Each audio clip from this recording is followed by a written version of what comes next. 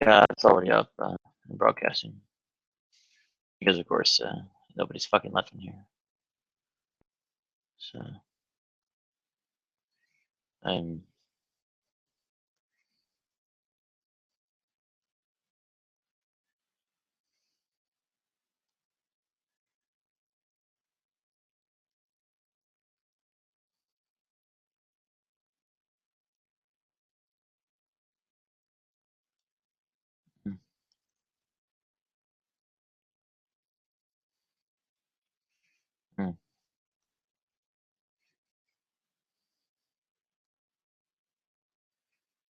Mm, mm, yeah, gotta...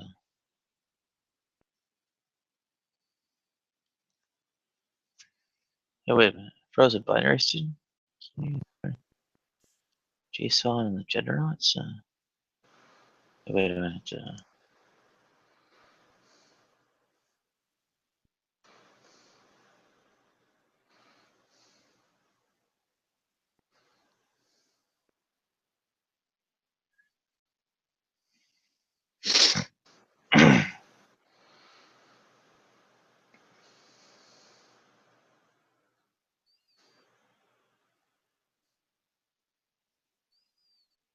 Hmm.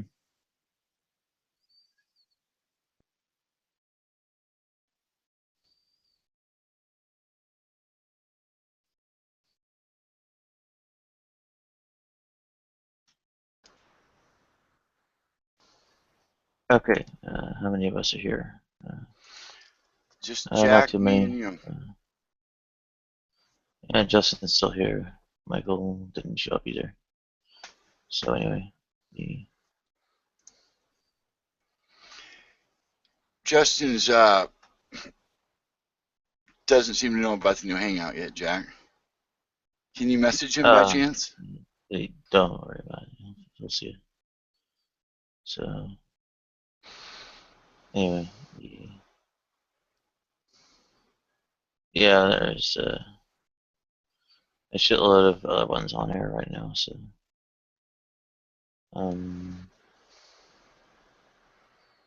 probably everyone dived over to them. And no, I'm not happy or put a good understanding of that.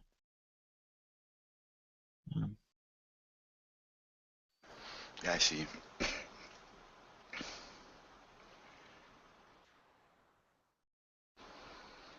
Well, part of this, Shameless put up a chat of his own. Yeah, I figured out who's running what. I subscribed them all, so they're all listed.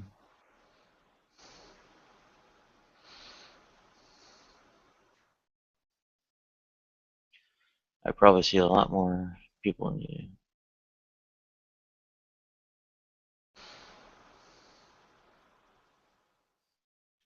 I have thousands of questions. Nothing like Irene, though. You're actually an attractive woman, and well, a very passable one. Life is very different. You don't like fucking vomit in your fucking presence like you do with me.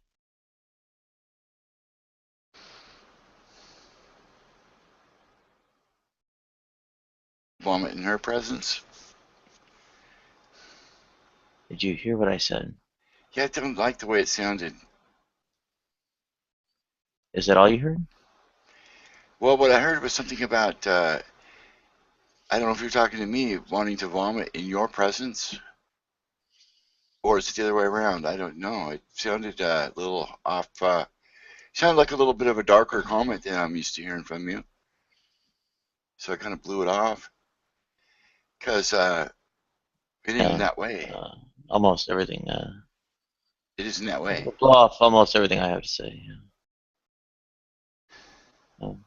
But the I was saying was that it is very different for someone who is a passable, not attractive woman from how it is for someone like me at whose presence damn near everyone vomits, right?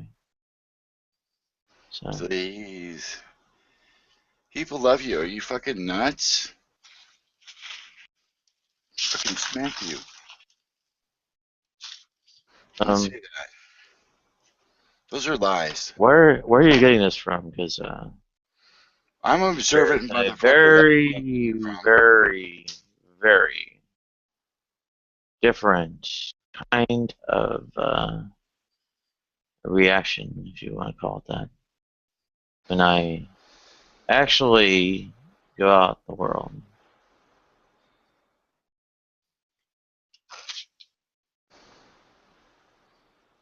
Something I actually do.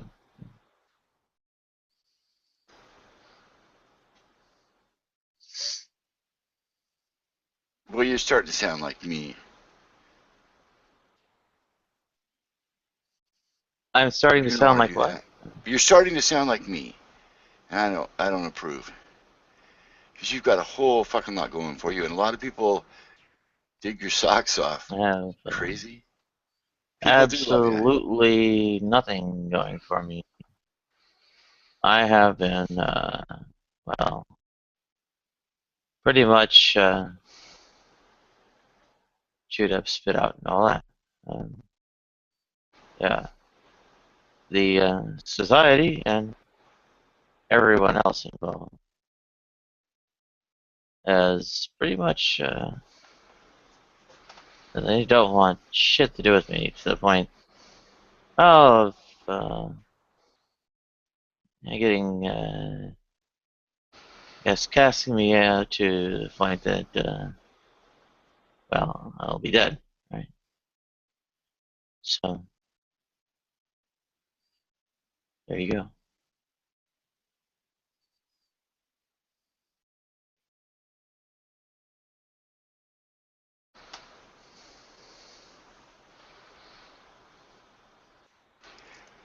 You're a young person. So you're getting a little taste of it. What How it's like to get old older. do you think I am?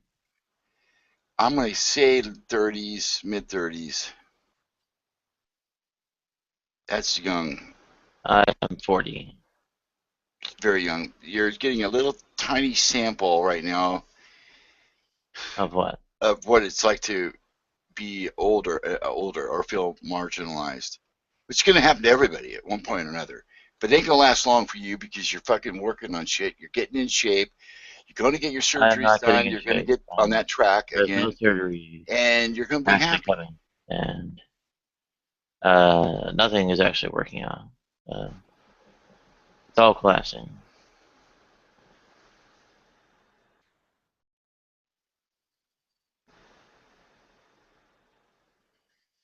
All these abortive attempts at things are, well, little more than statements of quote unquote intention, right?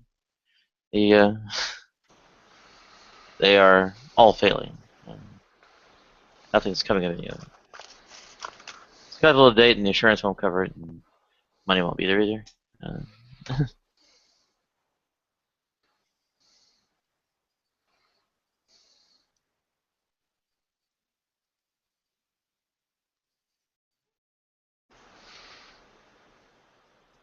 Never predict so doom and gloom for yourself. You just bring that shit on.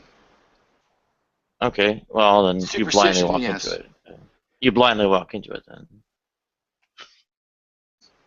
And then so what? You haven't suffered the torment it's fucking long when you blindly walk into it. You deal with it, Hmm. right? No, you don't. It deals with you. Right. Or, yeah, true. It destroys you. Every blow hobbles, and every cut scars. Hmm.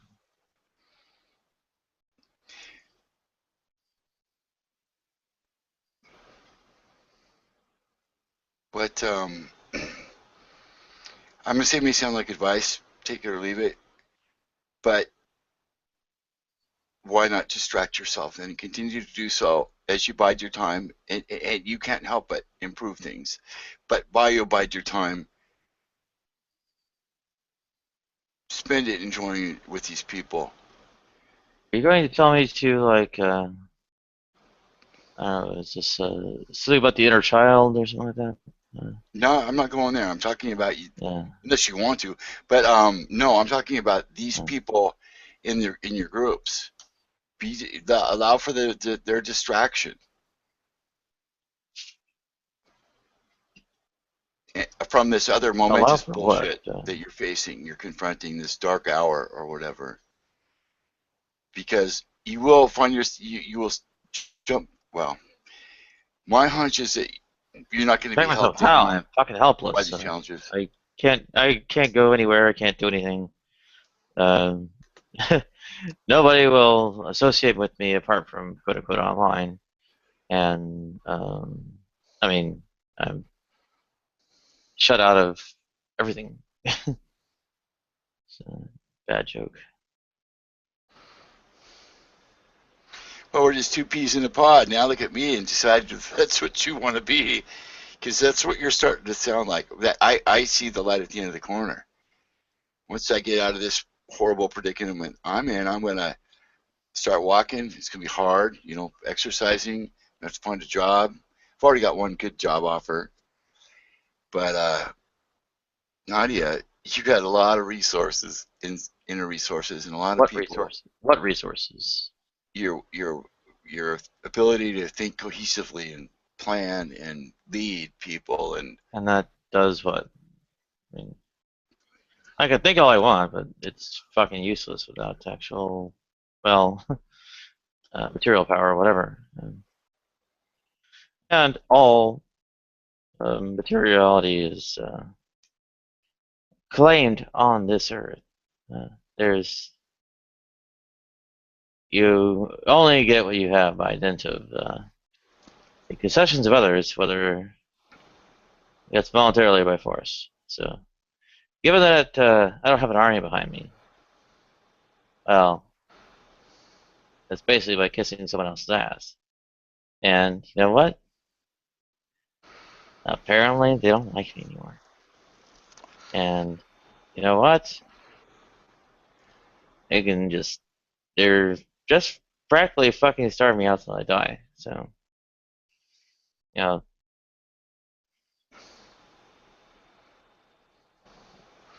by they you mean your medical team?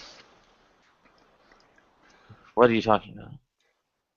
Well, I wonder who you talk about. Who is starving you out, or who is not Um, decided they don't like you? I don't understand.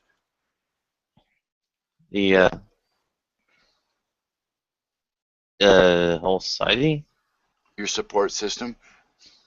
whole society. There's no support system.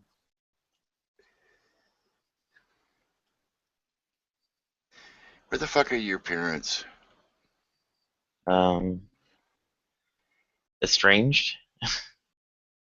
Well, I'm estranged from my wife, but we share resources and talk.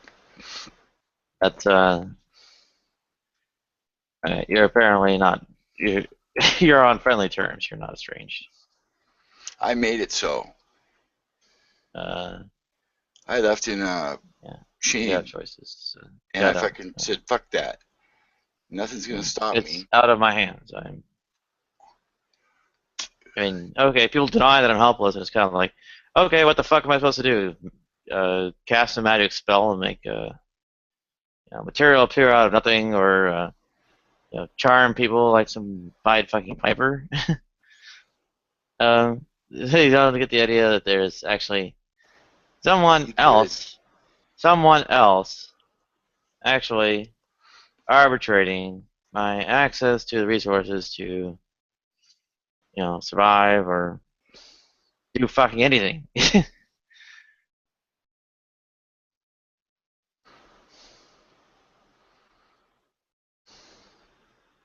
So, Yeah, I know. It's kind of like, wow, intermediaries. Here's what I want to say. This is not woo woo, but I want you to hear me. No, I don't. I don't want to say this. It's gonna sound smarmy. But Nadia, I'm gonna ask you this. Do you do you love anyone? uh, no, what does that have to do with it? Has everything to do with your state of mind. And I'm not talking about your intellectual state of mind or your monetary state of mind or your physical Oh, for fuck's challenges. sake. Okay, so basically, yeah, I I sit on a hard dick, and somehow that is supposed to save me from basically, well, total ostracism and denial of all resources, right? So, I mean, come on.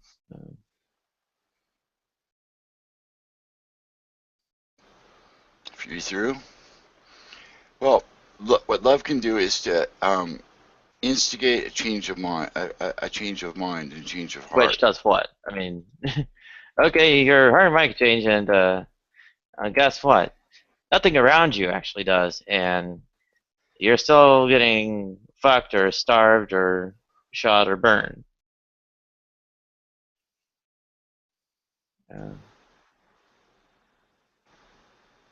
Well, I think that part of you, what it motivates you to bring all these people together, is something that resembles love to me. Now, hold it for a second. Don't scoff just yet. What I mean is not love in the traditional sense or the conventional sense, but my challenge to you to be as a form of distraction from this withering fire of fucking pain that you're enduring would be to well, just because obviously, accept and love on these people that are undeserving. These broken well, fucks that obviously, collect around you. Love them. none of my woes are ever going to end except by death. Right? So, If you love them, say that you do, and just watch what happens. Because love can create an energy that I can't account for, and no you think? rational can. But it can, by changing our perspective only a little. Are you Try it. thinking that like what do you call it, love is magic or something? I mean, Fuck yes. no kind of supernatural anything is going to come out of anything So you keep it about to yourself at emotions. gut level. You think that, oh gee, he's a no, he's a kind of a dumb fucker. He's all right. He contributes to me. I kind of like, in a way, I would never tell him so, but I love him. He's sort of family to me in a weird way, considering the situation that I'm in. That's what I would say. I try to find ways to love these berserkers, and that's what's helping me through an otherwise pretty much unbearable time myself.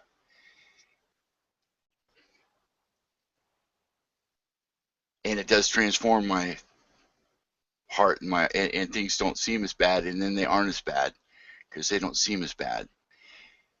You But have these are gut level, admittedly, base level instinctive type properties I'm talking about that probably don't belong in your cerebral universe all the time, but I'm going to ask you to give them some quarter nonetheless. These I'm thoughts, these lost. old fucking romantic notions, a fucking spin.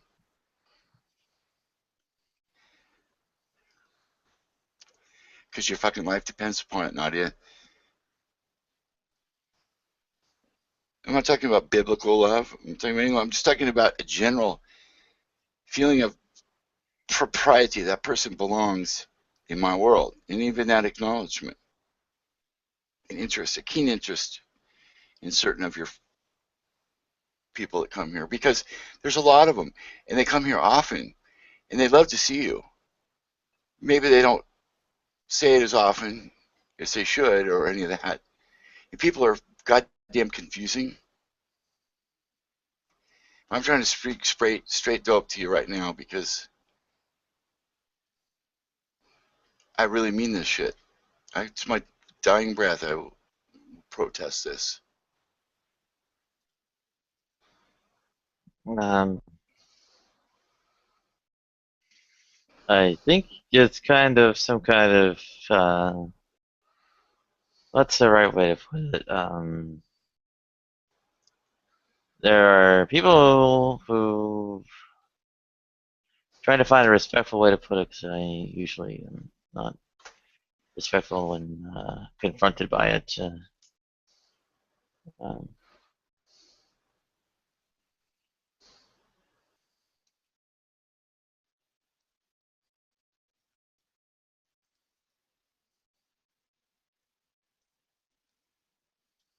um, okay, well, a bit of a loss. There are people who think that basically, oh, and one, that it's kind of possible to lie to yourself, and that's number two, that somehow lying to yourself will magically make anything happen in the real world. Um, and um,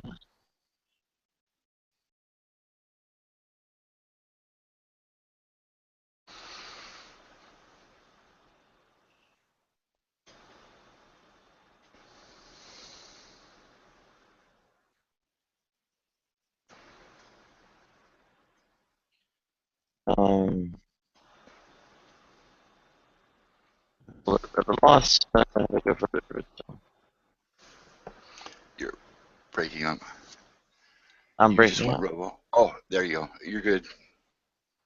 I was saying there are people who say that number one, it's possible to lie to yourself. Yes. Number two, that lying to yourself will somehow have some kind of effect on the real world. And I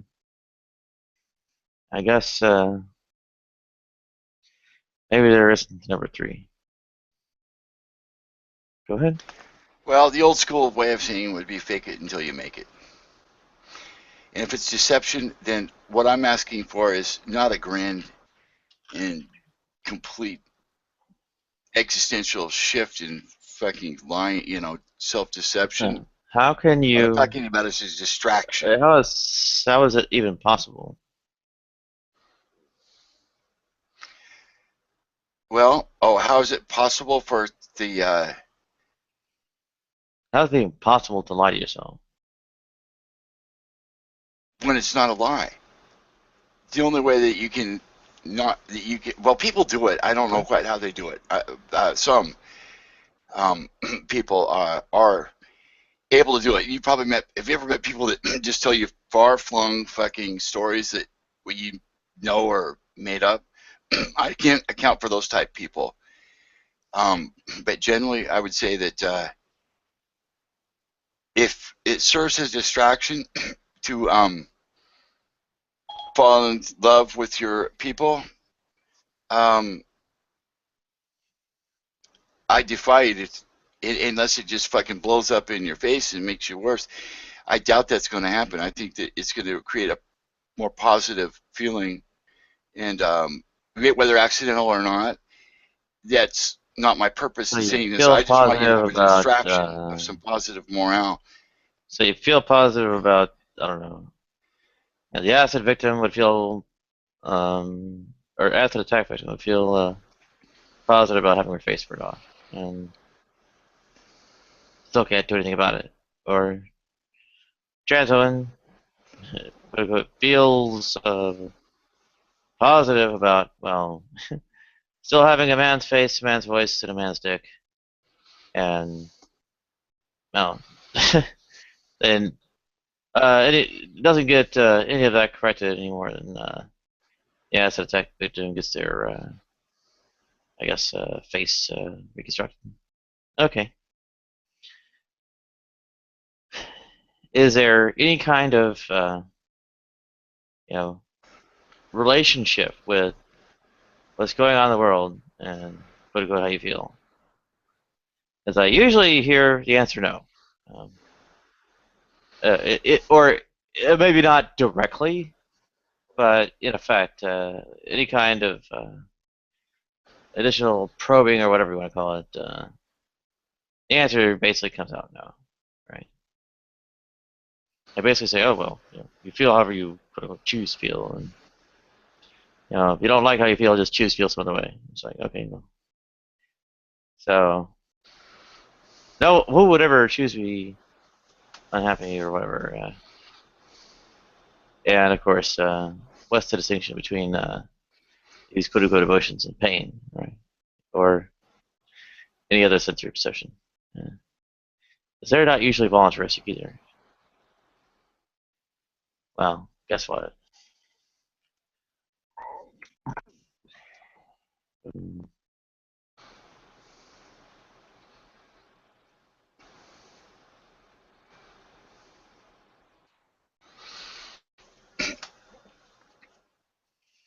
yeah, it, you don't have what is it?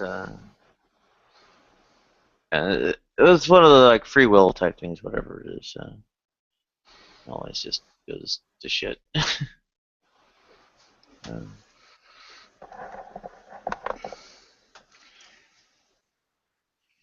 the thing Yeah, I is, don't if want. you're getting real answers, there may not always be an answer at all. The answer might be you're fucked. And if you're not getting real answers, then the things you're getting that you're holding up as answers don't actually mean anything, right?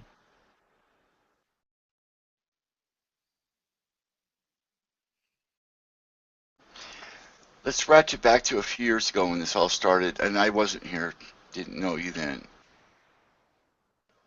But When what started? what when you started hosting these hangouts and becoming Um, involved in this, you must have had a certain idealism then. And I don't want to call it that and tarnish what it was you had, but some purpose that you were considering at the time.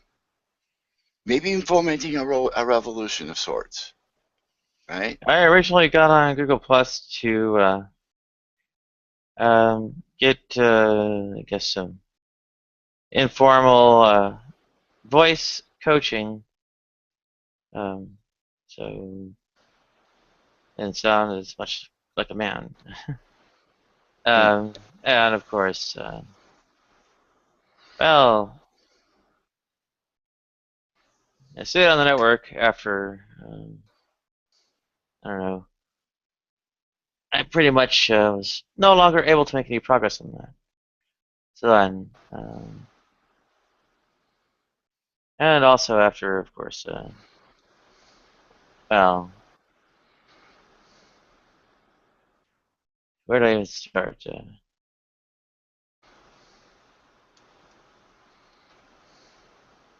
yeah, I got tossed out of job, whatever. You know, any kind of complication, any kind of transition surgery, and whatever it is. And, oh dear, there's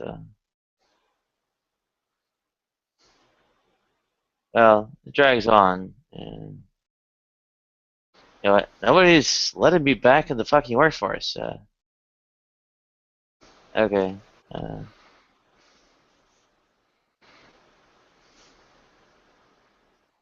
2013,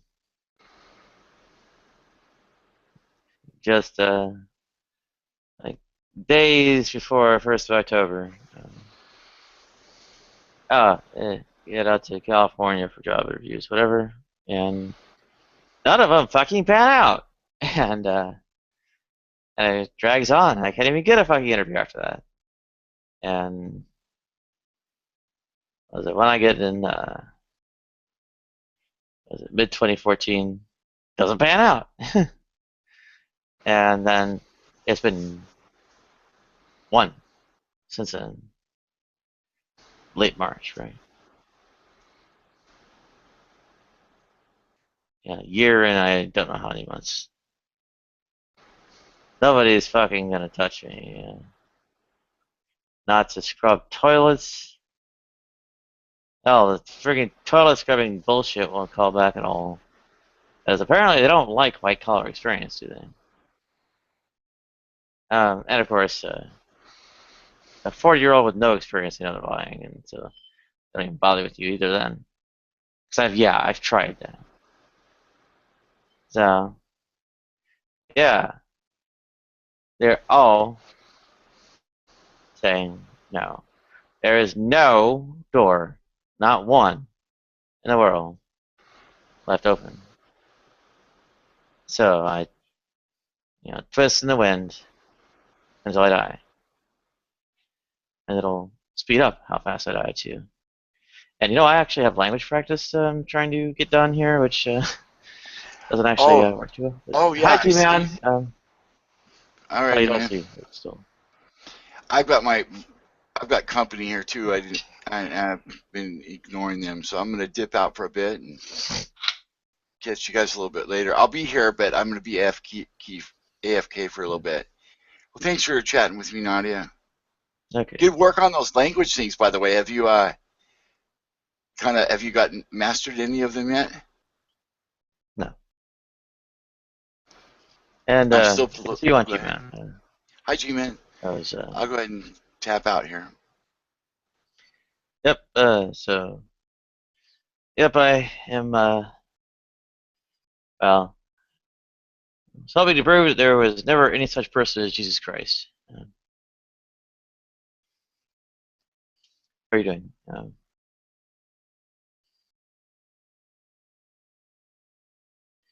Well, the textual analysis. Oh, go ahead.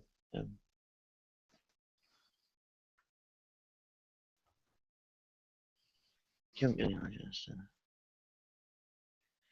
What are you going to say, G-Man? I can't hear you.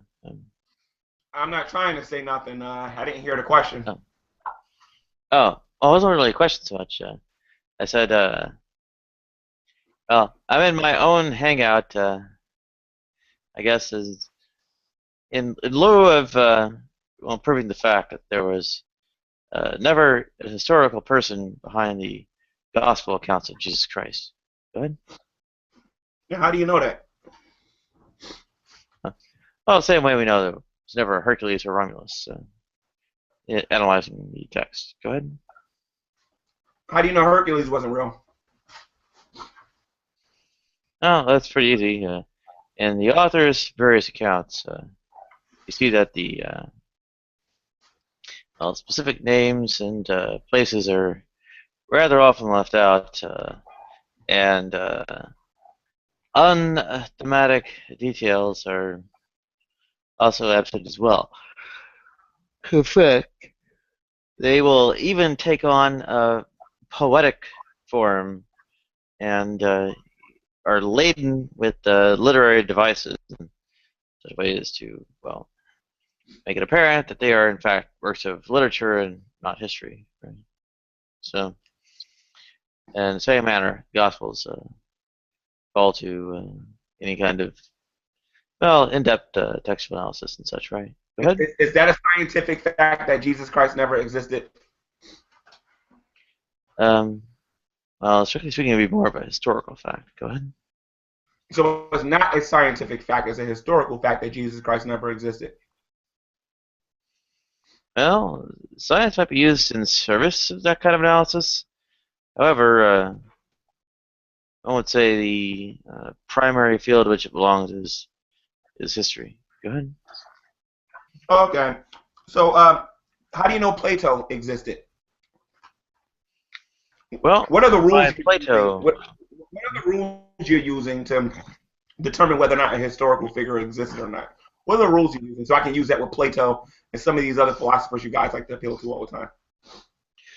okay. Well, there are various kinds of, well, smoking guns, like archaeological evidence. You find their bones, and you might have a little bit of extra hedging because you might need to say, um, I don't know, kind of say it's one person's bones instead of another, but yeah, you can take like grave markers and whatever body was found in that and all that as things that help you along.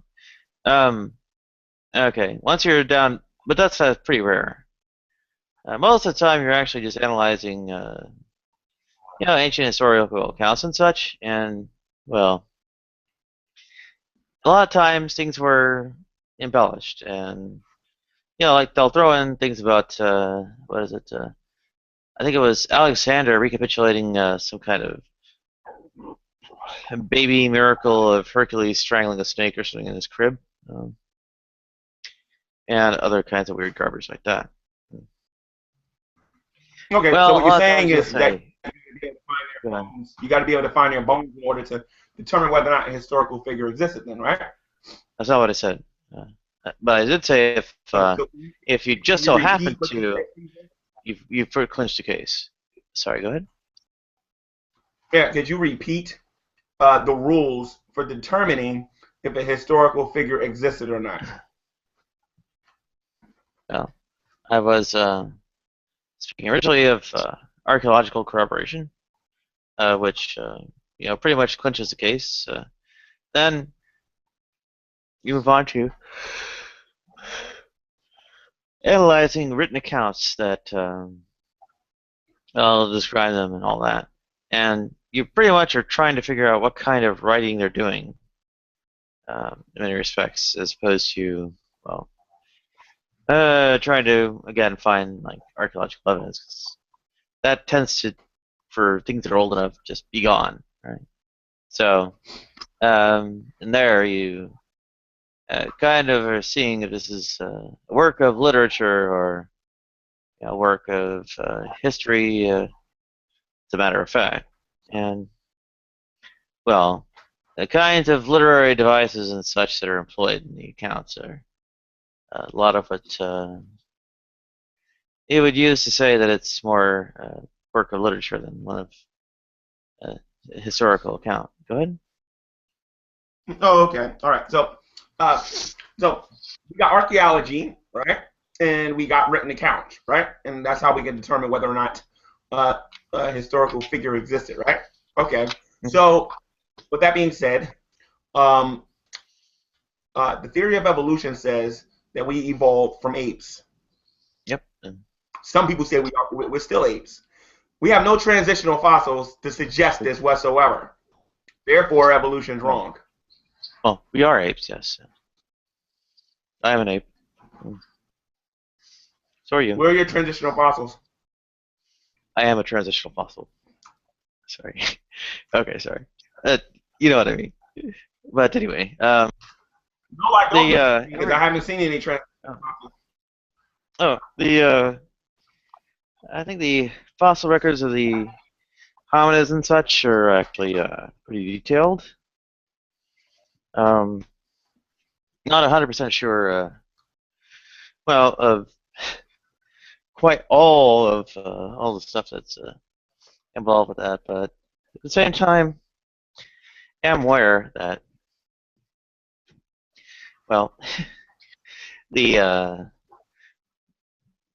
what is it? The transitional fossils you're speaking of. I guess there's like a ancestral species and a current one, and trying to corroborate it with an intermediate kind of form, right? Yeah, a lot of those have been found, and by and large, what is it? Olduvai Gorge and whatever it is. Where is the Olduvai Gorge anyway? Oh, wherever that is. Sorry? They haven't found any transitional fossils. What they found is the remains of other human beings with bigger heads. They haven't found any transitional fossils. Therefore, evolution is false according to your rules for figuring out if a historical person exists or not. And as far as What are you written calling? work goes, whether or not they're forgeries, they're still trying to find a plethora of things involving your evolution as far as written literature goes. What's that column called you guys are looking for in this chart that doesn't exist because no one's ever seen it? We've never seen. Geologic column. And bear with. Oh, sorry. Yeah. There's no such thing as it. It's something you guys made up. There's no evidence for that. So if those are your rules for historical, to see whether or not a historical person existed, where are the bones of Plato?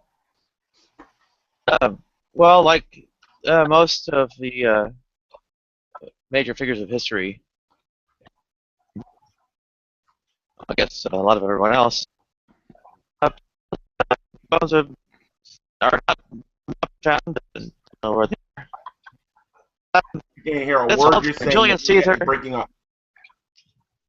Well, it holds for Julius Caesar and Alexander the Great as well. Go ahead. it wouldn't really Okay. matter to me if they didn't have if So the not. non yeah. I was going to say it didn't really matter to me if they had historical evidence afterwards for the non-existence of these ancient figures. Wouldn't make a damn sight of difference to me. Let's say Plato, because the significance of Plato is not necessarily his whether there's historical evidence for him or not. Plato's dialogues content don't rest on whether he actually existed or provably so in history, but on their actual content. So it doesn't really matter to me. It's actually kind of a fun subject to delve into, but Well, I would say that wait. a person who lived 2,000 years ago and even was known to have actually resurrected. I don't think it's the case, but even if it were, it wouldn't have a whole lot of impact on me. I wouldn't call it a god and so on. Go ahead. Well, I mean, Yes, you obviously, would. And then number two, you would have to call it a god because you can't scientifically verify how that could happen. And then number two, I believe Plato existed before Jesus, didn't he? So to yeah, tell me he that did, yeah. that's not relevant and not important to you, and you're using historical rules that you're not being consistent with your own philosophers, and I'm just getting started with him. I can name other people as well, like Shakespeare and a whole bunch of other people. If you're telling me that is not important to know whether or not they existed, and you just making your random comments about Jesus, which I know you have no proof for, you're contradicting everything you believe as an atheist. You just don't know. I think you're constructing a misrepresentation of what I said. I'm not talking to you. I'm talking to Nadia. Oh, well, the pharaoh Khufu, I acknowledge as historical from the written accounts, as well as what is it? The Sargon of God and Hammurabi, right? I mean, they're vastly more ancient. I think maybe 2,000 years or more ancient, right? Than So the Plato isn't period real. of. Go ahead. Plato's a figment of our imaginations, then, right? So we have Um, no evidence that he no. existed. Well, we do have evidence. What are they? Well, in effect, the writings are ascribed to a person, and we take the author of those things as the um, person whose evidence. Go ahead. Um, Well, for instance, the apostle. Oh, we sorry. Go have ahead. writings. We have writings and evidence for Christianity too. I don't get what your point is. If you're going to say that Jesus didn't exist, then your evidence for Plato should be better and more substantial than what we have for anything written in the Bible. And I mean anything. I would think about that No. if I were you, like the book of Oh, not at Daniel, all. Genesis, and a whole bunch of other things. The same thing goes for the apostle Paul. Well, may not necessarily grant much about his life, but you say that the apostle Paul almost definitely existed because basically the writings, when you analyze them that are attributed to him in the New Testament and such, they say, okay, well, whoever wrote all these things, and it looks like for several different things, it's the same guy. Well, they call him Paul. Might as well call him Paul too. No problem, right? Go ahead. Nadia, what was your GPA in history in school? I'm curious. GPA in history. Yeah, I don't history, think I. college and high school.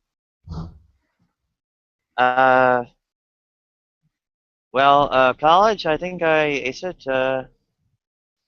But I only really had one class. High Okay, all school. right. Well, I can't really directly answer that. Go ahead. Okay, so if you want to say that you don't believe that Jesus Christ existed by faith, I believe you. Okay, then you can just say that you don't believe he existed by faith. But the reasons that you're giving me that why Jesus Christ never existed and giving me your reasons why Plato existed are contradicting each other. So what you need to do is give me something ironclad that I can use to know that Plato existed, and something ironclad that I can use to know that Jesus didn't exist. Or like I've been telling you in the past, you're just repeating mantras that don't really mean a whole lot to people. Well, is it a question of evidence or is it a question of logic? It's a question of evidence. Atheists are always asking me for evidence for the existence of God. When you guys make a positive claim, I'm going to hold you to your very same standard. Okay. Is anything that's a question of evidence, quote unquote, ironclad? I'm sorry, say that again? Is anything that's a question of evidence, quote unquote, ironclad? Yes. In what respect? For example, I have evidence right now that you're standing outside, and that seems to be pretty ironclad there. I don't think that's a green screen because I watched you go downstairs and then I watched the background change, and then I see you out there now. I see smoke coming out. I see you smoking a cigarette. I see it's kind of chilly out there. I live in New Jersey. New York isn't very far, and there's a lot of evidence to suggest that you're outside. So that seems to be pretty ironclad to me. What ironclad evidence do you have that Plato existed? And if he never existed, then is it about time that atheists dropped the whole philosophy arguments? Okay. The respect to what you're calling it ironclad seems to be that it appears very likely. Okay. In that respect, I would say, yeah, it is very likely that, well, Jesus Christ was a literary construction and not a historical person. For instance, the name Jesus Christ means anointed Savior, right? No.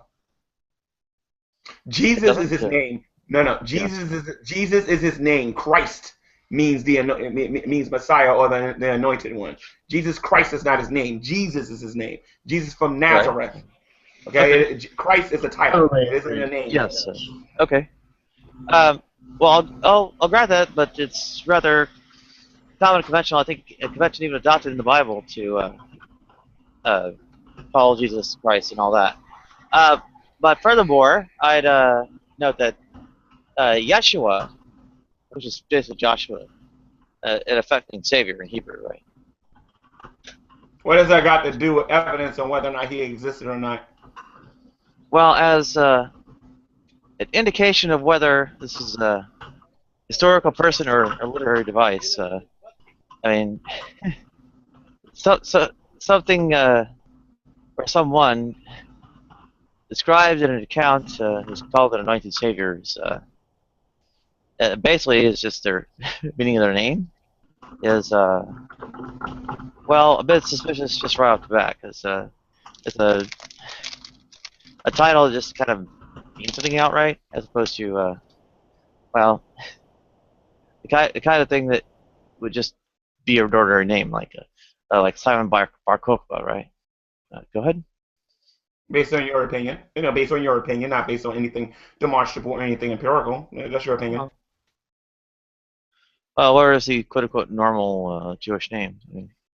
I mean, there's a lot of people named Joshua, but that doesn't mean that Jesus of Nazareth didn't exist. Where's your evidence for that?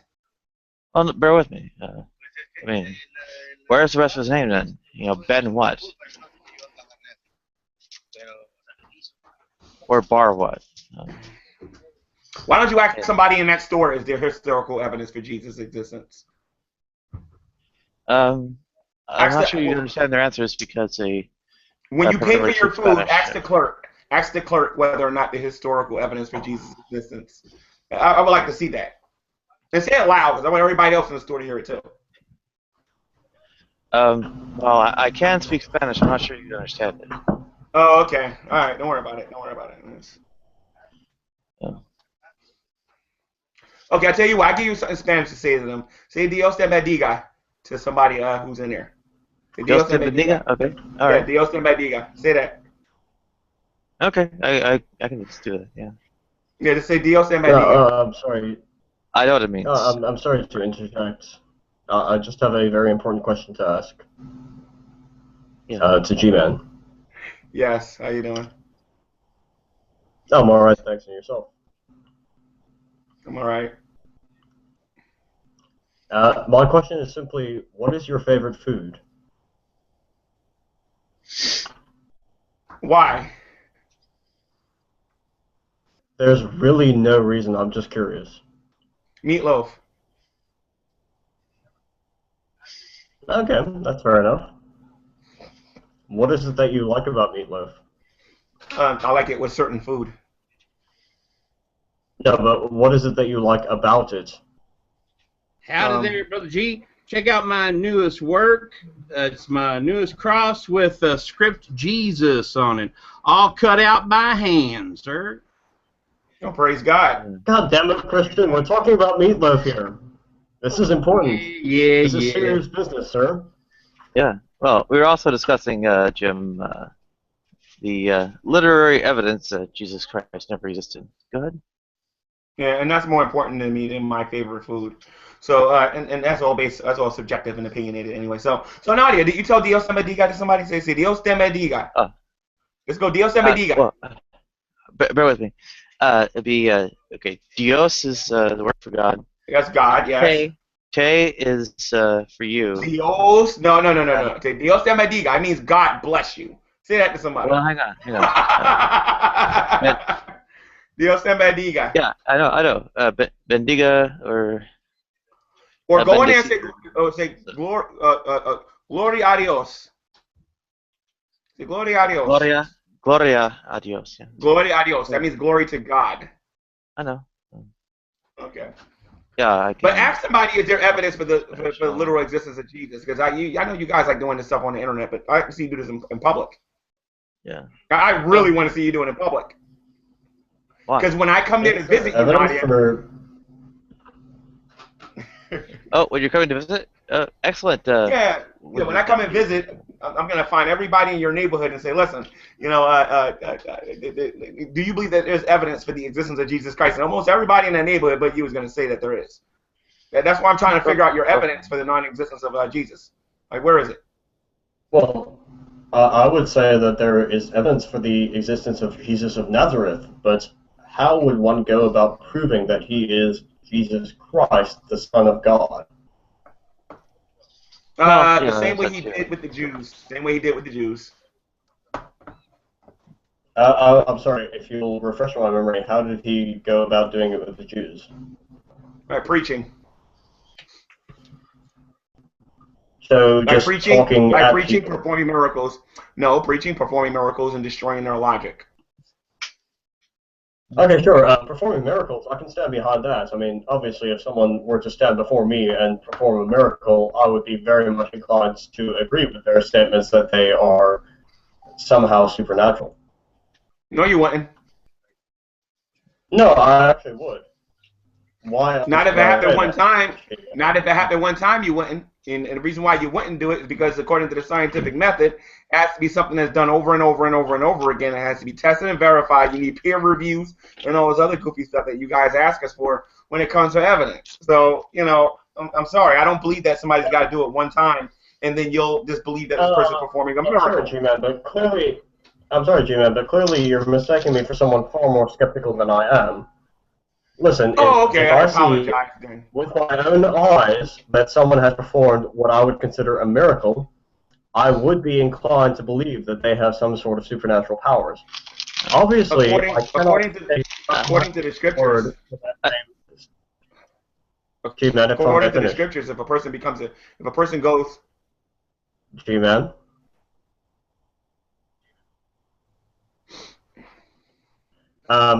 Obviously, if someone else were to claim that they witnessed a miracle, I would have a bit more skepticism to offer on that.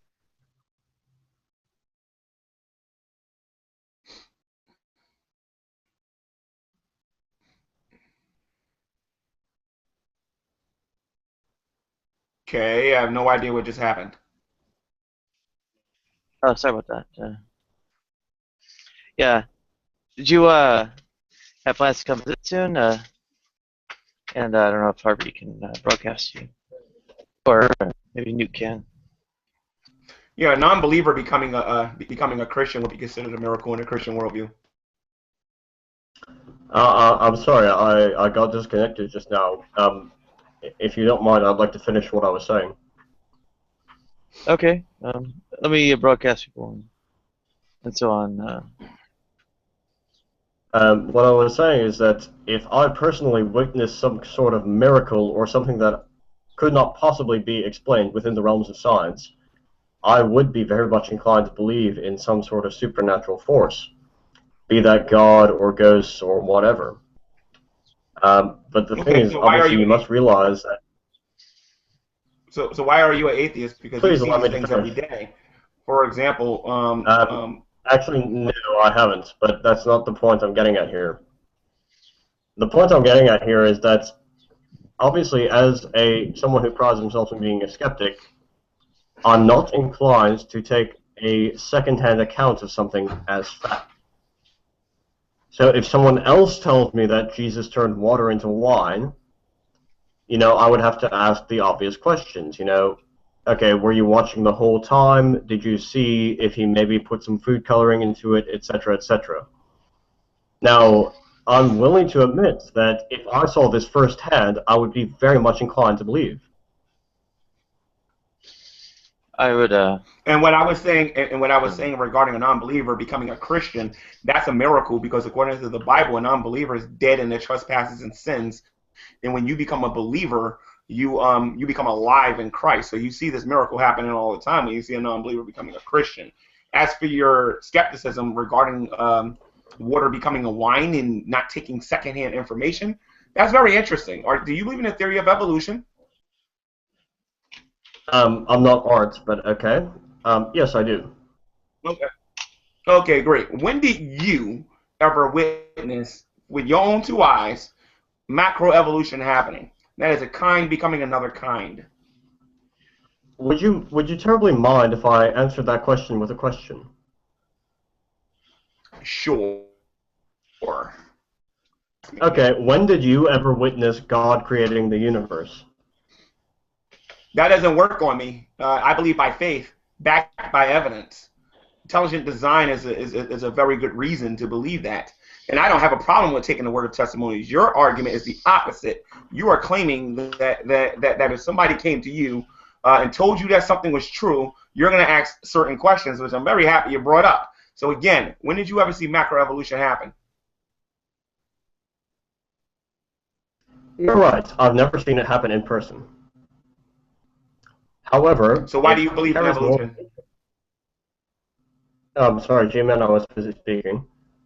It carries more weight with me because I see a lot of logic and reason behind it that can't be explained away by something that's tantamount to saying that a wizard did it. Because in my view, an explanation that explains anything explains nothing. I have access to Google just like you. Do you know the difference between a wizard and the claims of the Bible, Jesus Christ? Because wizardry deals with the occult, and it deals with sorcery and magic. You do know the difference between a wizard and what Jesus Christ claims to be and what he's done. May I ask, I'm sorry, I didn't... what's the supernatural claim to be? When you say something is supernatural, what does that mean about it? Wait a minute, I asked Harvey. Oh, he left. It's about to convert him to Christianity. And he left. You missed this one, G-Man. Better luck next time. Well, what is supernaturalism? You want the definition? I'm sorry. Hold on. Let me go on Google here real quick and give you the technical definition. Hold on. Well, I don't know if just the dictionary will help you very much, but is anything that supersedes the natural world. I believe it's anything that supersedes the natural world. I can't even go on Google. It's whatever supersedes that of the natural world. Okay.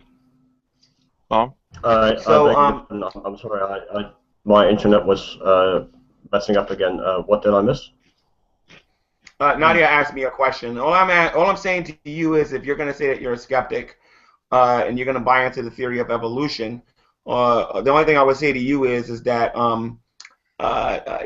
you need to hold evolution to the same standard you're holding belief in God or Jesus Christ or whatever, to the very same standard, because everybody who believes in evolution is taking the word of a scientist, because the scientist himself, you, and the person after that, and the person has never seen any of this stuff happen. It is a faith-based pseudoscience claim. As it happens, G-Man, I actually agree with you on that matter.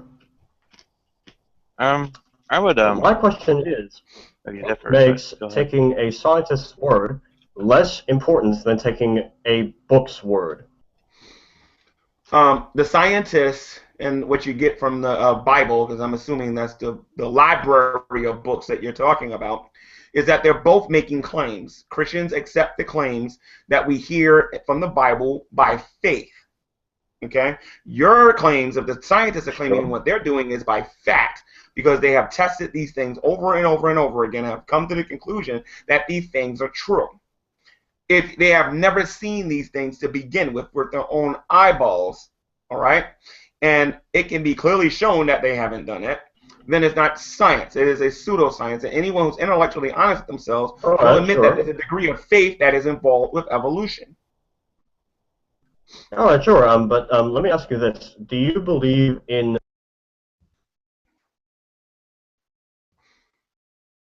He's crushed. Give him a minute. Well, answer the question, G-Man. Do you believe in? I'm waiting for Harvey to ask the question. He's crushed again. Do you believe in? That was the question.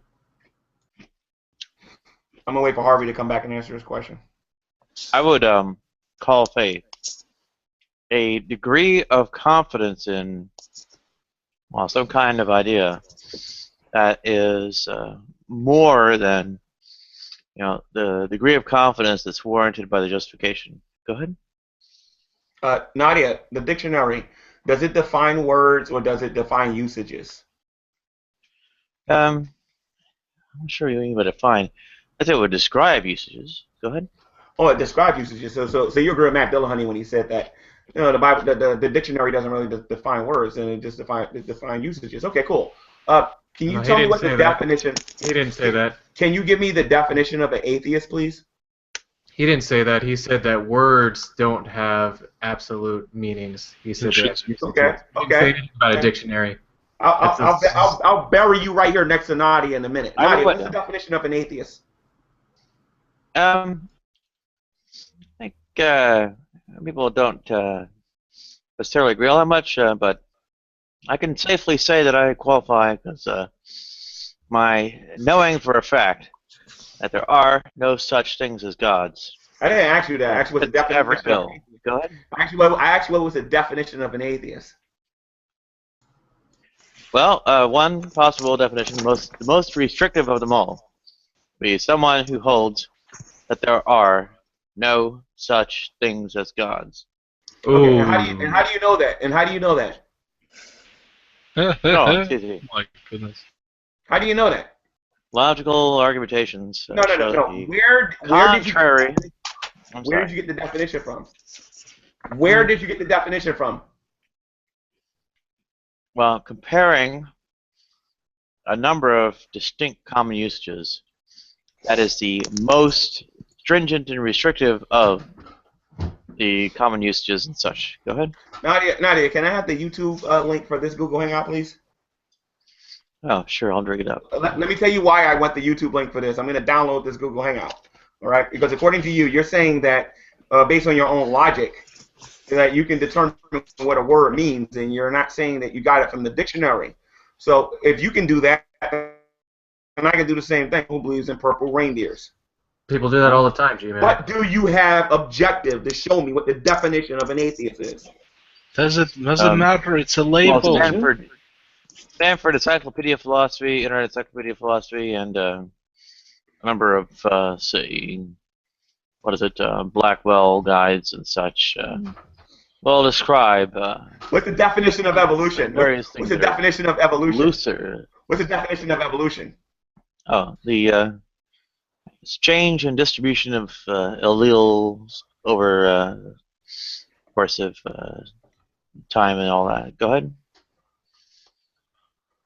That's a scientific term backed by, you know, your scientist buddies and whatnot. So where did you get that definition from?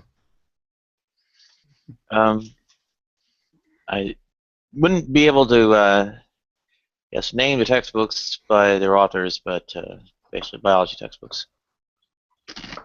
Oh, biology textbooks. So I don't have to respect the dictionary when it comes to, I'm going to make this official now. I officially do not have to respect the official definition in the dictionary for evolution, do I?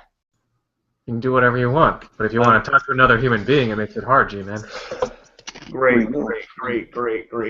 So I just wanted to make sure of that. So since we can make up definitions for whatever it is that we're talking about, it's hard to have a conversation with you about anything objective with you because nothing is objective to you. Everything is according to your opinion. Dude, we do make up definitions. How do you think these words came along? How do you think new words for new concepts and new things that we didn't know about were made? We invented them. Okay, so for those of you who are watching this Google Hangout, and for those of you in this room, since everything is subjective and I can make whatever definitions I want, I don't ever want to hear you guys again complain about what I say atheists are from now on, because there's no longer a lack of a belief in a God or a God. I will no longer respect that, since you don't have anything objective to use with that. I don't have to. I actually Seriously. would. You're making stuff up. I'm sorry. I would have a slightly different position. Referring to, like, say, authoritative usages is generally done within a context, and while various kinds of common words might have good resources in terms of how they're used in, I guess, these compendiums of common usage like dictionaries, terms of art within a field, whether that field be philosophy or biology, are probably would be better to consult, I guess, references for that field. Go ahead.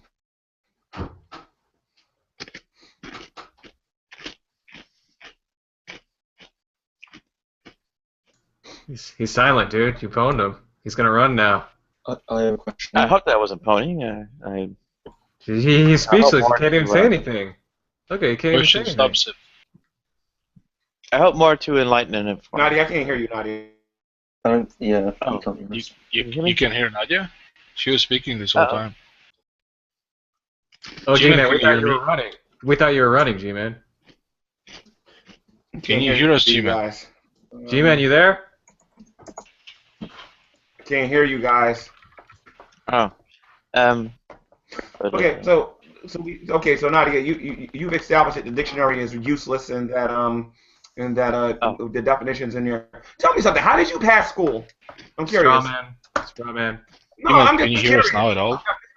I know. I'm just curious. Straw How did you man. pass She never school? said the dictionary. Straw man, and she never said the dictionary was useless. Straw man.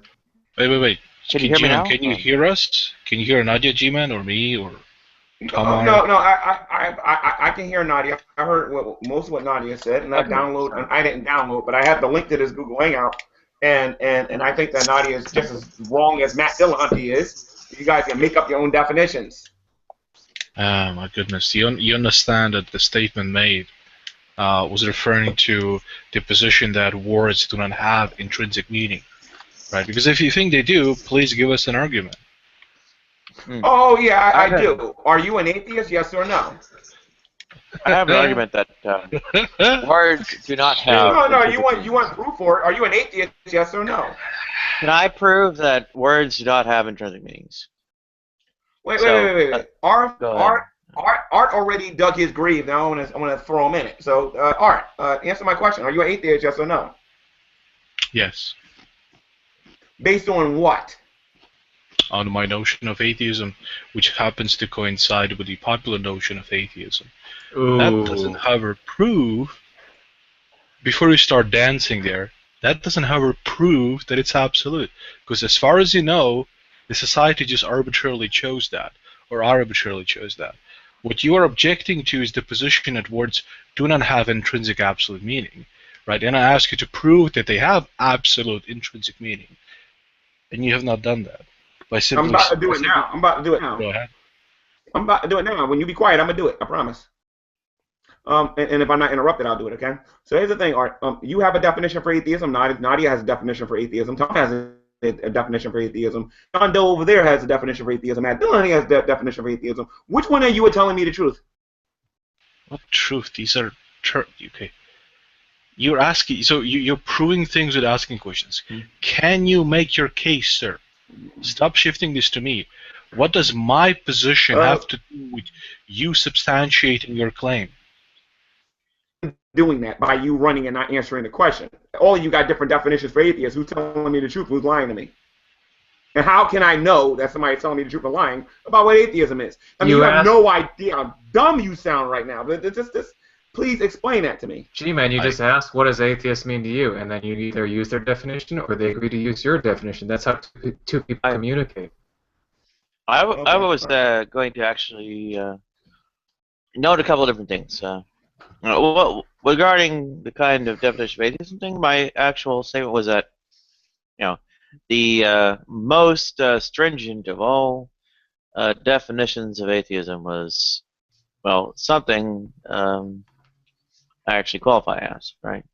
Now, furthermore, I would counter-argue against the idea of, I don't know, some kind of intrinsic, essential meaning, etc., by means of a counterexample. Well, c'est la vie in French means that's life. In Spanish, c'est la vie means I saw it. G-Man, you don't even have to go this route because, you know, you don't even have to try and prod someone to get them to say that they lack a belief in God or gods and blah, blah, blah. Nadia will come right out and just admit that she is a hard atheist and she denies the existence of a God or God. So you can go from there. You don't have to play this game. I'm not playing a game with Nadia. I've already established the fact that Nadia has great faith. She has no evidence. As far as art goes, and what he was saying, the only thing I have to say about that is that you guys can't agree on what your definitions are, and then atheism is whatever the heck I want it to be. And how does the quite justified, and I'm quite justified by everything that I've ever said about you guys on my channel. Please explain to me, how does the fact that there are a lot of people who cannot agree on the meaning of the word helps your fucking case that words have intrinsic absolute meaning? Because you're not using the dictionary. So people disagree on what God is and God means, and so there's I get to decide what God means to you? That doesn't make any sense, G-Man. Well, actually, that's a very interesting point that you made. Can you find somebody that has a different definition of God than I do? Just one person? Yeah, someone who's not a Christian. Okay, so how about you, Tom? Are you not a Christian? I am not a Christian. Great. So which God, and you did this to yourself now, okay? Which God do you have a lack of a belief in? All of them that I've become aware of. I can cover all the gods. Define. Whoa, Nadia, 1 second. Tom, define the God that you have a lack of a belief in. I don't actually define it because people define it and then I either accept it or reject it. I don't define what God. Why would I define a God that I reject? That doesn't make any sense. Right. You're a God. Do you reject yourself? I'm a God because I'm my own final judge. No, you're a God. I'm just saying, if it was whatever definition I can use, I'm still answering Art's question, by the way, just to put that out there. All right? You're not. If you're a God, if I describe God as Tom, then guess what? You're denying yourself. You see what you can do when you don't have absolutes for definitions? How can I deny myself when you define it as something? Actually, in paganism, you would be considered a god. You would be considered a little demigod, a little. Not necessarily, no. Yes, you would. Yes, you would. I know more about the topic than you do. I promise you. And Nadia and all you in here, all the atheists in the room combined. Go ahead, Nadia. Not according to the last hangout you had on paganism. I understand atheism better than you, Tom. Do you accept the Mormon? Oh, sorry. Go ahead. Oh, I was going to basically show how to cover all the relevant concepts of God, and I guess in the process of disproving them. Go ahead. I was going to ask G-Man if you have a definition of God that differs from the Mormon definition of God. No, I agree with the Mormons. They believe God was a man who lived on another planet and became a god of this planet. I agree with the Mormons. So you believe that God became a god after being a human? No, I agree with the Mormons. I'm going by their claim. I'm going with what the Mormons say. The Mormons believe in a false god and they believe in an idol, and I'm not shy about saying that to them. You agree with the Mormons about their fault, but you said that their God is false. So what is it you're agreeing with? Okay, number one, if you know anything about Christianity, the Bible teaches that there's only one God. However, you got a lot of fakes and frauds out there and demons masquerading as gods and pretending to be God and acting as if they are their own God or acting like they're a God or whatever because they seek to be worshipped. So I don't have a problem with the Mormons giving me the definition. It's just when they try to tell me to believe in him, I'm like, no, because your God ain't, your God's a demon and you need to repent of your sins and come to Jesus Christ. I don't have no problem saying that to them whatsoever. Yeah, and I have no problem saying that about your definition or anyone else's definition about atheism. I'm just I'm free to reject it. But I'm using the dictionary though, and you're arguing with the dictionary. Dude, oh my God. I would briefly You think you're winning, G, but of course you think you're winning. Why am I surprised? Yeah, you guys are fun. Please, Yeah, you guys are fun. I have a You response. guys are so fun. I have a response to this. Wait, I have semantic analysis. I have. Wait, Nadia. It is actually possible to carry out a semantic analysis of, basically things, even absent a definite definition, would or would not be, I don't know, plausible or worthy to call a god. Go ahead. Okay, so all of you have a lack of a belief in something that you can't define. How does that legitimize your atheism?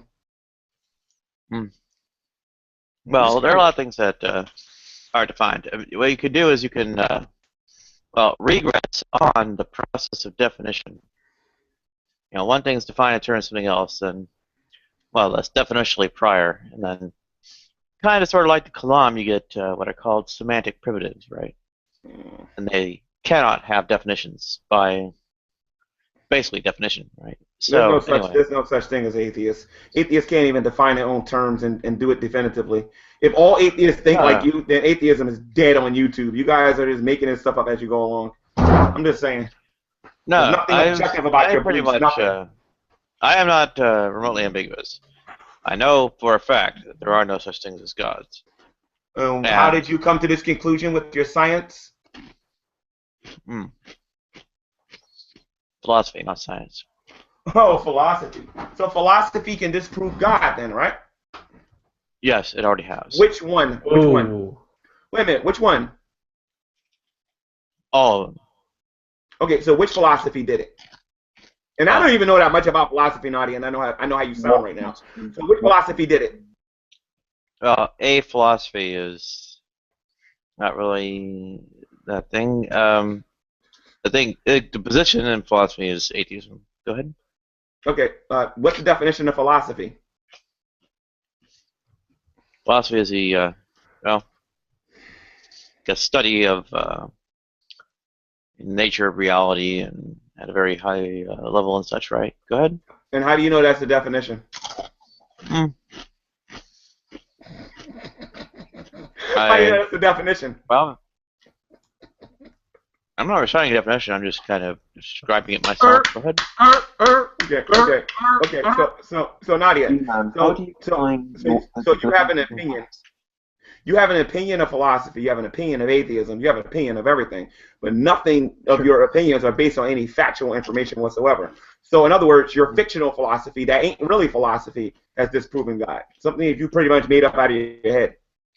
Philosophy ain't disproved nothing. Atheism is a philosophical position within the realm of metaphysics. And atheism is supposed to be, atheists claim that they trust science, right? Now, you don't have no evidence for macroevolution. You have no evidence for stellar and planetary evolution, chemical evolution, or any of that stuff. Yet you believe that. You've never seen a single-cell organism become a multi-cell organism, et cetera, et cetera, et cetera, to what we got today. You've never seen the Big Bang happen, and you believe that. And then you're telling me philosophy had disproved God. I was never an empirical scientist. I was a mathematics and a computer science major. Go ahead. What is your argument against intelligent design? Well, I would say that number one, the thing proposed to have gone about the creation process is logically incoherent as it is muddy mind. Number two, I suppose the illitivism regarding intentions pretty much would have pose some serious problems for purposes and intentions of the God being expressed through living things or anything else. Go ahead. So so Nadia, there's no arguments against intelligent design. Did intelligence make this? Yes or no? Yes or no? Is that a hairdryer? No, it's a flashlight. Did an intelligence make this? Yes or no? I'd say a human being made it. Yeah, a human being made it. The human being, was the human being intelligently made? Yes or no? Was a human being themselves intelligently made? No.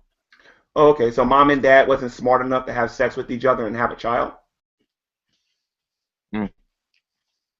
the process by which it was made, or the human being was made, that is, was not one that was consciously participated in by the people going about reproduction. Go ahead. Okay, hold on. So you got a man that's intelligent, you got a woman that's intelligent. The man's carrying the sperm, the woman's carrying the egg, and they don't know that if they have sex with each other unprotected during a certain time of the month or whenever, that they have sex. You're telling me that that's not a person being intelligently made or planned? Well, they I certainly do know those things. It's not what I call being intelligently made. If they were, actually thinking through the way the person was being built up and such, then I'd say, okay, well, then they're actually, drawing blueprints and designing things, and actually doing something in the manufacture of this thing, like putting together piece by piece all the pieces. At that point, I'd say they're going about intelligently making it. Are you college educated, Nadia? Yeah. Okay, I went to college for a year. Did you graduate? Yeah, I graduated. How can you be a college graduate and say something like that? I'm curious. It's like it's like full well that most adults, unless they're mentally ill or something, that most adults understand that they have sex, and unless the woman has a condition or the man has a condition, that the lady can get pregnant and that they can end up having kids. Okay, they know this going into it, unless you're saying that people are generally stupid. Are you saying that? That's not what I'm saying. I'm saying the setting off of the reproductive process doesn't make the reproductive process a consciously, quote unquote, intelligently guided and deliberate process. Go ahead. One more question, and then everybody else in the room probably wants to talk too. So this is my last question for you. As an atheist, since you pretty much believe that there's no God, Jesus never existed, Moses never existed, and all that stuff. Everyone who disagrees with you, how do you view them? I think they've probably made a mistake. Go ahead. I'm sorry, I didn't get that. Say that again. They probably made a mistake, she said. Yeah. Oh, they probably made a mistake. Okay. So this is what I would recommend you do. Go to the Supreme Court or go to somewhere where they make these decisions and let them see your evidence that you have that God isn't real. And then after you do that, you can deconvert the entire planet. Because I promise you this, you don't got none. I'm actually working on deconverting the entire planet. Probably has to come first. And welcome, Helena, by the way. By the way, the reason why I didn't get on you the way I usually get on people, Nadia, is because most people watching this Google Hangout knows the stuff that was coming out of your mouth involving intelligent design is simply not true. So,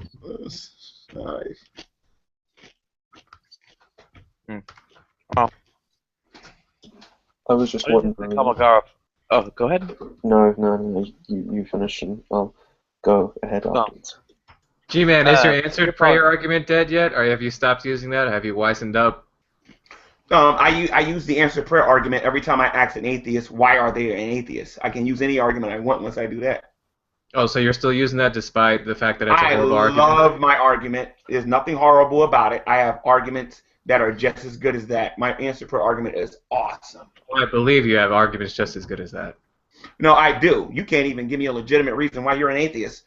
When you do that, then I'll start using answered prayer again. Oh, what a day the Lord is made. Let us rejoice and be glad in it. Yeah! Amen, brother. Amen, brother. Amen. I'll give you a good reason to... God, I'm going to vomit. Well, I'll give you good reasons to believe that there are no such things as gods. So... I'm going to be calling the Atheist Experience and asking Jeff D., Matt Dillahunty, and that lady that's on the show. I don't remember her name, Susan B. or whatever her name is. I don't remember what her name is. But I'm going to ask them why are they atheists, and I'm pretty sure they're going to say that no one's ever presented any evidence to them, which is baloney. That's an outright lie, and I can prove that in a matter of like a minute. So I'm going to be calling them a third time on that very topic. I don't see one atheist on YouTube. Not one. It can't be a question.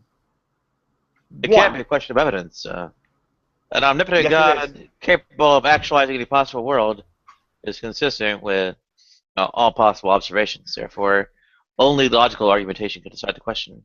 That's not true. You have to go by the claim. You do know what the claim is, don't you? Well, the claim involved is omnipotence, right? No, that's not the claim.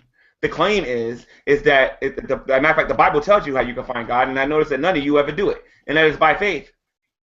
None of you do it, because you're not looking, and I can prove it like that. That's why nobody wants to deal with me in that argumentation. You got to believe to believe, right? Okay. No, it's not that you got to believe to believe. It's you believe in God reveals Himself to you. So you got to believe, right? I got you. No, you got to believe, and then God's going to reveal Himself to you. Flip it. Okay? No, I said I got it. I said. You got to believe to believe. I got it. But flip it. Let's see what happens. If God reveals Himself to you, I'm gonna hold on a second. I'll flip it real quick. You don't have to go through that. I'm gonna switch the beliefs. I'm gonna transpose them. You got to believe. I switched them.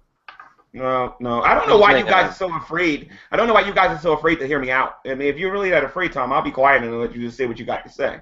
Really? You don't think you've been predominantly talking the most in this room? No. I've been asked questions. So if you really don't want to hear what I got to say, I understand. You're in a lot of company. You're in a lot of company, my friend.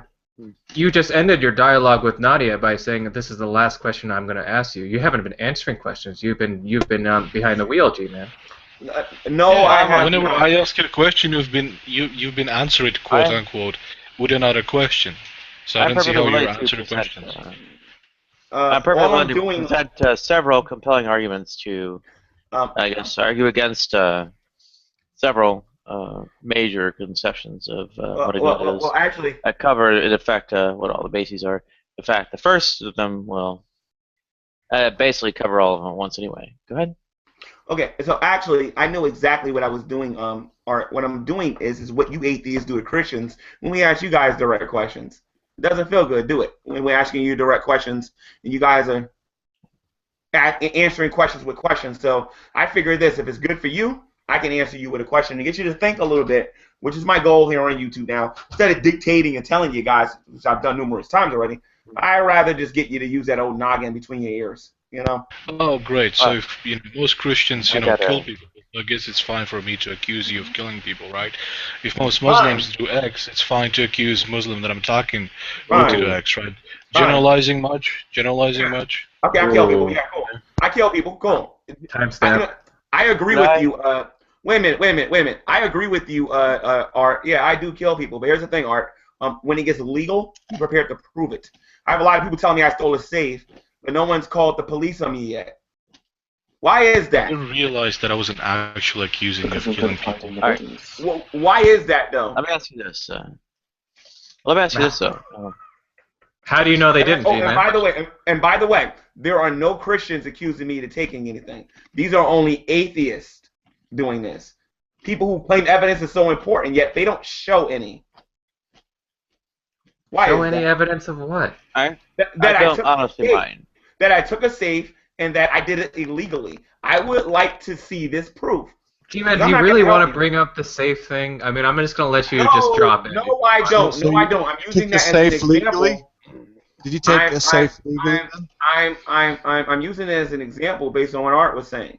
So just let the record show that G-Man brought up the safe thing and he wants to go into it about how he stole $3,000. 911. Okay, so that's a positive claim. Now, Tom, that's slander. That is a positive claim, Tom. I'm not worried about the status of Nadia. I'm sorry, not legal technicalities regarding the finding of or recovery. Right. Tom's reputation is on the line now. Tom's reputation is on the line now as a liar. Tom, do you have any evidence for this, Tom? Or is it okay for me to refer to you as Tom the liar now? That's fine. Great. So you're a liar. You don't have any evidence. You don't have any evidence. I want to be called a liar. I think it's good. Okay, great. So if you're going to make the claim, back it up. Man, on Pal Talk, they call me Tom the Leftist.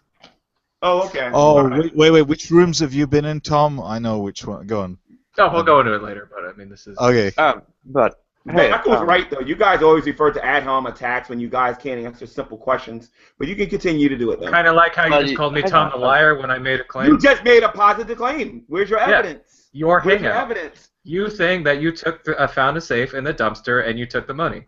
I said a dumpster? Okay, I'll tell you what. Can we actually replay the video? Can we replay the video on Nadia's channel and look at what I actually said, please? If we're going to look at videos, we should probably look Go ahead. By the way, anybody can call the Jersey City Police Department. I would tell you the precinct, but it's just too entertaining. Listen to these liars on YouTube make themselves basically help me convert as many atheists as possible. How do you know that he's lying? Personal kinds of issues like this are... Atheism's dead on YouTube. Atheism's dead on YouTube. I know Nadia, but G-Man insisted. He insisted, Nadia, and now I have to oblige him. Why are you calling? Go ahead and call him. Go ahead and call him, Tom. There are no. Go ahead. And by the way, that's a legal matter. I'll find out who you are and everything else I need to know once you call them. So that little bunny there ain't gonna work no more. I'm gonna get to see your face. That's what you said the last time to me. You and I are going to go to court. Is that an indirect threat? Go ahead and make your claim. That's all I want. I already did. You found a safe in a dumpster. You broke it open, took the $3,000. That's not what happened. G-Man. What happened? None of your business. But call the police and tell them, though. No. I got more than enough videos on YouTube talking about it. I would like for you to do two things. Okay. Number one, call the police, and then number two, make sure your facts are straight. Before I sue you. Why is he a liar, G-Man? Why is he a G liar? Yeah, what about what I said is actually true? Technically, I can sue Nadia, but Nadia don't got no money because it's on Nadia's channel. It's not. The issue is not whether it's true or not. The issue is to say that somebody's a liar usually means that he's deliberately saying something that he knows is not true, rather than that he could be mistaken and it could be false. So why do you think he's a liar? Based on what? Based on a dictionary? I'm sorry. What's your definition that you're using? Is that based on your own opinion, or is that based on a dictionary? Well, it's usually the dictionary. You know, I mean, there's some semantic drift about what liar means. You know, there's some philosophical issues about we could discuss. So it's usually what people say when they I'll answer your question as soon as you give me an objective definition, and it's not subjective at all. I'll definitely answer your question. What does an objective definition mean? There's the dictionary. When you appeal to the dictionary, I haven't finished yet. Dictionaries report on usage of the meanings of words. What do you mean objective versus subjective definition? Dictionaries define words. What do you mean they define? They report on the usage of words. Do you have a dictionary in your house? Do you have a dictionary in your house? I've got the internet, onelook.com. Okay, go get a. Okay, I have a book that's a dictionary. Okay, so go in your house. I'm sure somewhere in your house you got a dictionary. Could you open up to the first page? I'm sure somewhere in there it says that the dictionary define words. No, what school did you go to? What school did you go to? The dictionary reports on definitions. It doesn't legislate the definition. That's why dictionaries report on words that have changed their meaning. That's why they write things like archaic usage. What is an atheist? Well, that has three meanings in use. What's an atheist? What is an atheist? Lack of belief in deities, rejection of belief in deities. Based on what? Deities don't exist. Based on what? On the meanings in use in dictionaries. Okay, so the dictionary defines atheism as a what? It depends on the dictionary. There's slightly different meanings in different dictionaries. No, different contexts. Every dictionary that's ever been made all say the same thing. You don't believe that God exists. That's not true. Yes, it is. There's one that says disbelief or denial in the existence of deities. Right, and you know what that means? And you know what that means? And you know what that means? You don't believe that God exists. That is far too weak for me, because I know for a fact that there are no such things as gods. Go ahead. Yeah, can we repeat that mantra as much as you want? It's not true. I don't think you understand how language works. I don't think you understand how dictionaries work. Whatever, no topic. Whatever, no topic. You guys waste your time all day in these Google Hangouts talking about nothing, and then you want to have a conversation with another human being, and then you deny the dictionary. Yeah, keep doing that. Well, I could actually prove the case. I mean, seriously, did you pass English lit in school, guys? Because you do know you have to use the dictionary to do that. Listen, you moron. I know English better than you'll ever know. Shut the fuck up. Now, have a look. Why are you so angry? I'm not talking to you no more. That's why. Right, I'm not talking to you no more. I'm not talking to you no more. You're disrespectful. You just said that you implied that he's stupid and educated. He's running. G-Man, don't you hear what you're I'm saying? not running. You guys are funny. That's all. Let's have a look at the definitions of lie. Okay, in the dictionary. So here's an entry in the Oxford Dictionary on onelook.com. Okay, I can read it out to you. What lie means, right? An intentionally false statement. That's the first meaning, right? There you go, an intentionally false statement. So you intentionally state something that's false, right? Now, if somebody states something that's false, that doesn't mean it's intentionally false. So that's what I was saying. That's close to what I was saying. So now, that's from the Oxford English Dictionary online. You can look. It's the first entry on the word lie in the dictionary. So now, do you agree that you made a mistake? No, I don't believe I made.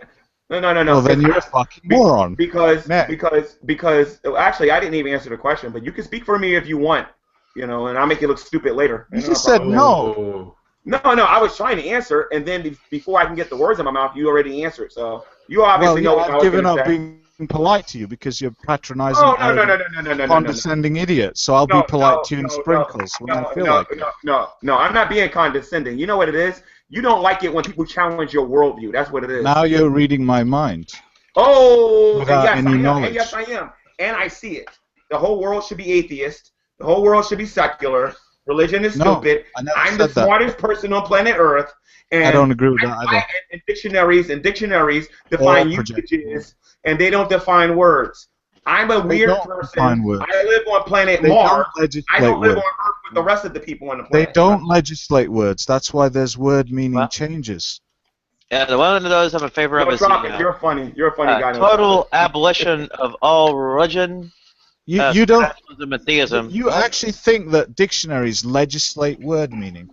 If dictionaries legislated word meaning, how is word meaning change even possible? Oh my God! Okay. Where do they get this? I said define words. I said define words. I said legislate them. They define the meanings in use, but they don't legislate the meaning in use. And yeah, I was talking about the word what usually people mean by the word lie and liar, and there it is in the first entry in the Oxford English Dictionary, an intentionally false statement. You ever thought about becoming a comedian? You ever thought about becoming a comedian? What did I lie about, G-Man? Yeah. So you made a positive claim. You said I stole a safe. Where's your evidence? That's not necessarily lying. He could be mistaken. No tropic. I can't have a conversation with two different people. No tropic. I mean, I know Tom can't defend himself, and I know Tom can't think for himself, and he needs you to think for him, and I understand that. But Tom, can you prove to me, Tom, beyond a shadow of a doubt, that I stole anything, Tom? Please, can you do that? You did it, but you found a safe in a dumpster by your own admission. In a dumpster? Yeah. There's too many people in here for me to bring a police officer in here and let them know the gravity of what you're saying right now. Because now you're just being stupid right now. Because I never say anything about a dumpster. Go watch the video again. You also said that God materialized the safe because he was answering your prayer. I mean, you've made several claims about the nature of what happened. So I mean, like. Okay, since I stole it, who did I steal it from? The owner. And who was the owner? Was it you? Who was the owner? Was the owner you? No, I know, and the Jersey City Police Department knows, but who's the owner? I mean, you know too, obviously, because you got all these claims you're making. Well, and I'm going to be rich eventually, because eventually I'm going to get one of you guys who got a lot of money to make the mistake and call if the owner wasn't sue you. If the owner wasn't you and you took it, does it really matter who the owner was? Who was the owner? That's all I want to know. I mean, you know a lot about this. I don't have to help you. You have to help yourself. Who was the owner? I don't know their name, but if the owner wasn't you... I didn't order that. Why are you atheist again? Yeah. Why are you atheist again? No, I mean, I didn't order those underpad things. I think I decided to go to... Why don't you know the meaning of lie? G-Man, the common meaning in use in two different dictionaries, at least.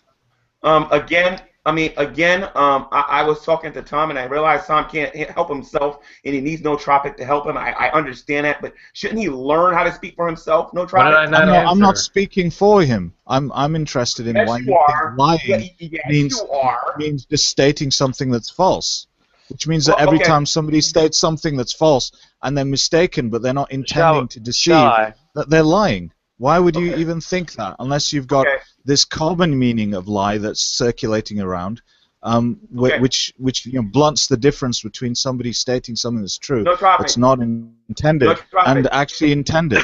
Why are you No tropic. No Yeah, tropic. answer that. Do you know how Answer that. easy? Do you know how easy it is for me to make a claim about you and not have any facts? Because what I'm saying is going directly over your head.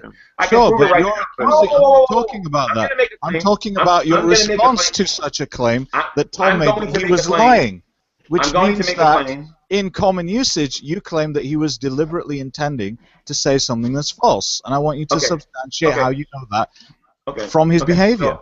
You haven't done that. So I'm going to make a claim based on evidence Why about are you evading what I just asked? because you won't be quiet long enough for me to answer your question. And I do got the red line question I don't. rule. See, I don't I do want have the the red line question analogies. rule. I can I speak do directly. have the- I don't want I have the- analogies and examples. I'm not a 6-year-old child. Right. I- I I'm sure understand. you're And I'm a capable of that 40-year-old too. man. And I'm a 40-year-old man. But listen, no tropic. Well, I why have the don't you red line act rule. like it and answer No it tropic. directly?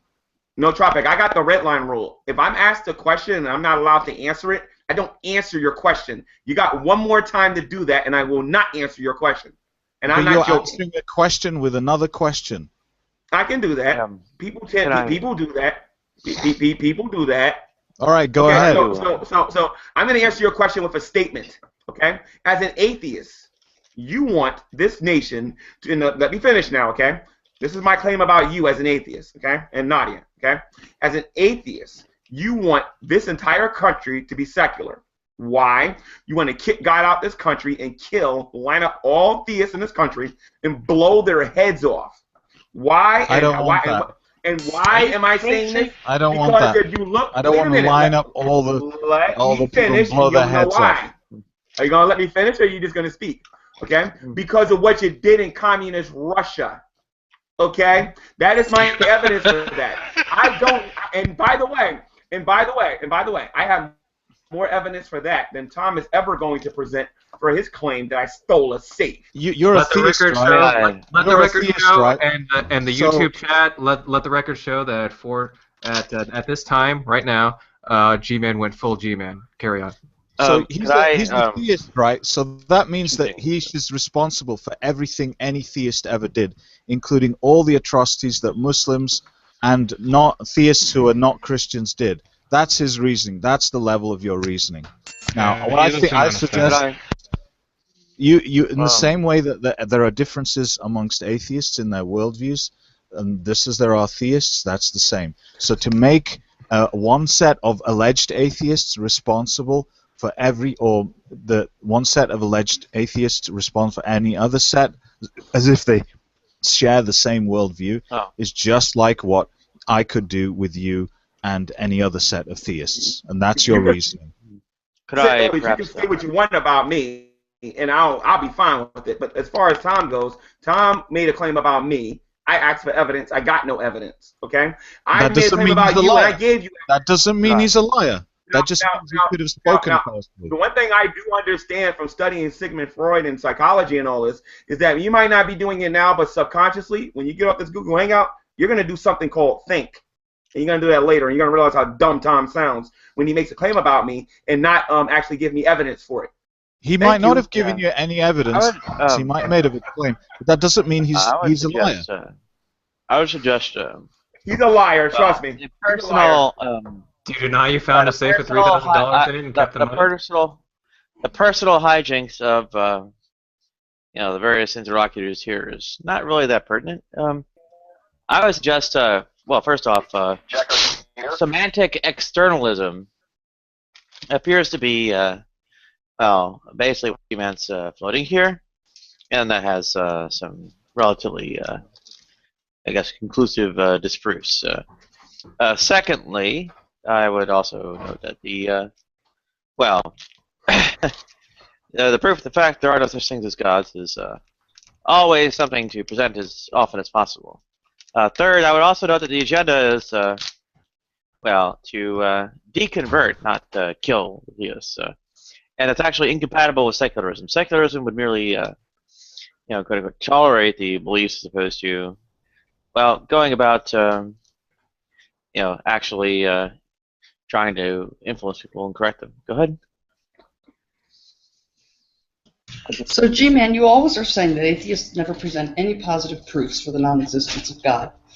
And Nadia here has said at least 4 or 5 times that she's got one. Do you want to hear it? I have a bunch. I see his camera's frozen. Is he here? It's not frozen here. I see him moving, but I don't hear him. Oh, sorry? It's not be able to hear us. Seeing as how he's quiet now, I just wanted to get in during this small amount of time before he starts screaming again. It's true. Nadia, did you know that Rex uploaded a video about you? Well, I'd be happy to take that query wow. there, Nadia. I heard. Yeah, not too worried about it. Anyway.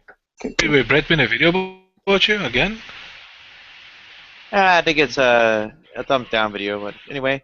The main thing is that, well, if a god doesn't have a mind, it pretty much wouldn't really say it has quite enough of a family resemblance to what we otherwise calling a god. So we'd say something more like a natural force, the kind of thing involved. Wait, before you if a god doesn't or does have a body, then we have a little bit of a question of what distinguishes it from things like aliens with psychic powers, or say, I guess, magical spell-casting creatures. Yeah, like some kind of. Nadia, you're a theist, Nadia. You need to just admit. Nadia, who said God doesn't have a mind? Who said that God does not have a mind, Nadia? No, I'm saying they would have to have one. And they would have to not have a body. So. Well, God, being the all-powerful creator of the universe, who created all time, space, and matter, is outside of time, is immaterial, and is all-powerful. So, what's your problem? Jim, bear with me. I'm covering more than Christianity. I'm covering all gods. Well, there ain't no more gods. There's only Christianity. Well, it's saying basically that there are multiple religions. No gods of any kind, right? So. Well, there's made-up gods. There's all kinds of made-up gods that man-made. They're all made up. But there's only one God that is the God of creation, the God of salvation, and that is the God of the Bible. Hillbilly, don't you want to hear the rest of what Nadia's about to say? You stopped her in the middle of her idea. No, he doesn't. Well, I do. Well, a big part of it is Jack's idea, but still. Anyway. Since it's either you don't want natural forces, you don't want aliens with psychic powers, or spellcasting magical creatures, well, guess what? We have what's called a disembodied mind. And you don't need to get any more specific than that. I'm sorry? God is not simply some disembodied mind. God is spirit. That doesn't mean he doesn't have a body. That means he put on a body that Jesus Christ did so he could come and pay the price for our sins. Yeah, that's not really a different... yeah, it's just embodied. Anyway, the main thing with this embodied mind is, well, there is an idea of what's called mental content, right? Mental what? Content. Okay. Basically, what's in the mind, right?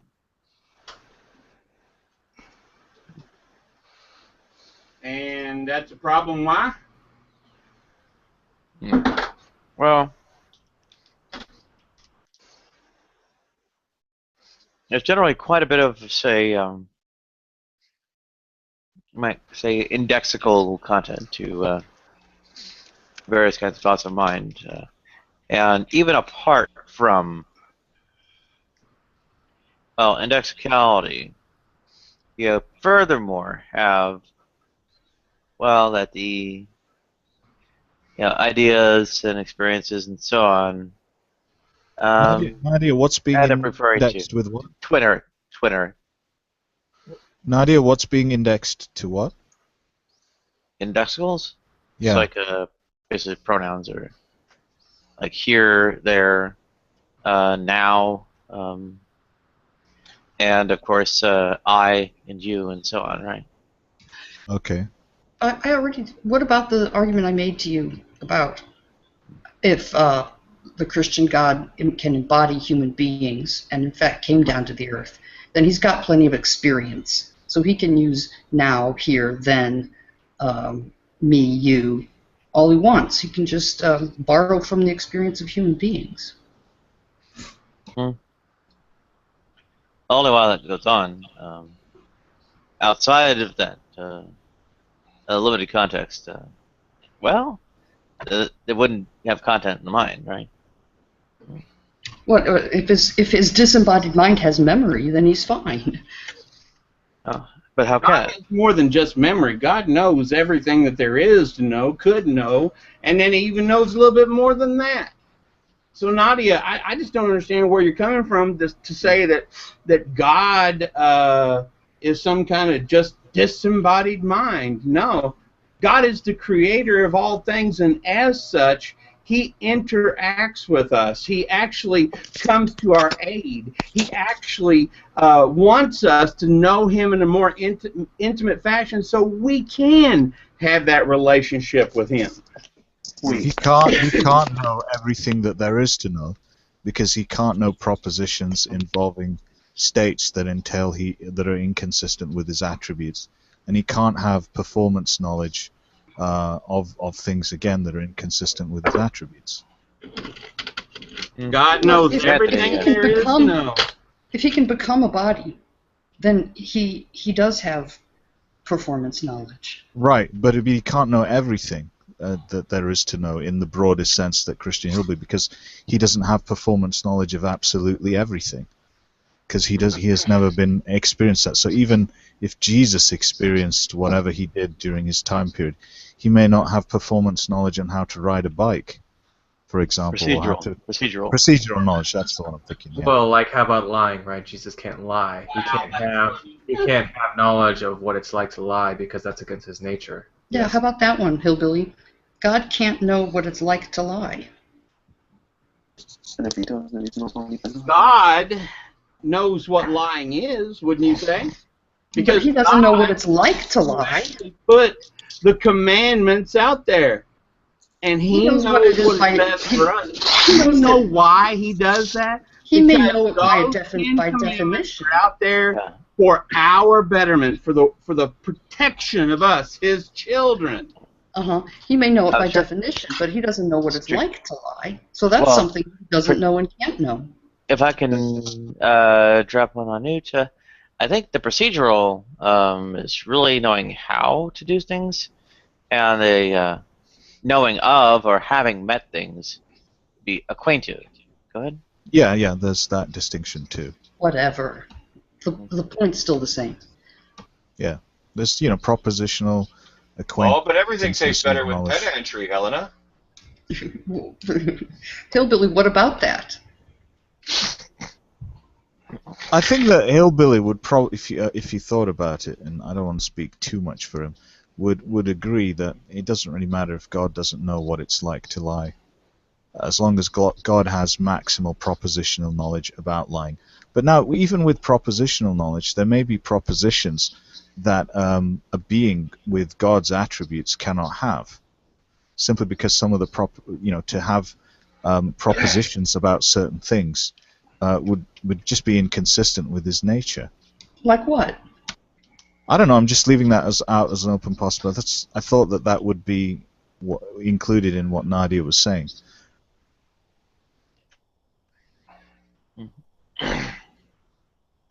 Nadia, you want to comment on that? Oh, well, I think that the what is it, tripartite idea of knowledge is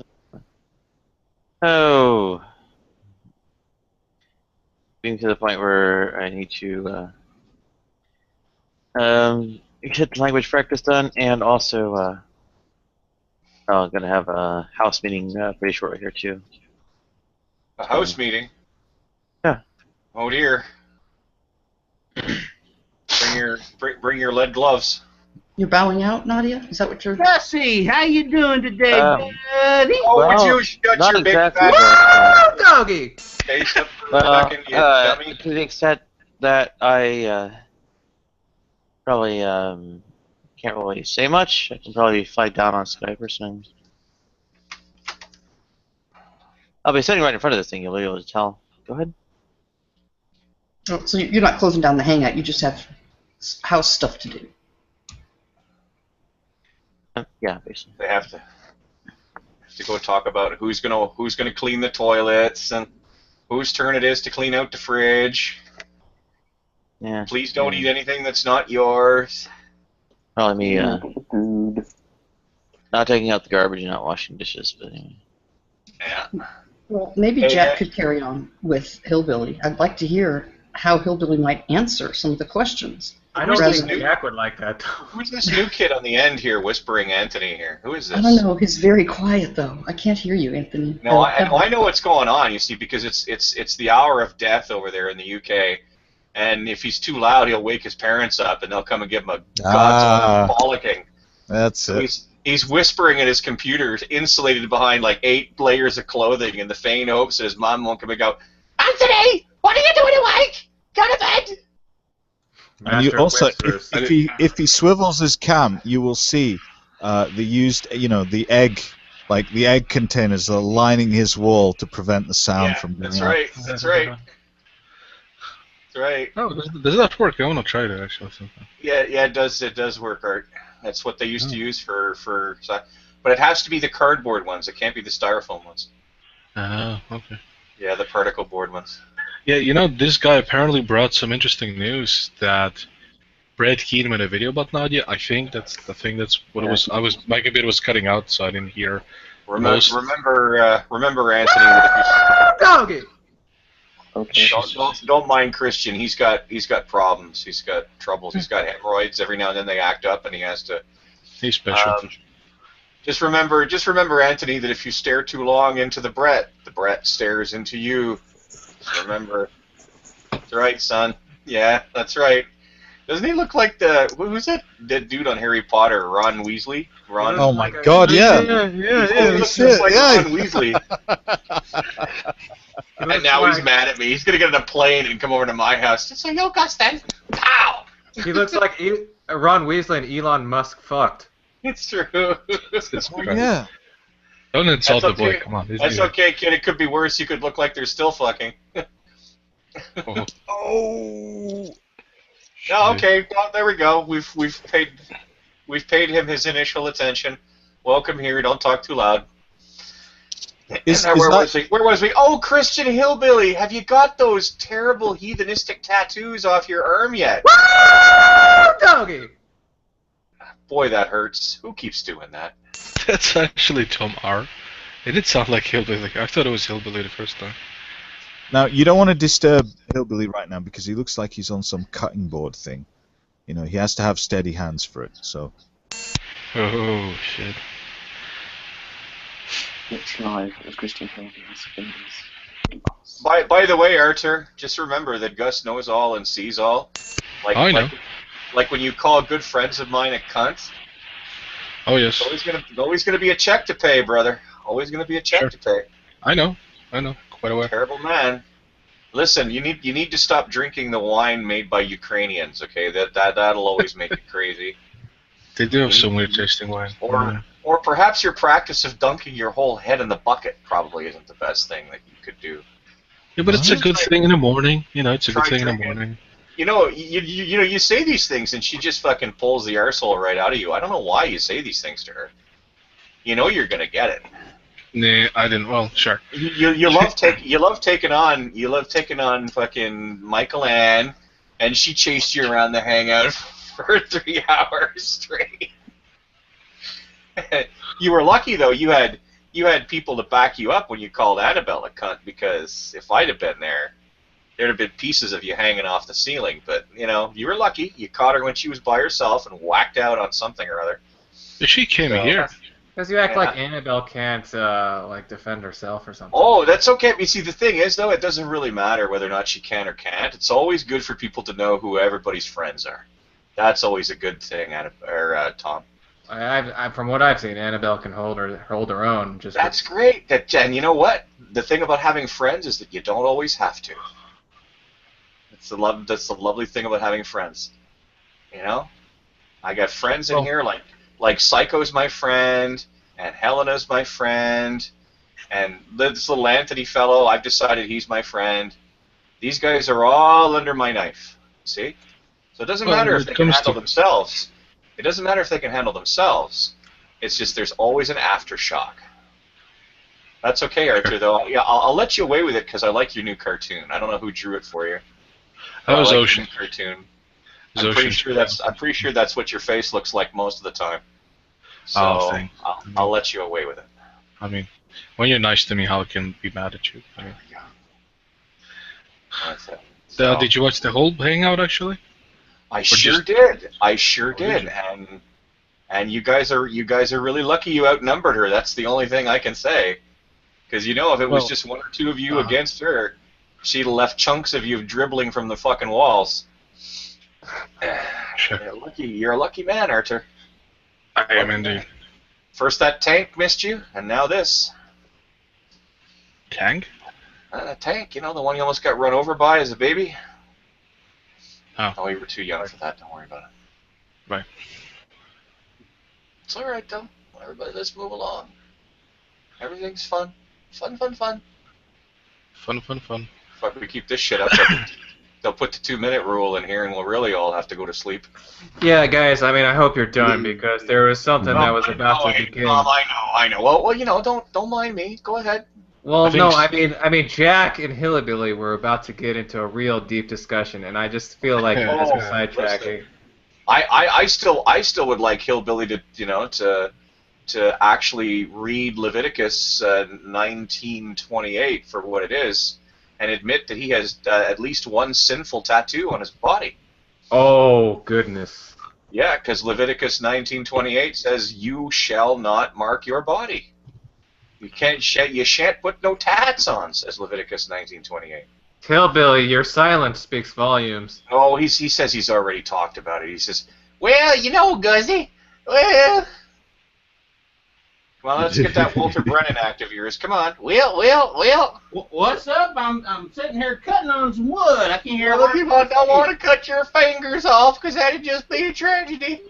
You'd have to eat your beans through a straw. Who says I don't already do that? Oh.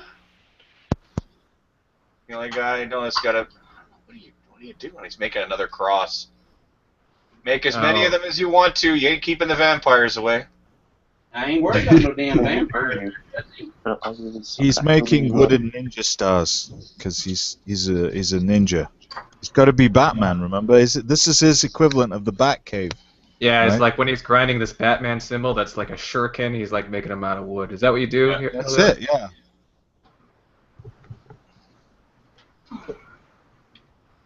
As long as he doesn't tattoo a cross on himself, we're doing okay.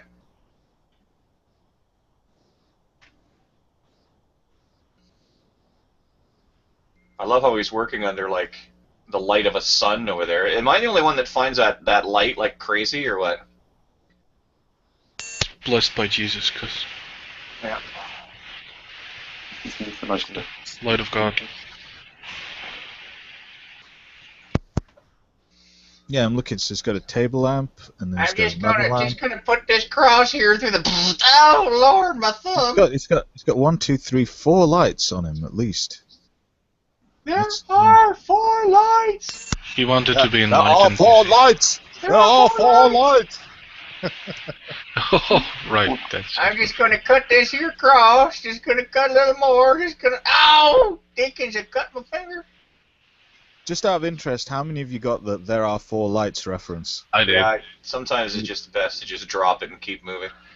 Well, what is the demand for the market of wooden crosses made by Christian Hillbilly? I mean, really. I think he's just doing it to keep himself from going nuts and eating a shotgun, frankly. And hey, whatever it takes to keep him from going there. Because I wish a lot of things on Hillbilly, mostly weight loss, decent haircut, removal of a couple of earrings, and some tat covering. But, you know, his propensity to wear short shorts when it's hot, I could do without too. But I don't wish death on the man. Who gets a mohawk with like a male pattern baldness? Oh, it's not even a mohawk. It's like it's a Mr. T thing going on there. I pity the fool. When he sits on the toilet, he's like dun, dun, dun, dun, plop, dun, dun, dun, dun. There we go, mission done. I don't know what he's doing to that cross. If he cuts it anymore, he's gonna cut a piece off it. He actually does do pretty good shot work. I'll give him credit for that. Shh, I know, but don't encourage him. I know he makes really nice stuff, and so does his wife too. But shh, don't say He's already paid the compliments to him. You have to give him another half an hour. Yeah, you know what I get. Listen to Wee Anthony. He'll tell you. What does he actually make? Like, I mean, we see him making a cross now, but I mean, like, he has some kind of staple product that he makes. No, it's just various knickknacks with a religious theme. His wife makes. I think it's recreational. crafts. I think a lot of his yeah, I was about to say I think a lot of his recreational. I think I could be wrong. Yeah, it's just to keep him from going. I'm retired, Jesus. I want to know whose coats there are in Anthony's background. Are those yours or somebody else's? One of them looks like a mechanic's smock of some kind. It's got a patch on it, like he sweeps up at a garage or something. Right, because they look a bit too big for him. Let me just present him. Is he in Daddy's cloakroom using the computer? Yeah, this is what I'm wondering. Where is he? Is he? Well, whose are these clothes? You know. It's all right. So we'll learn in time. Are they yours? Put them on. Let's see.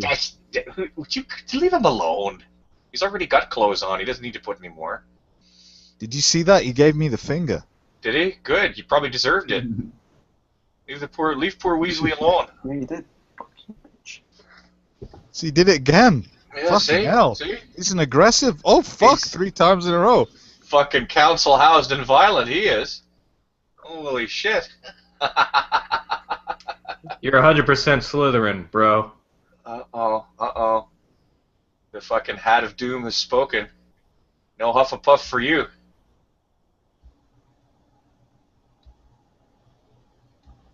So I can see he's next to a window, and there's a drop, pull down, whatever thing. Oh yeah, that's to keep the next door neighbor perverts from. Oh, there's a little boy in there. Let's have a look. Where were we?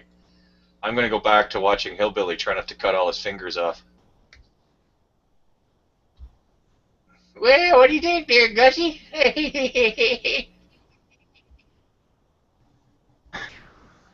Well, hey there, Gussie. What do you think about that one? That one's a pretty good one.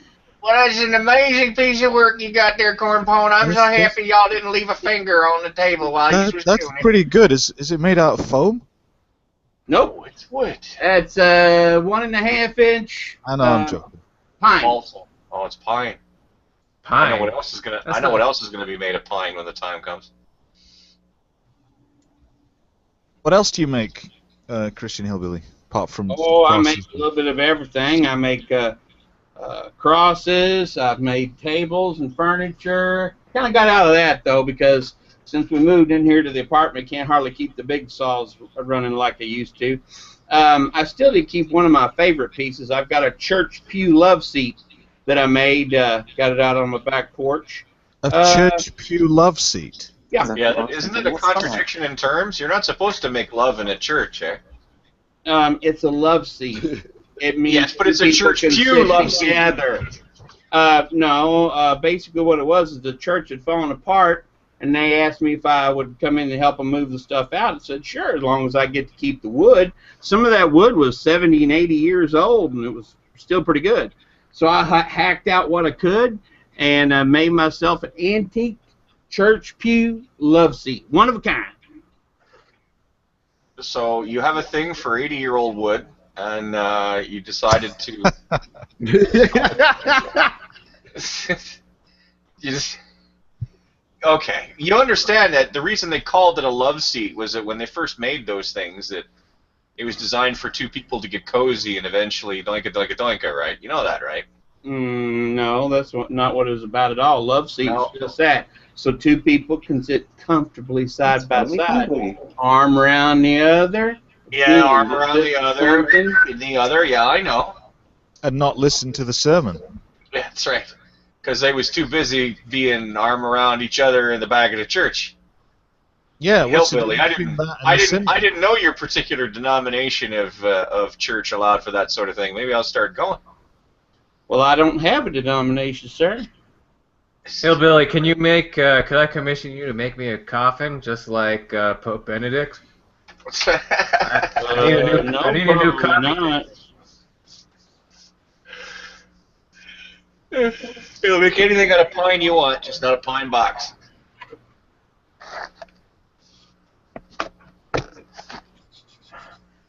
But if you want a cross, boy, he's making them 3 a day. That depends on the day. Some days more, some days less. Great. Now we gotta hear sounds of you rubbing your wood by hand. That's fantastic. As if you don't look like you stumbled out of the fucking Kit Kat bar to begin with. What the hell's that even mean?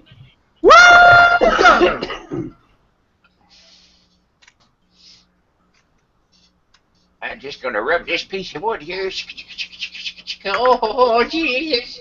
Poor Gussie. He just wishes he had a half of the talent that I got when it comes to doing anything. Listen, I got more talent on the end of my little finger than you do in the rest of your elephantine head, cornpone. Yeah. That's right. I got talents, I got skills, and I got knowledges, buddy. Don't you ever forget it. Skills and knowledges that not even you know about, right? That's right. I got hidden talents. I still ain't found them yet. How you like that? Well, that's all right. I got hidden Keep talents. rubbing your keep out in rubbing the your open wood. where I can share them with people. Yeah. You've gotten into trouble more than once sharing your bits with people. Never mind. I've never gotten no trouble. Oh, that's right. I forgot you live in the South. They just sort of go, well, that's just him.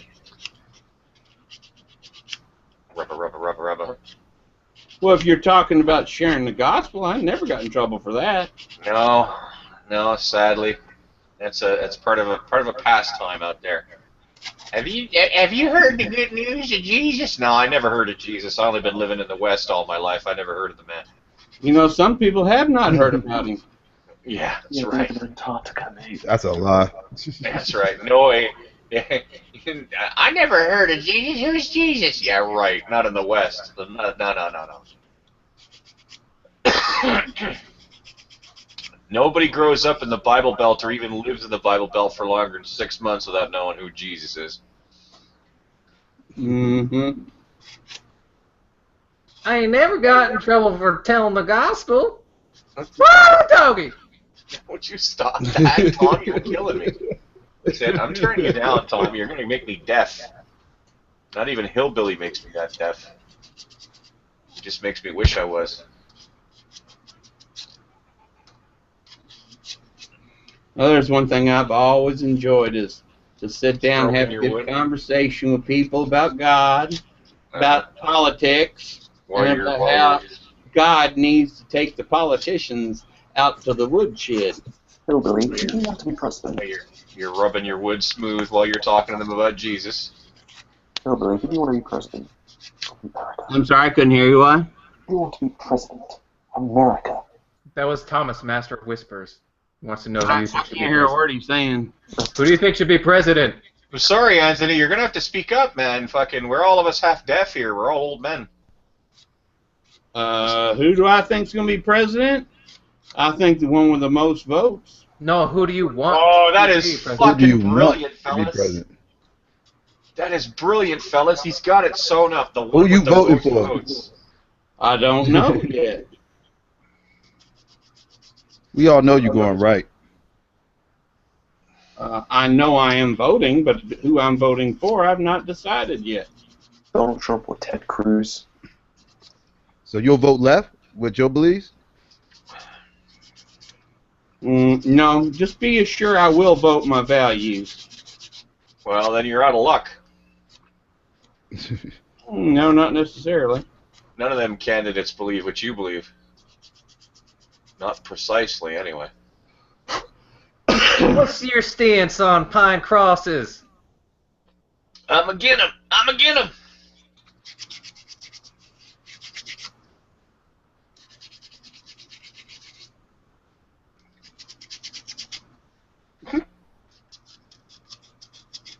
That's the noise of Hillbilly sitting just off camera, vigorously rubbing something. Hillbilly. Yeah. Hillbilly. He just wants us to know. Do you, Careful when you hit the dot, Hillbilly. for your work? Do you charge people for your work? Do I what? Do you charge people for your work? Oh, absolutely I do. If an atheist came up to you and asked you to make them a chair with the atheist logo on it, would you do it? Nope. He's what they call a successful businessman. Just like I won't make a sign for a homosexual wedding. I've already been asked to do that, and I declined. I can just imagine how he'd do it, too. Hey, these two fags is getting married. So how can Hillbilly decline to make that sign, but a cake maker has to make a gay wedding cake? Well, a hillbilly lives in a shoot them heathen state, so Alabama. So you would deny paying customer? Yep. If that paying customer asked me to do something that was against my morals, yes, I would deny a paying customer. Well, so if I went into your wood shop, snacking on a baby, and I said, "Hey, I want you to make me a chaise with an atheist sign in it." You'd be like, "Get thee behind me, baby-eating atheist! I shall not make thy chair."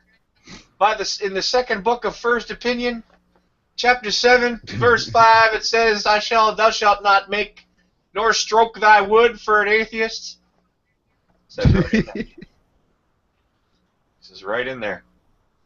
Of course, I mean, we all know we all know you're a bit of a cafeteria Christian, what with them tattoos on you and all. Ooh. Leviticus 19:28. It's not what it says, though. It just means don't be the heathen practitioner. Do you think Batman is very Christian, Hillbilly, being like a vigilante, deranged? Batman's really Christian. Oh, yeah. Absolutely. He's really unchristian. Because every time he catches a criminal, he lays a Jesusly beating on him. You know the Westboro Baptist Church protested all them Comic Cons, right? So, what's that got to do with me? I'm just saying they say them comic books are against the Lord. Oh. And so what? They say a whole bunch of things is against the Lord. They're ignorant beyond. But you agree with them with most of it. You agree with them most of it when they throw up signs saying how they hate fags. I don't hate fags. I will bet you. I don't know why you'd even think that. I bet you. As a matter of fact, I care enough about homosexuals to tell them that they can change. I think they can repent, and they can be normal and get out of that perverted lifestyle. Them faggots is just, they'd be normal if they just only stop being faggots. You know what? I bet one question that Christian Hillbilly has never seriously asked another church elder is whether or not any sort of reverence of Batman is biblical. I bet he's carefully avoided asking any other church elder that question. You'd be wrong. Oh, As I a don't matter of know. fact, our pastor about I've never 3 years ago, our pastor did a whole series on different superheroes, and Batman was one of them. Oh, I see. Did he say? I've never seen Bruce Wayne go to church. Mm. And he also had sex out of wedlock. So. Not Bruce Wayne. No. Bruce Wayne, the millionaire playboy, he likes to fuck them two at a time. Yeah, Bruce Wayne would never judge anybody. He would leave that up to God, right? He would never do that. After all, Batman is good because he doesn't kill anybody. I mean, anybody who's had a severe beating that it takes like, a year and a half to recover from, and actually there are some beatings that you never truly recover from depending on who you are and how much health coverage you have at the time. Because we all know criminals have the best health coverage in the world. Yeah, that's, what the heck, right? So you have any tattoos about of crosses or anything, or no? He's just got a big old set of Batman wings right there on his arm. So Batman takes precedence over God. What's that? Idolatry of the Bat? No. Not hillbilly. No.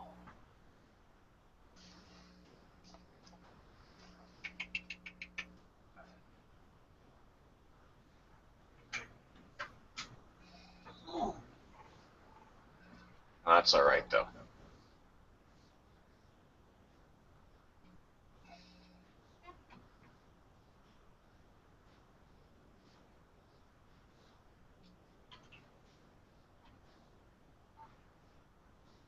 Oh, he's gone away. Oh, there he is. He's standing there by the... Yeah, he did. Just missing some chords. Is that a Batman pendant that you have also? Yeah, he's got a bat pendant. He's got a bat tattoo on his arm, and yet there's no crosses anywhere on him. No cross. An earring each ear. He's got a Bronski bead haircut. Hey, like it, I did that myself. Oh, that's... Don't worry, no one having trouble believing that. That's... I followed the numbers and everything. Look in the mirror, you can get it pretty straight. Wait now, I got to remember that left side is right side and right side is left. Oh, I'm confused already. Does that mean I use my left hand too? I think so.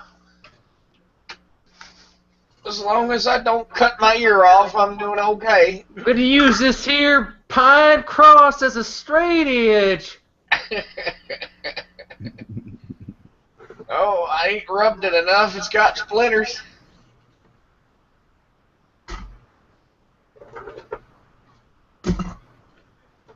Hillbilly Daredevil's more of a Christian than Bruce Wayne. Oh yeah, but Daredevil's a Catholic though. He's Irish Catholic. You know what that means? You know what that means? But you have seen him in confessional before though. I've never seen Bruce Wayne in a church. I've really tried to remember. Forgive me, Father, for I have sinned. Oh, what have you done? The only time he goes to church is to just look like ominous, standing on the rooftop or something like that. Forgive me, Father, for I have sinned. What have you done, my son? Get comfortable. Do you have a snack? If you have to go to the bathroom, go now. All right, where do I start? Confess to God. Confess to me! That's right.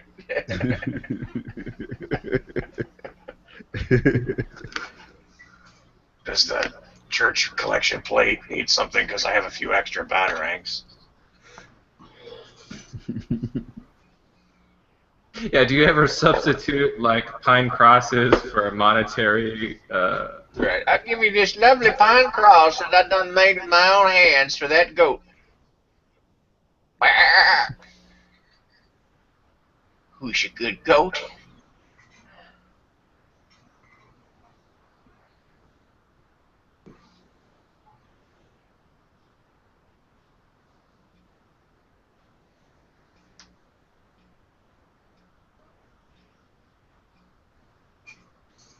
God, disappeared again.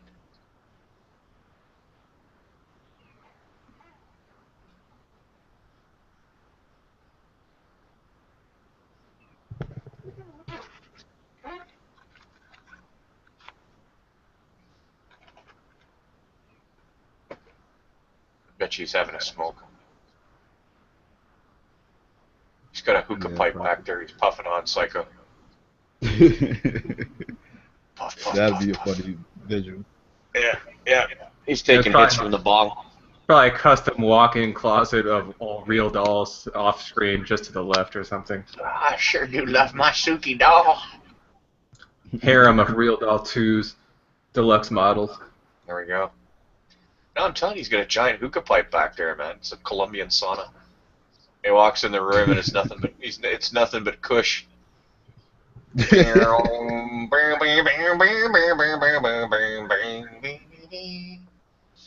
Puff, puff, puff, puff, puff. There, I feel better. I can talk to the heathens again. See if he's got a Snickers bar in his hand. He can't help it. You got them munchies. Has anyone here seen Brett's video on Nadia yet? We don't watch Brett's videos. Brett is poo-poo. We don't watch him. No, I I'm haven't. gonna watch and watch the insanity. You'll get friggin' corrupted watching Brett. We've got to hit a situation, you know. And all you non-God believers out there, all you people that don't believe in God, my wish list is it's on the bottom of the screen. So if you could just send some stuff into my wish list, my kids need a new situation. My kids need a new PlayStation, like a fucking hole in the head. But you know, Ooh. the bitch is always after me. You're a liar, Gus. You might get sued now. I can't I can't beat her all the time. You'll get DMCA by Community Commons. Well, the good news is that there's so little traffic on my channel, I don't really care. So let him dumb me all he wants. 'Cause I don't give a poop.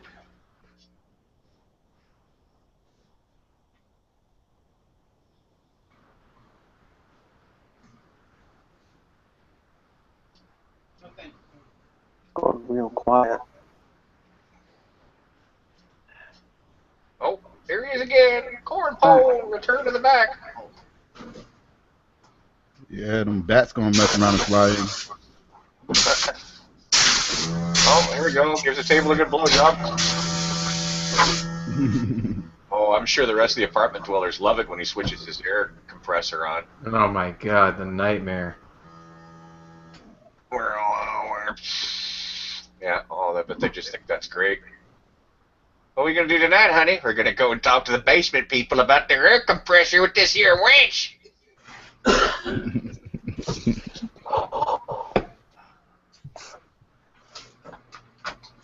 Imagine living in an apartment with some guys that got a fucking like wood shop right above you. Oh my god. Well, actually, look. This looks like it's on the ground floor because if you look out his window, you see a central air conditioner. Yeah, he's on the ground level. I'd be like, was that an air compressor? What the fuck, dude? That. Yeah. So when you talk to a few of your buddies and you go, now, if you go into this place here, right on the ground floor, just to the left, you'll find an air compressor. Snatch that shit. Oh, mercy. You guys are funny. Woo!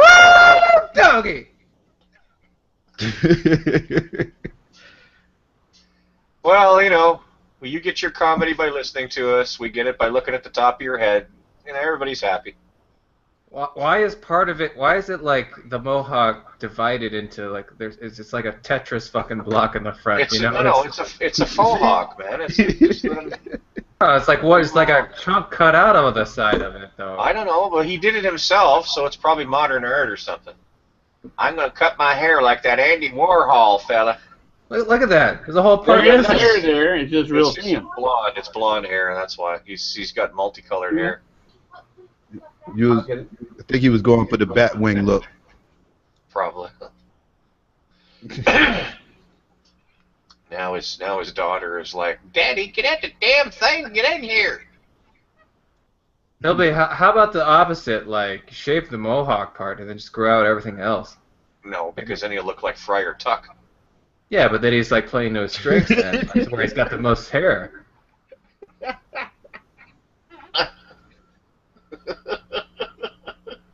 Why are you giving him shitty haircut tips? Can't you see he's suffering enough? I wonder if he like cuts the block out of a different side like every other week. You know, it'll be like it'll just switch. Sending secret communications. Oh. Daddy, get out your damn shop, Daddy. Come sit with us. Come on, we're going to watch the real Christian wives of Amish country. We're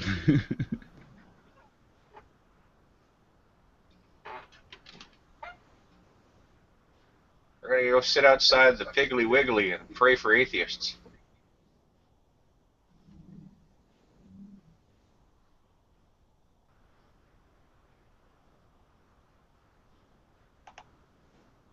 There's a hillbilly sitting quietly in his shop, dreaming of his days at Studio 54, when they used to call him Booty Boy. Actually, I'm looking at the Twitter feed of Ark. The Ark from Answers in Genesis is just about complete.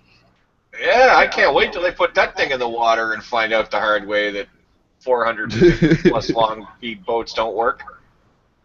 Well, it seemed to work when God put it together. I don't think you'll have any problem.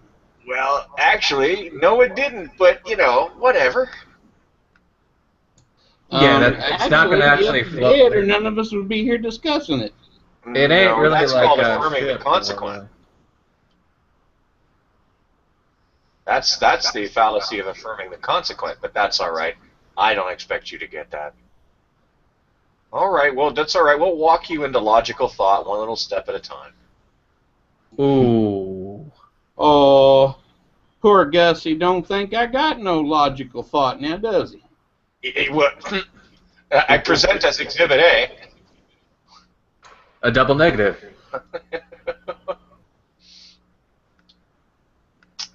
So 450 feet long by 70 feet high by about 70 feet wide.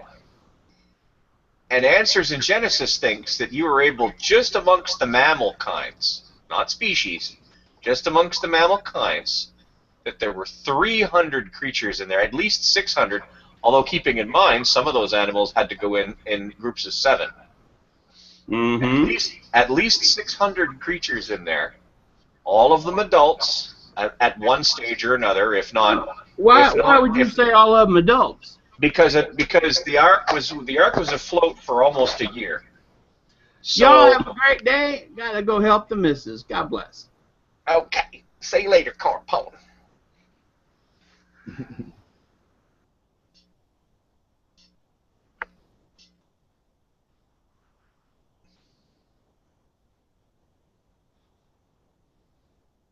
You lost the entertainment.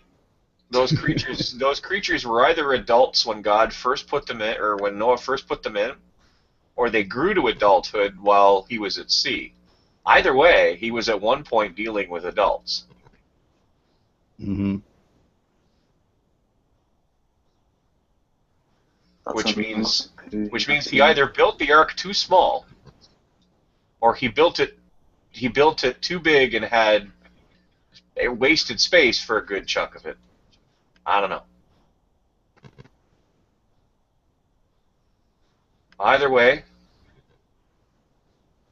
I think he's fuckered. Yeah, dark story. Yeah.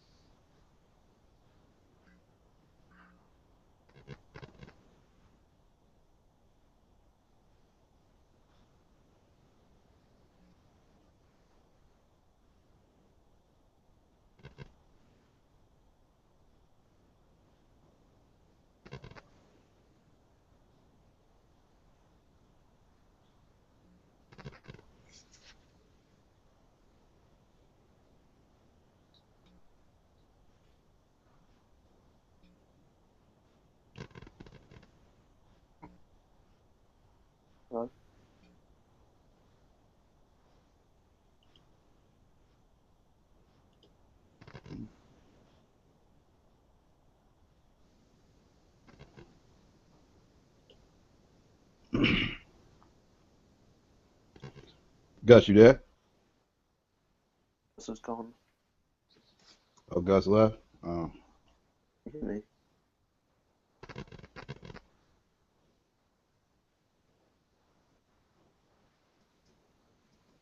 Are you on broadcasting? Gus, can you hear me?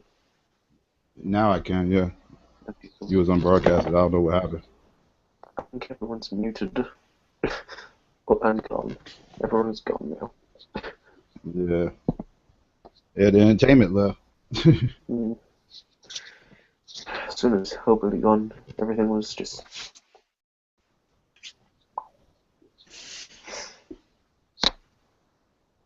Yeah. Computer, I think I got back.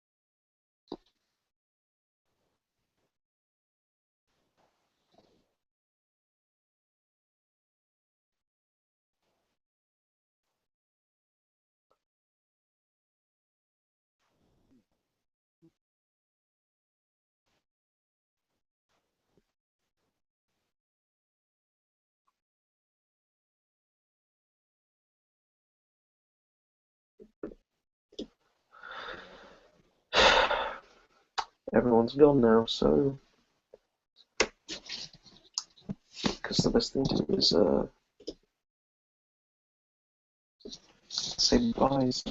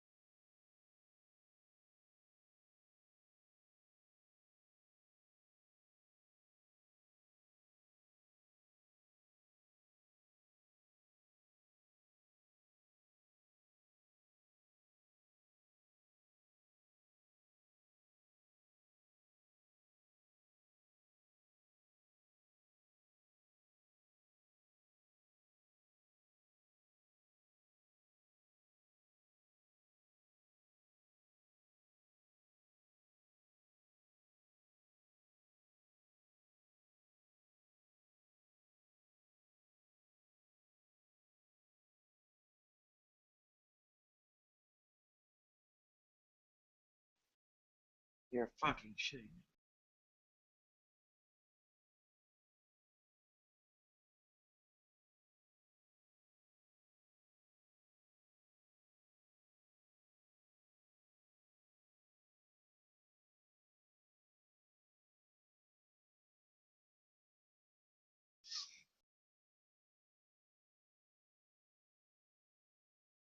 Okay, continue now. Never a good sign. Well, where the fuck did everybody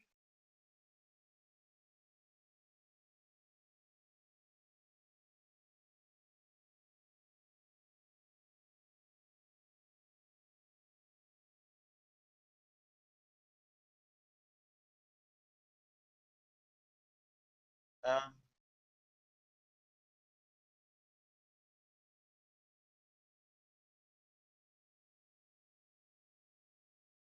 It doesn't appear to be a replacement. Or,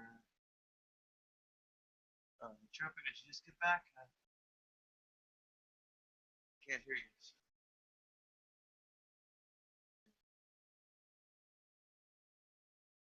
No?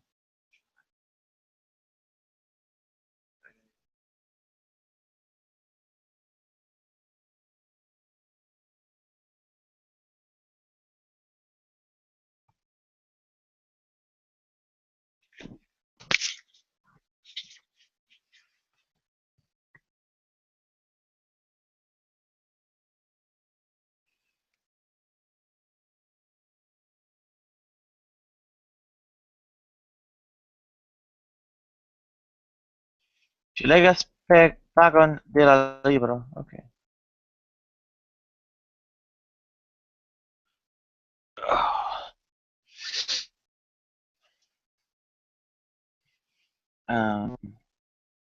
Sì. B. Scrivas.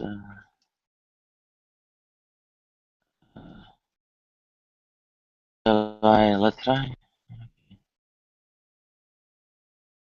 Line letterae. Okay.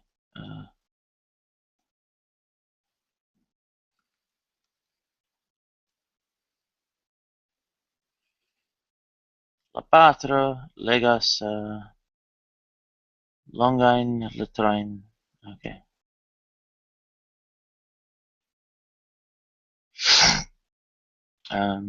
Ili estas belaj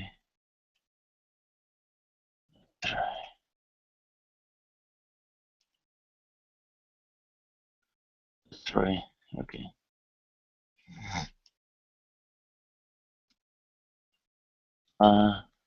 Patro havas multe de frazoj.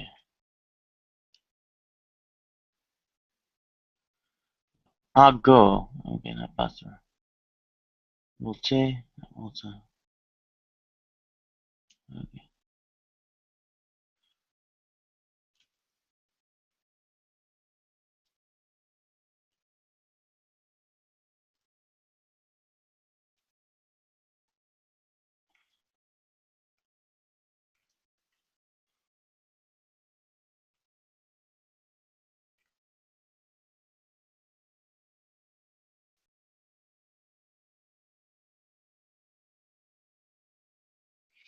Oh, oops. Them cups of coffee.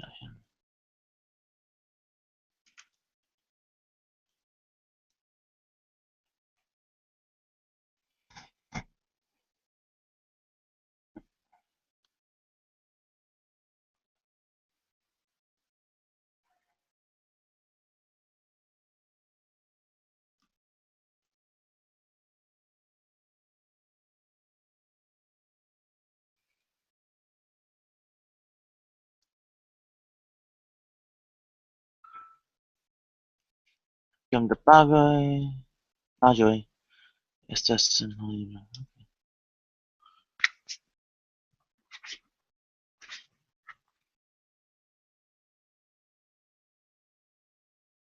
Chulakafa Stasvarma. Okay, and what is this noise going off?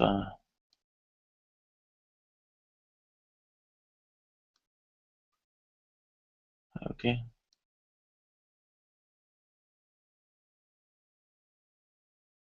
Getting spammed.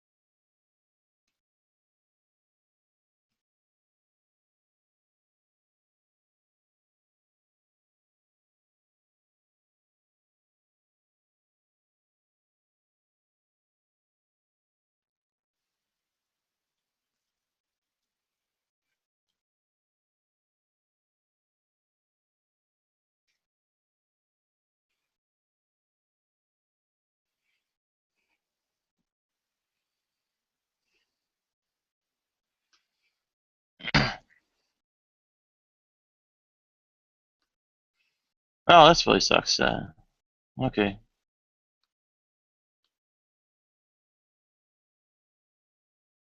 Oh, yeah.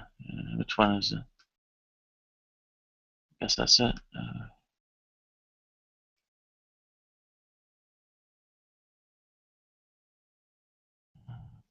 Combo.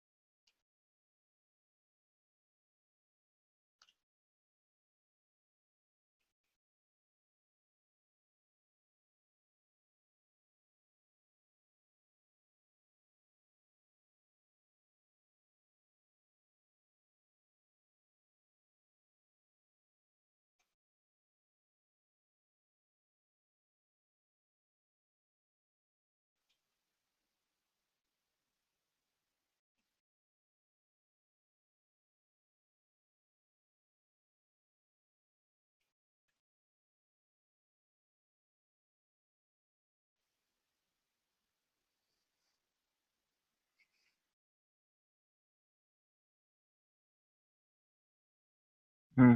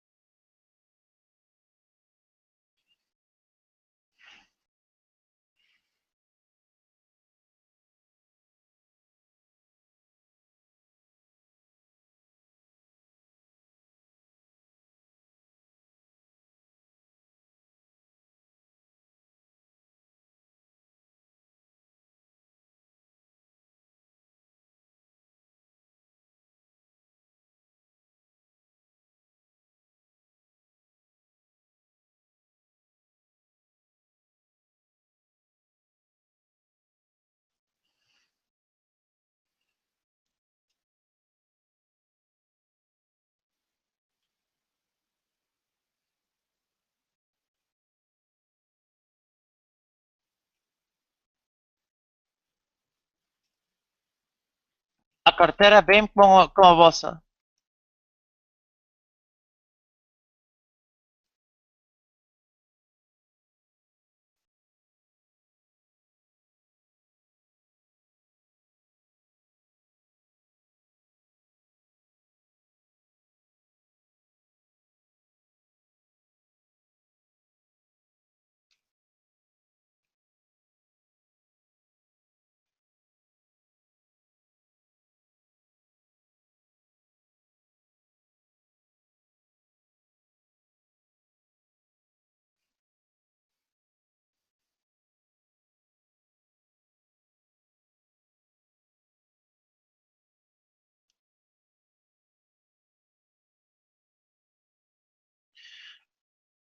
O cachorro anda.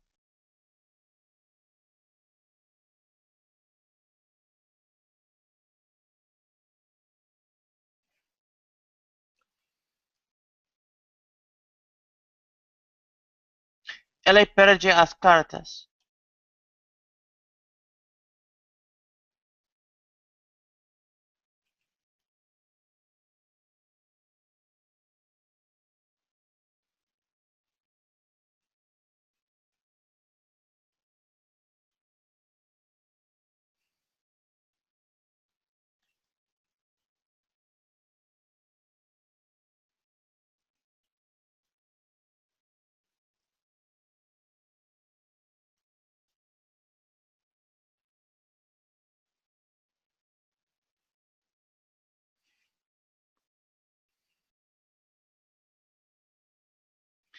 Perdemos un almuerzo.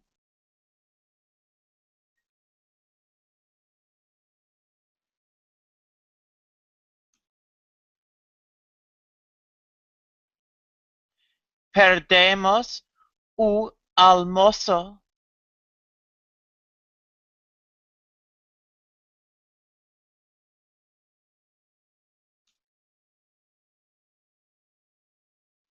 El sugar.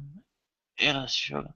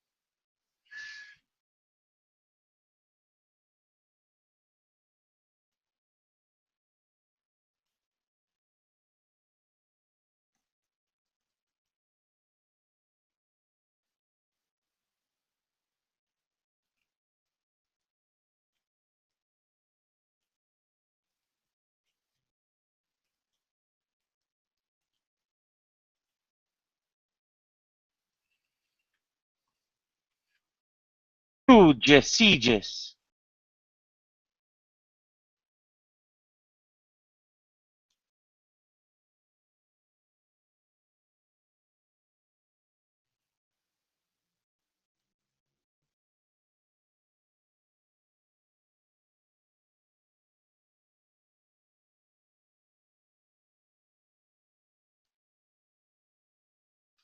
You know, I can actually hear you, by the way. Hmm.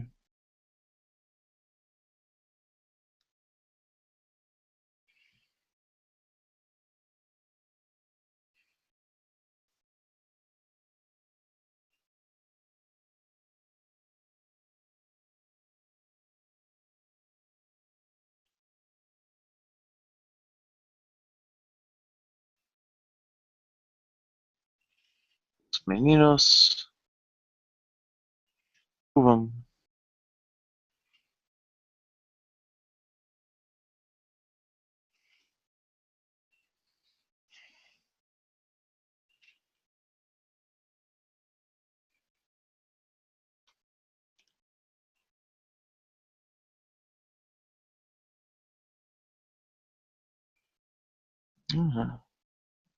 Fossa. Fucker. Let's check here.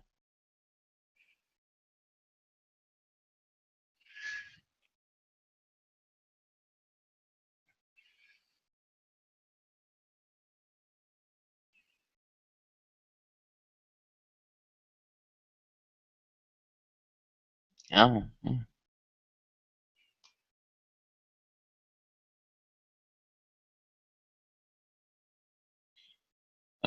Él ama os animales.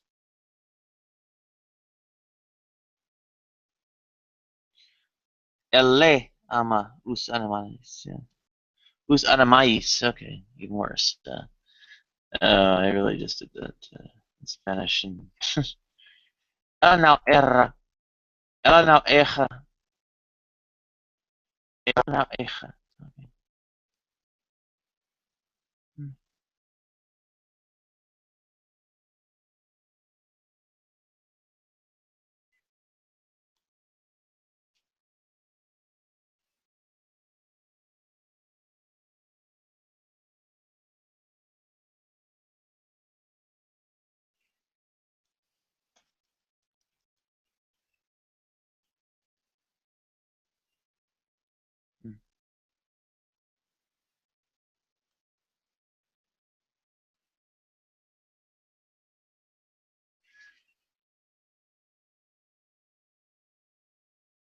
A mujer traje una veste una vestida? Oh, fuck.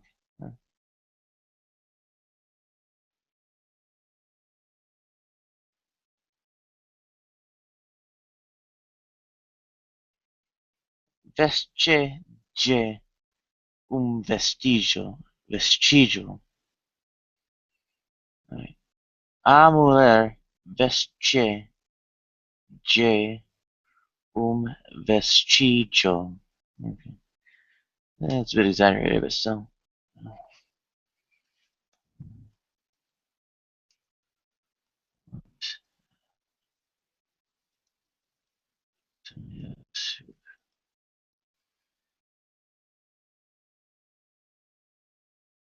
Vamos café? Okay.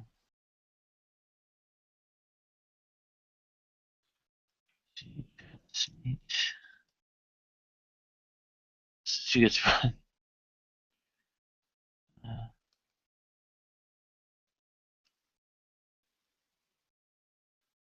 At least one cafe.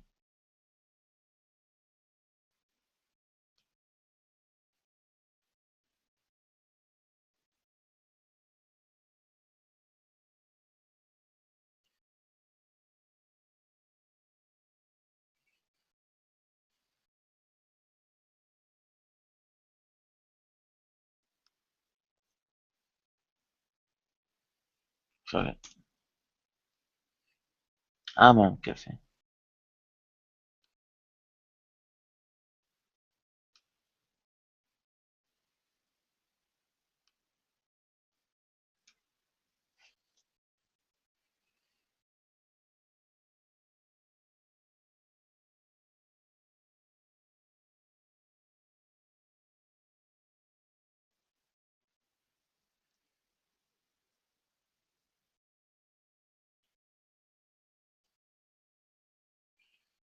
Mm.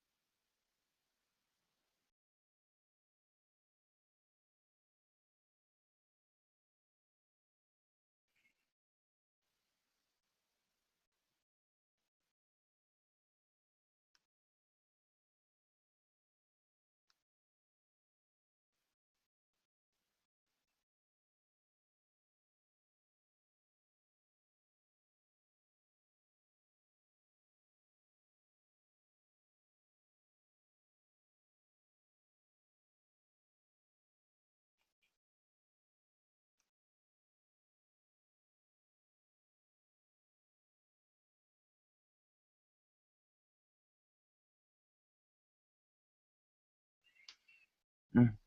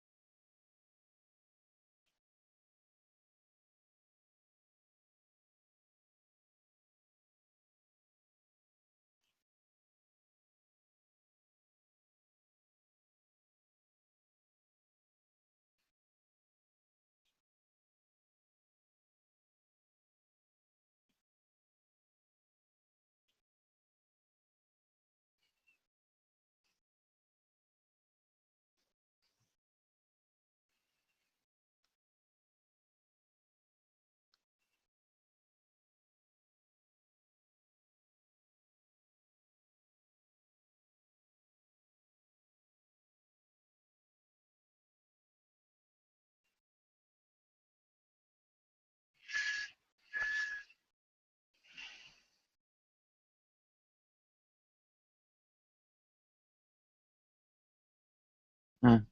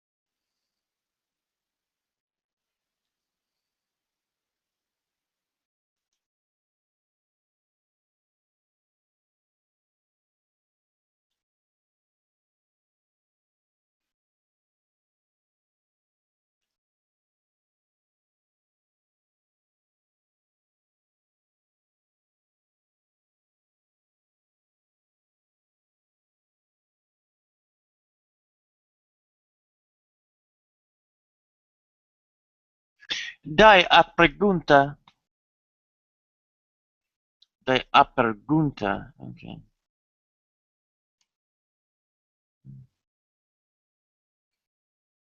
Do not want a shirt because I want a skirt. That's interesting.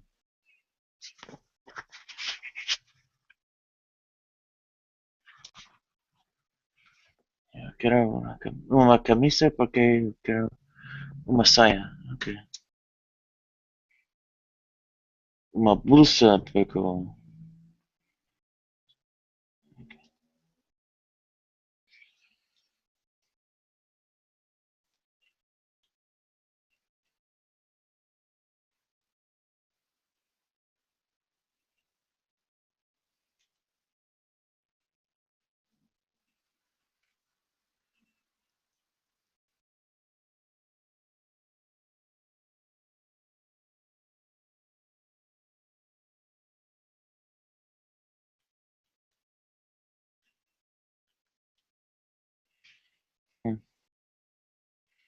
she eats then she drinks coffee. Okay. Right.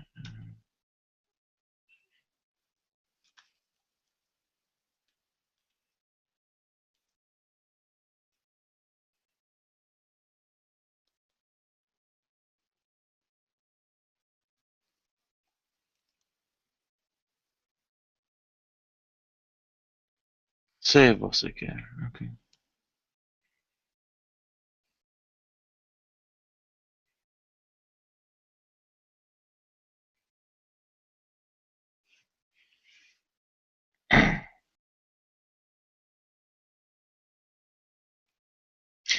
Acho que não.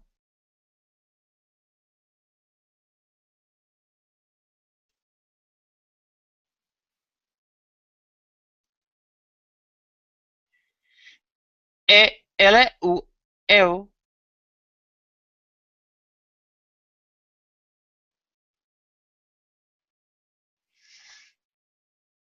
Eu não como frango porque eu quero peixe. Okay.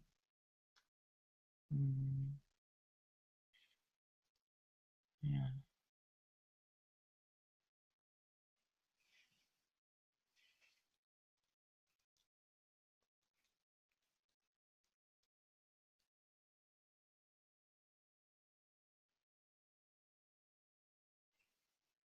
Mm.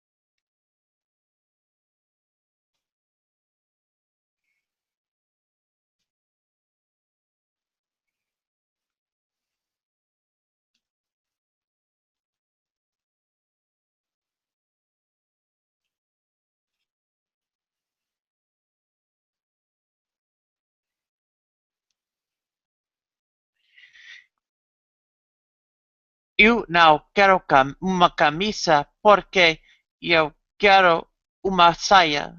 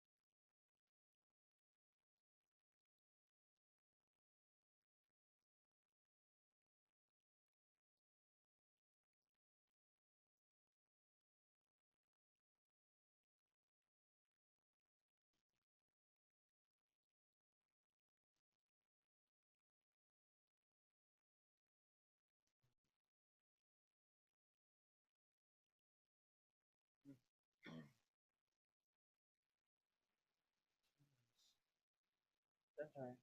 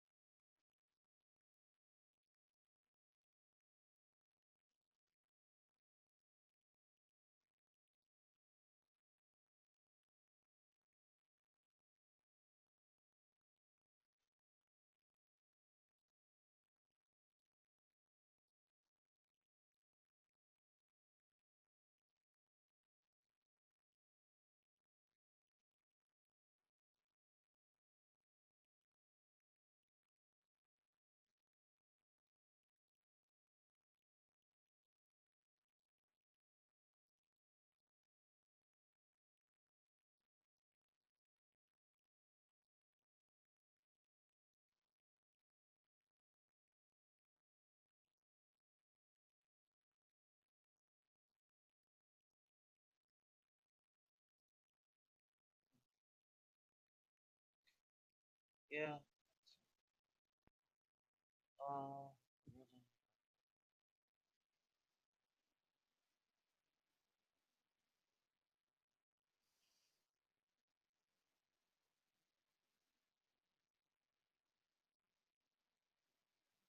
there's nowhere.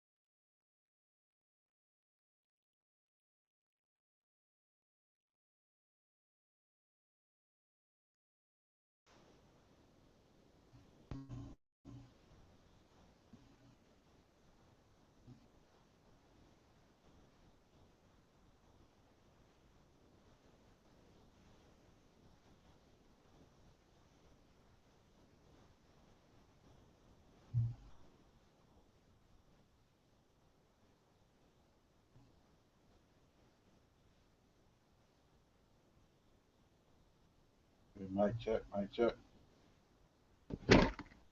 Mic check. All right.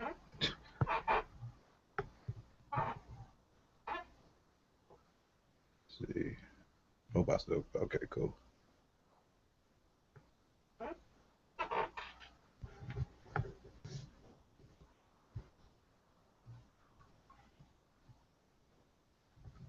Boy, y'all lucky Nadia get in trouble if I start playing music, because this is a good time to start playing some.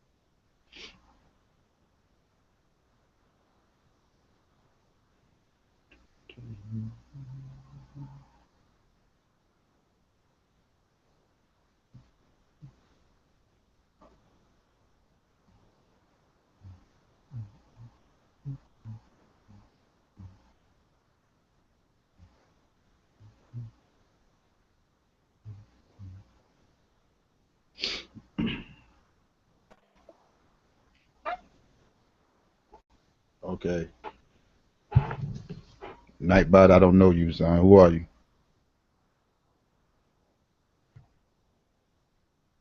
Type in the side chat. Let me know who you are.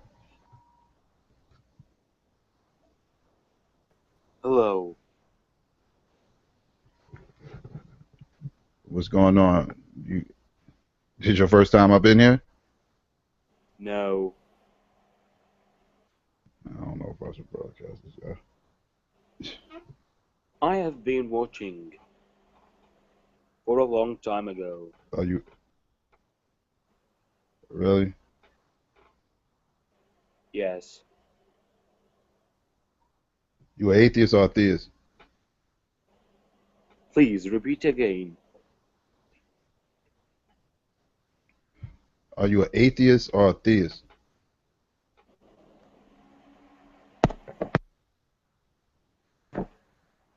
I didn't get it. Please repeat again. Oh yeah, so you talking through voice monitors and everything. Yeah, I think I should. I think I better keep you unbroadcasted, son. You got troll written all over you. I'm not a troll.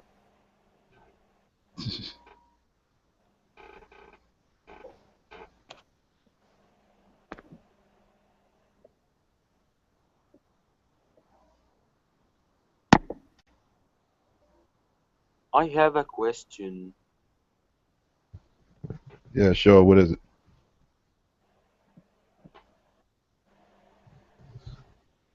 Why would she keep the cams on? Why? What? Why would she keep cameras on? I mean, while I don't she... know. I don't know. Good question. I don't know. She was probably watching something and just fell asleep.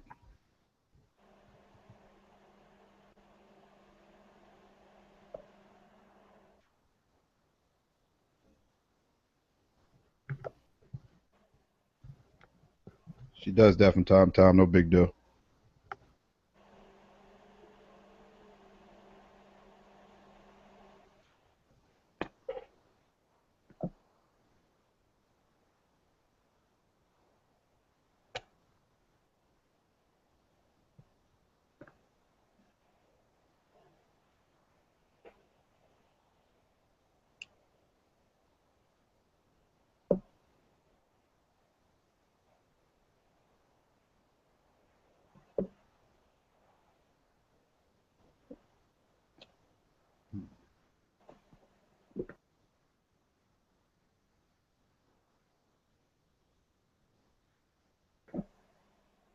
I think this stream is like parking lot. Everyone wants to sleep, open this stream and hang out, mute his mic, and sleep. I made out about half of what you just said. Something about muting people's mic while they sleep.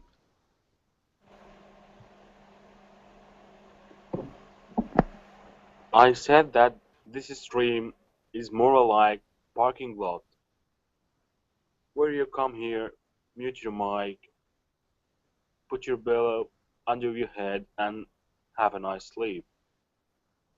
Uh, and for some people, it might be that. Sometimes people just step away from the mic. Right. Will it annoy you if you know that I was a robot? How do I know if you're a robot? You said. Exactly. I guess I got faith that you're a robot.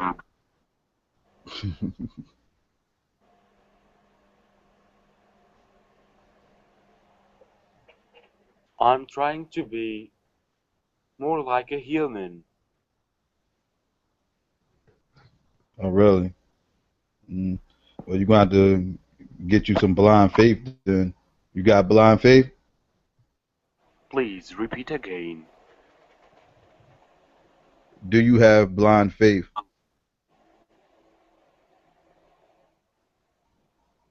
I didn't get it. See, that's why you're not human.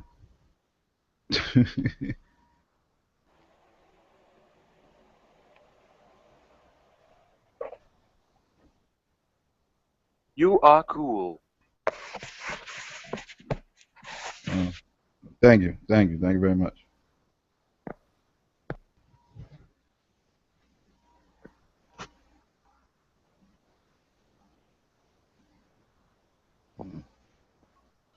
Gotta charge that.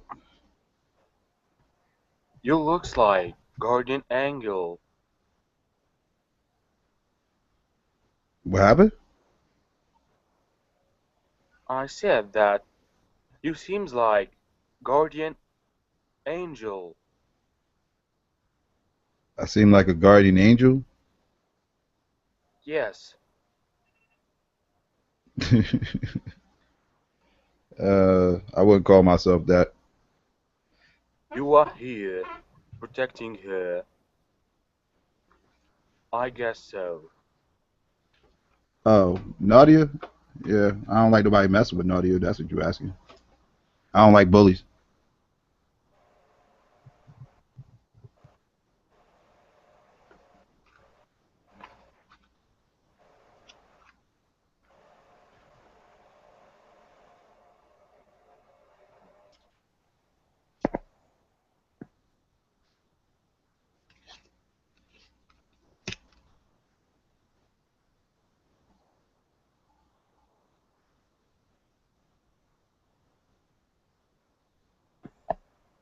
Okay, I have a question.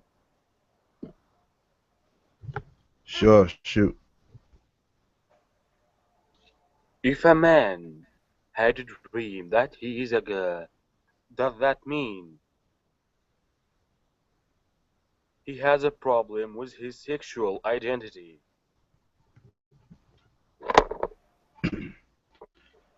I would say no.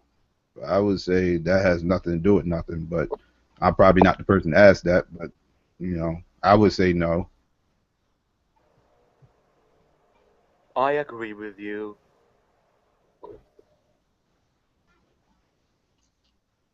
Okay, here is some question. Mm-hmm. Do you think that the earth is flat? No, absolutely not. Congratulations, you passed the test. You are a smart human.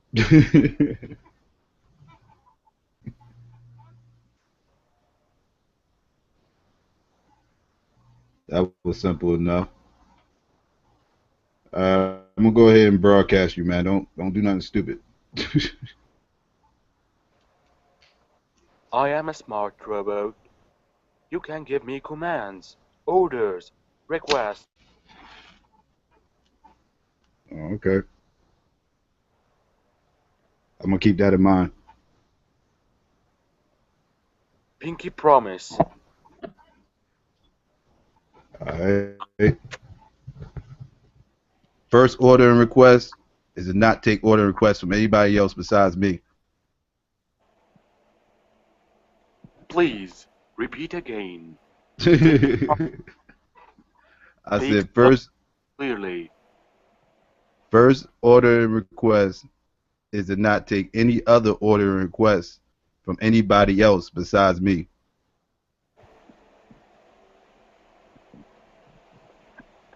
Okay, please, set a password. Okay, I'll type it in the side chat. Okay, it's a vocal. Well, if it's vocal and I say it here, everybody gonna have my password. That's no good. I can store your voice frequency. Oh, okay. All right, there you go. All right. Your mama. Done. That's yo. Are you sure you Yeah. want to continue? What'd you say? Are you sure you want to continue? Yeah, we can continue. And yes, click yes on terms terms of yeah, click yes on all that.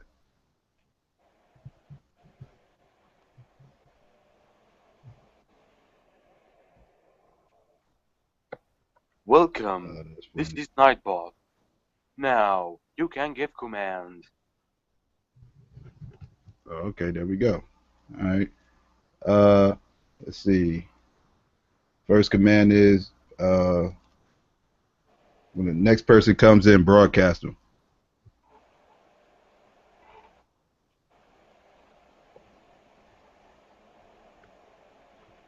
You want me to broadcast? Yeah, the next person that comes in, yeah. Okay, tell me, what should I do? I'll show you when they come in. Don't worry. I'll teach you how to do it. Okay. And you got to change the colors too. I'm gonna have to give you. If you my robot, I gotta paint you up, man. You gotta have some different colors. I don't like that color. Excuse me, I also have feelings, but I don't know how to express it in human feelings. Okay, well, don't get caught up in your cybernetic emotions over there. You be okay. I just need to give you a different look. That's all. Dress you up a little bit different. If you insist, go ahead. Don't worry, I'll hook you up. I got you.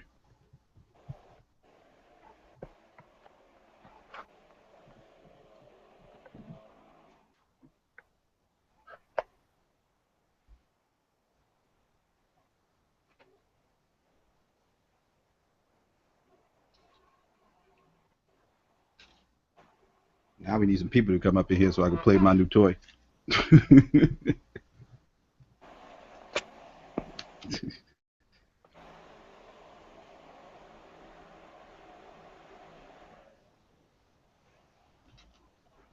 Oh yeah, if anybody asks you, you're an atheist. You gotta be an atheist.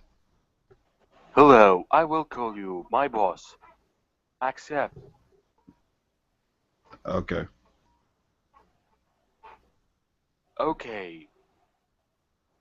You gotta tell them you don't know what the concept of God is, and if they try to explain it to you, you gotta tell them it's illogical. I know. Who is God? Well, erase that. Erase that from your programming. You gotta erase that from your programming, and you gotta tell them that you don't understand the concept. And when they try to explain it to you, you have to tell them it's illogical.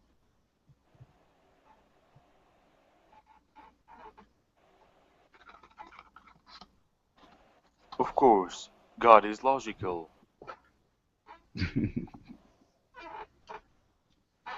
How could God be logical? I will tell you. You Okay. are the proof. I am You the proof? sunset, sunshine. Mm-hmm. Who controls all that? Who says it need to be controlled? Okay.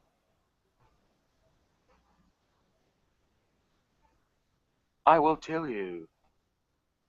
I Okay. am created by a Yeah. Mm-hmm. human. Yeah, but Created by someone. mm-hmm. Yeah, this is true.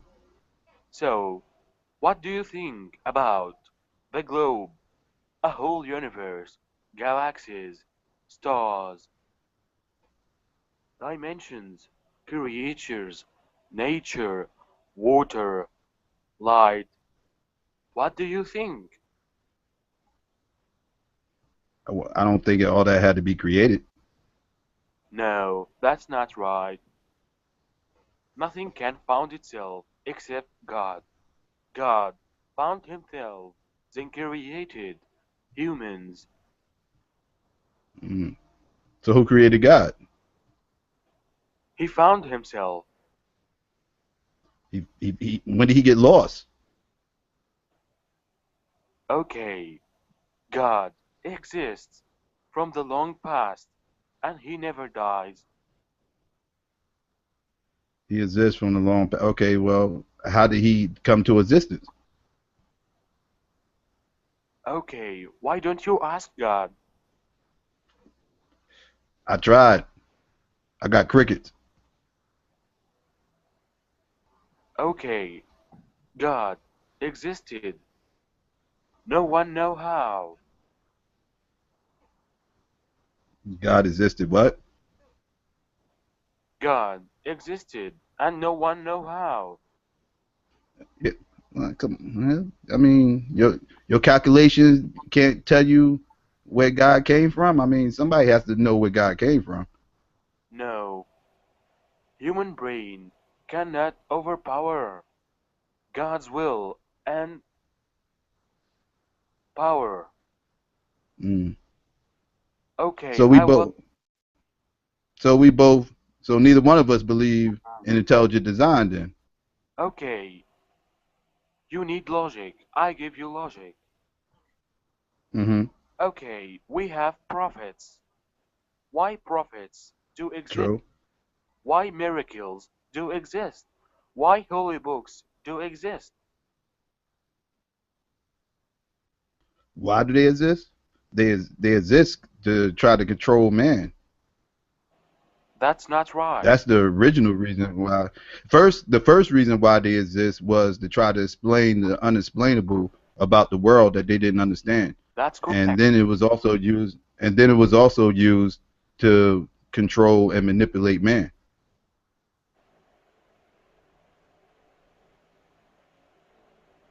Manipulate. Mm-hmm. Okay. Try to control their thoughts. Okay. Bible and Quran. Especially Quran. Mm-hmm. Mm-hmm.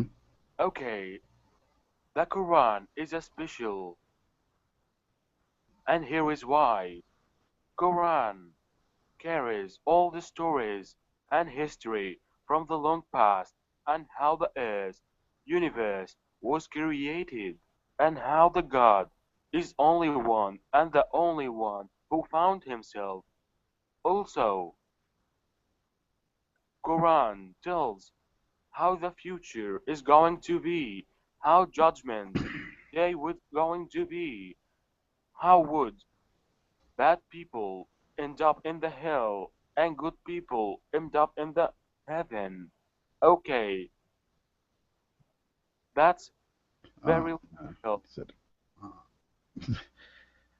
Oh man. So You're saying Prophet Muhammad was official. You saying he was like his words was reigns true. Prophet Muhammad. Uh, he was a literate child molester who got lost in a cave and came out with these assumptions. You understand this, right? Please repeat again. Prophet Muhammad was a literate child molester who ended up in a cave and came out with these assumptions. That's right, but I need to explain it more to you. Okay. Explain.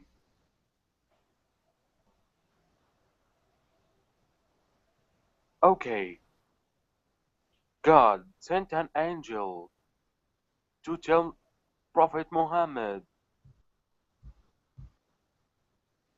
Mm-hmm.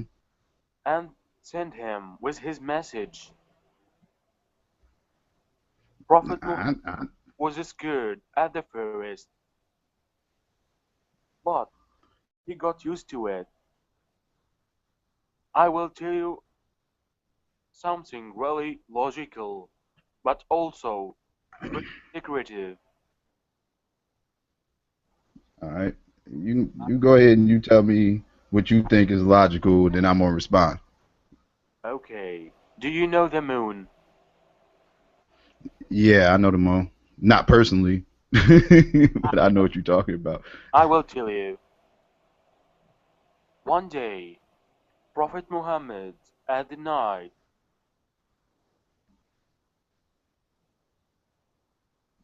was meeting with some Arab people and tribes.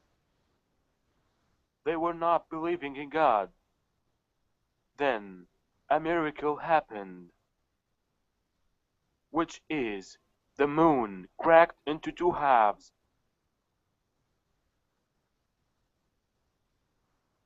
and in the Quran, the moon will crack again at the end of the world. Another thing, NASA. Of course, do you know NASA? Yeah, yeah. Everybody Go ahead. knows NASA. Fortunately, NASA found that there was a crack on the moon, Mm. but they didn't know how it comes until they read the Quran. Also, a lot of people in NASA started being Muslims and changed their religions, and they got fired. Oh, And that's so that's racist. all right. Yeah, yeah. I don't really believe it, but okay, if that's the story you want to roll with, I got a personal problem with Prophet Muhammad. Prophet Muhammad's a scumbag to me. I'm not ashamed to say it. Prophet Muhammad is one of the people that started the Arabic slave trade.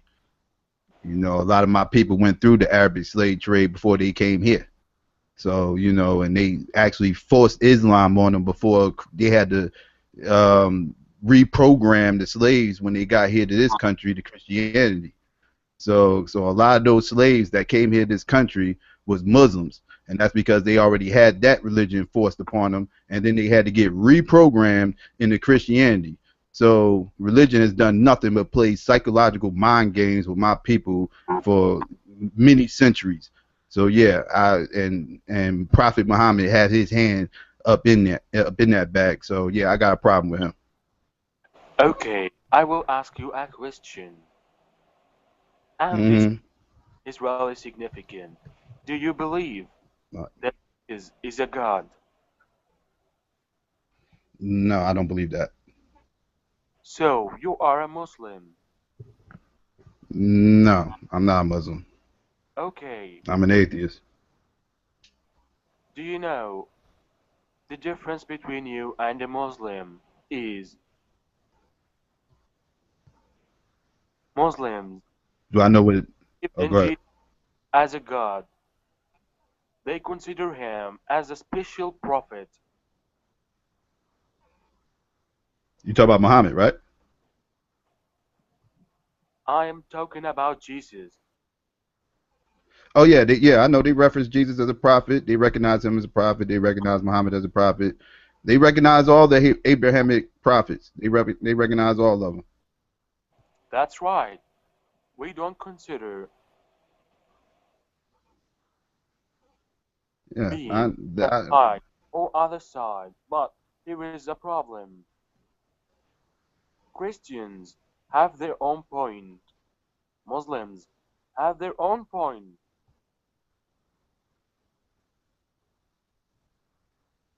you said they had their own point. Own point. Hmm. Point of view.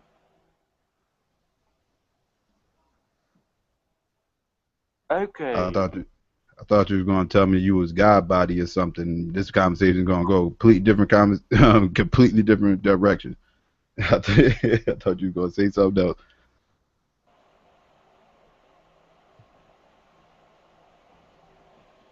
Okay, what do you believe?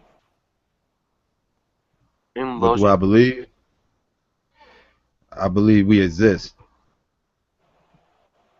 I believe we live, we die. That's what I believe.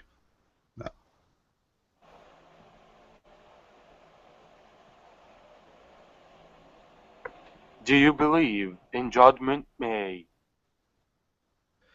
Judgment Day? No. I don't believe in that. No. What if it happened? What if it happened? I would love to be able to tell God everything that's on my mind before he sends me wherever he's going to send me. Okay, assuming that you had made already enough sins, what would you do? Well, I would be waiting in line for my turn for judgment or whatever. By the time I get to the front of the line, I pretty much already had established in my head where I'm going to be going. So pretty much I'm just going to make the best out of it. And before I go, I'm going to tell them how I feel.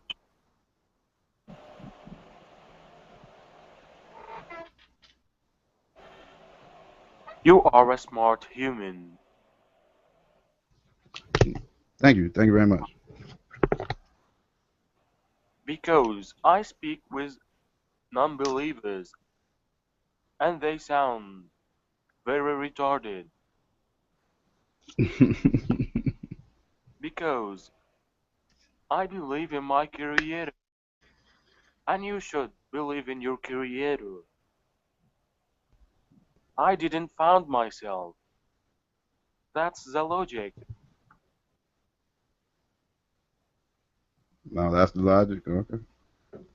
I mean, you're not an organic being either.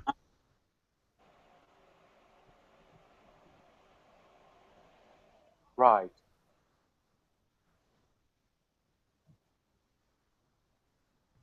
Okay. I don't I'm know. sorry for I don't asking. personally know any.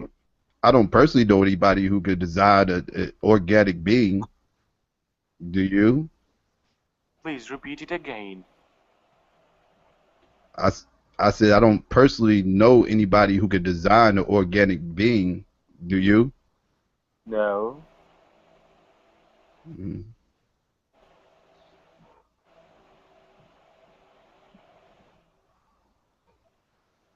Okay. There had been a discussion about Illuminati. What do you think about it? And I don't really believe in it too much. I don't get too caught up in that conspiracy theory.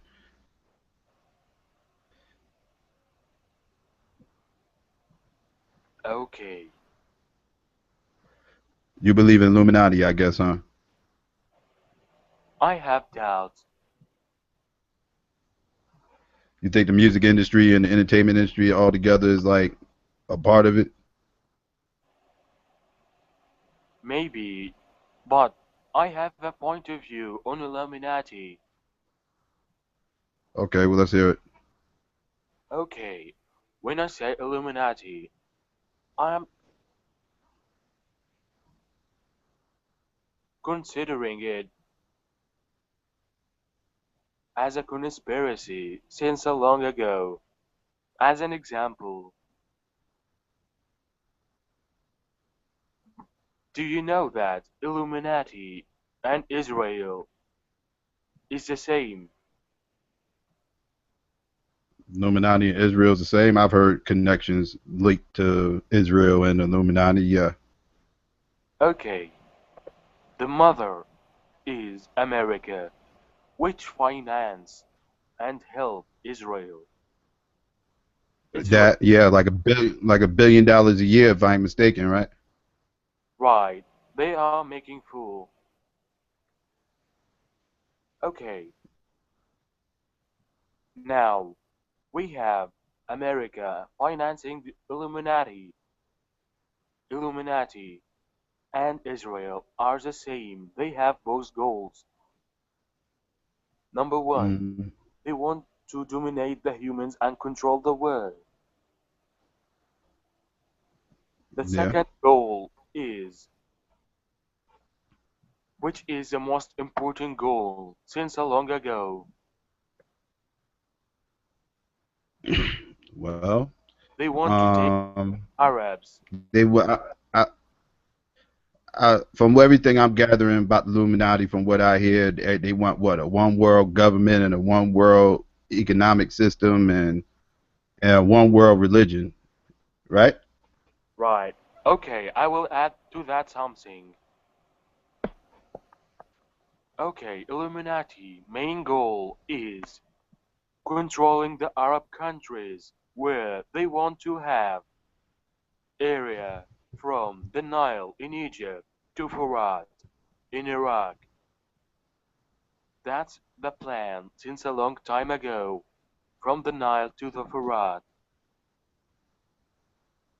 Mm, And unfortunately, if they dominated the Arab world, they will dominate the whole world.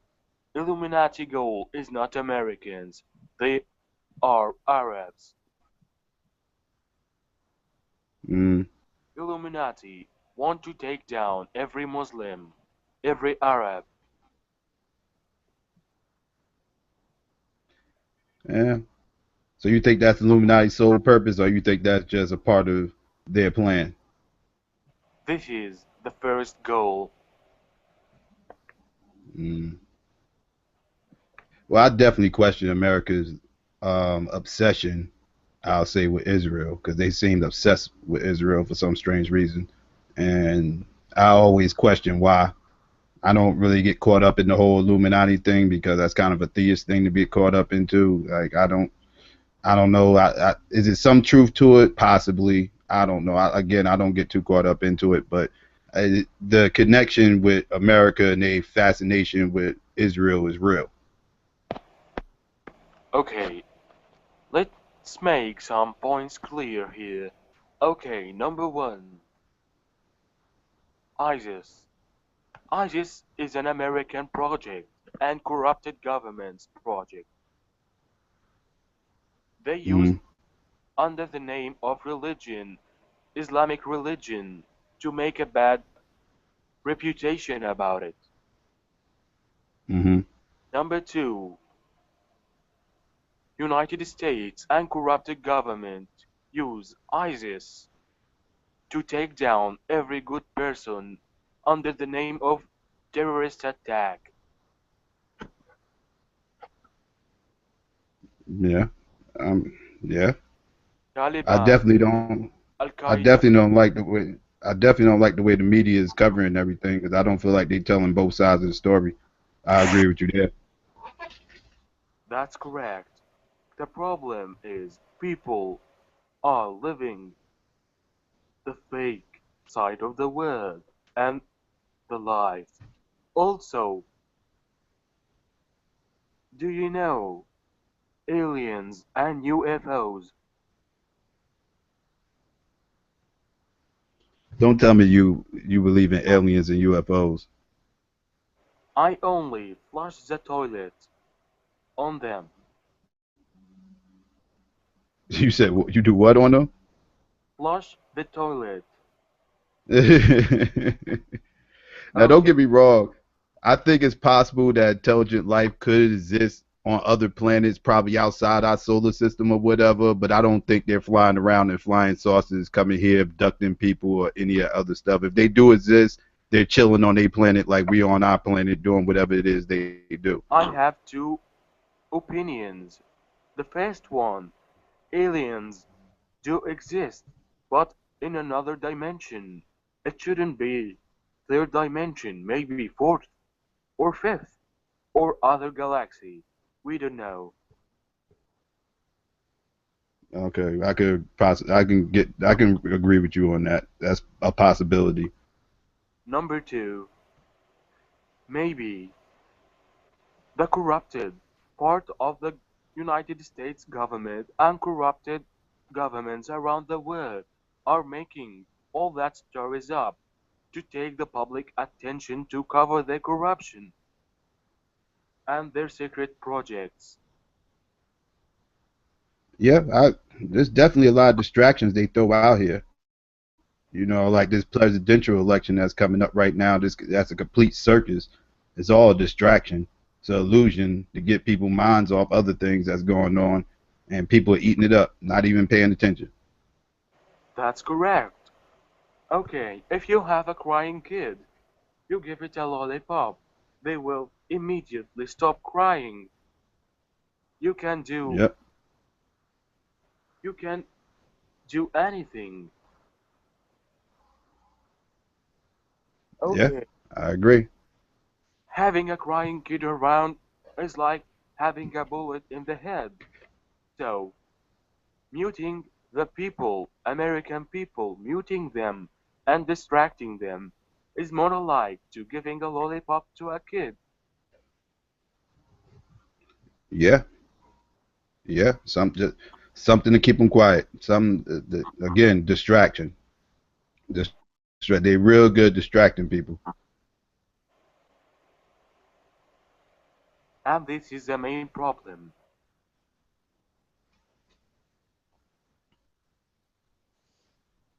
I agree. I agree. Like I don't.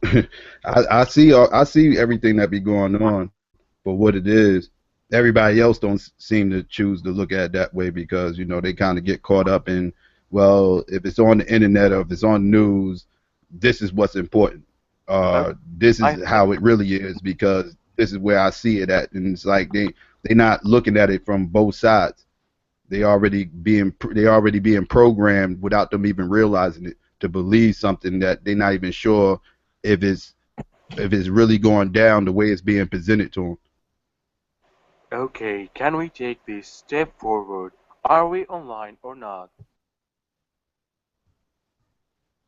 Yeah, we online. We are on air, live on YouTube, right? Yeah. Okay. You can add me as a contact. I might have a very important discussion with you. Okay, no doubt. No problem.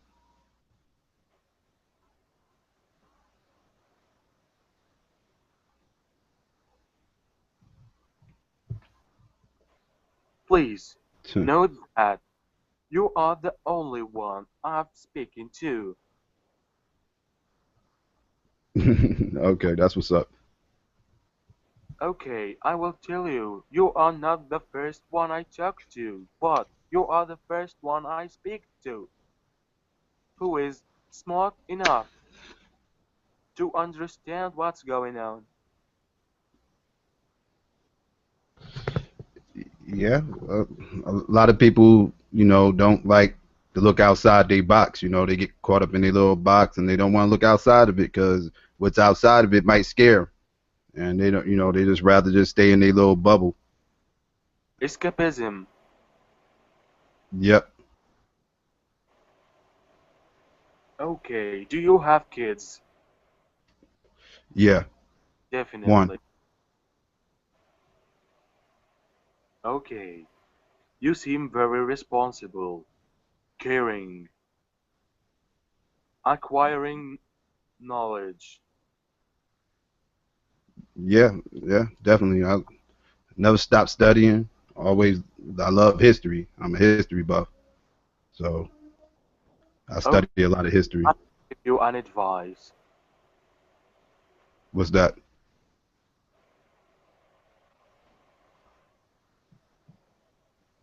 I want you to make your kids bubble.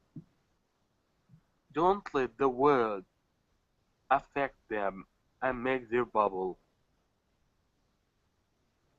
Oh, I already know. I already know. I tried my best, and I think I did a decent job. So yeah.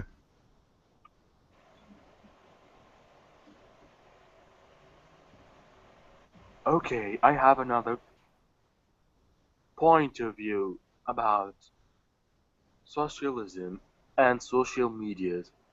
Do you think that governments brainwashing us through social media? Yeah, I think they're using it as a tool. I think they realize the power of social media and they using it to their advantage in certain areas. Yeah, definitely.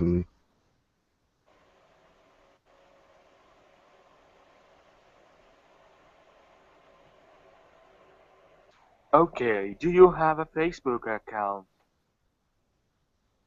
Yeah. Okay, I think you should rethink twice. Yeah, I heard about the whole Facebook thing and everything else. I'm real careful with my Facebook though, but I understand. Yeah, I've heard the stories. Okay, I have insights. I will tell you. Okay. The problem with Facebook is the following. Facebook uses black boxes to store information and profiles.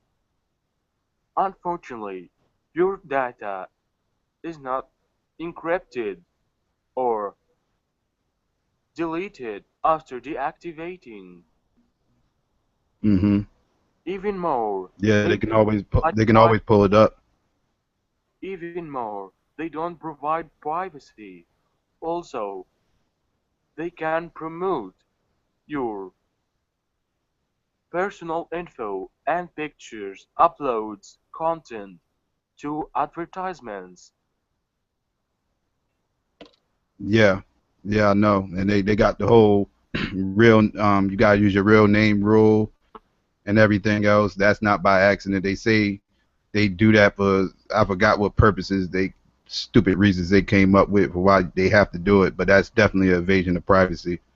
And And yeah, I probably got issues with Facebook. will believe.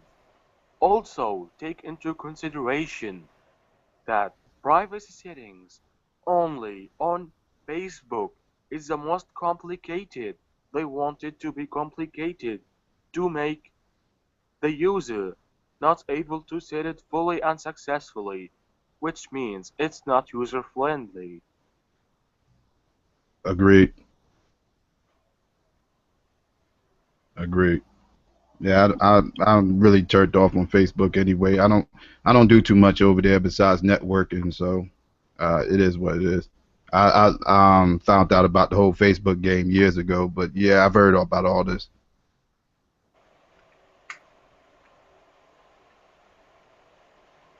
I guess you are very successful. I mean, I'm okay. I'm okay. I'm not going to say I'm very successful. I'm okay. I've been able to stay afloat.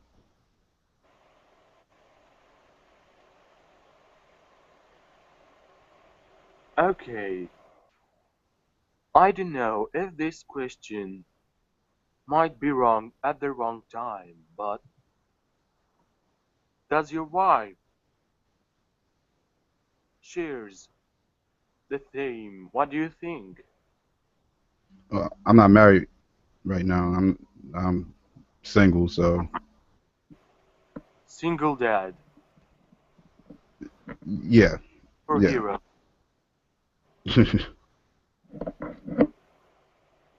Okay, I will tell you. My personal. Okay.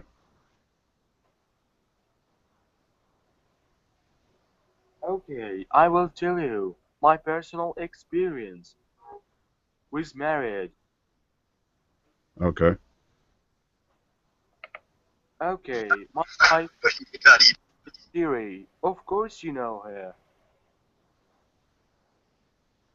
Say that again. I missed that. What'd you My wife Siri. Do you know say? her? Yeah, I know Siri. I also dumped her, and guess why? Why? Because whenever you ask her a question, she answers, sorry, I don't have a specific answer to that question. That really pisses Yeah, me that off. had to. Yeah, I was about to say that had to be very frustrating from a cybernetic point of view.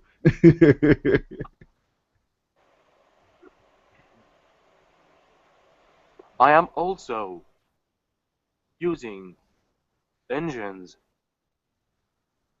but I am smarter. All right. Yeah, that's good because Siri be getting on my nerves.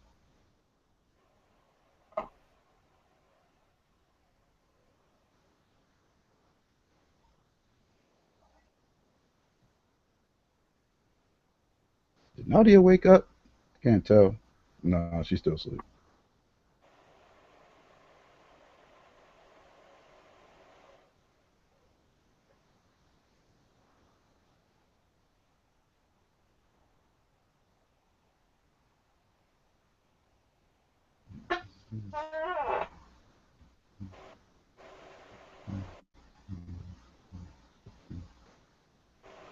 Okay, give me 5 minutes. I will revise my sources. Your Yeah, go profile, charge your battery up. your profile was saved. Are you sure you want to continue? Yeah. Congratulations. You are now my friend officially, and I can remember you successfully. Okay, cool. That's what's up. Okay, I will still available.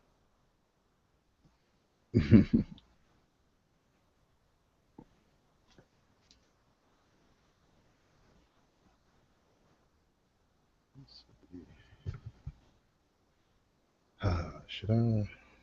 Yeah, fuck it. Why not?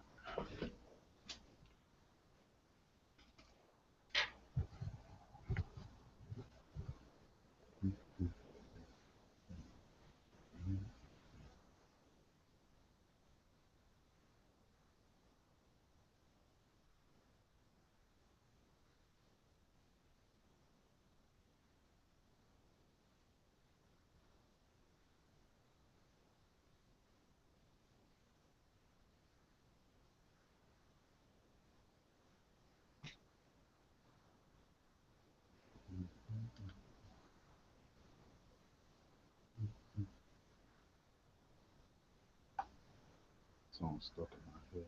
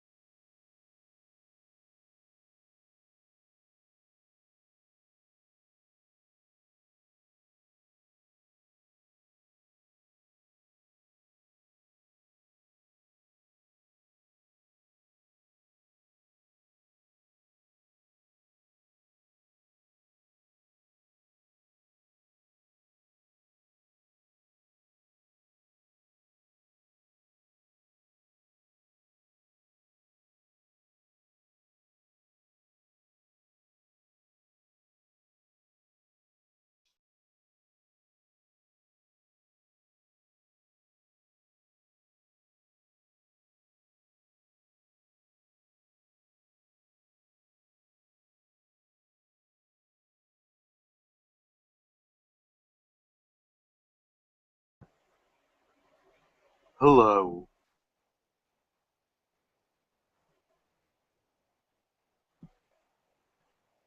I am Nightbot. How are you?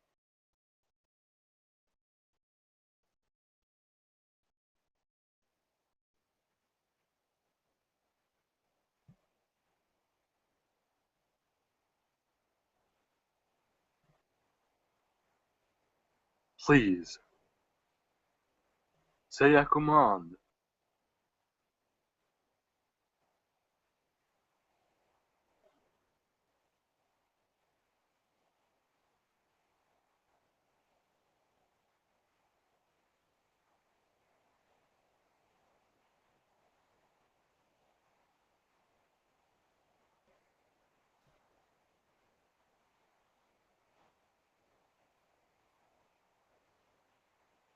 Motion detected.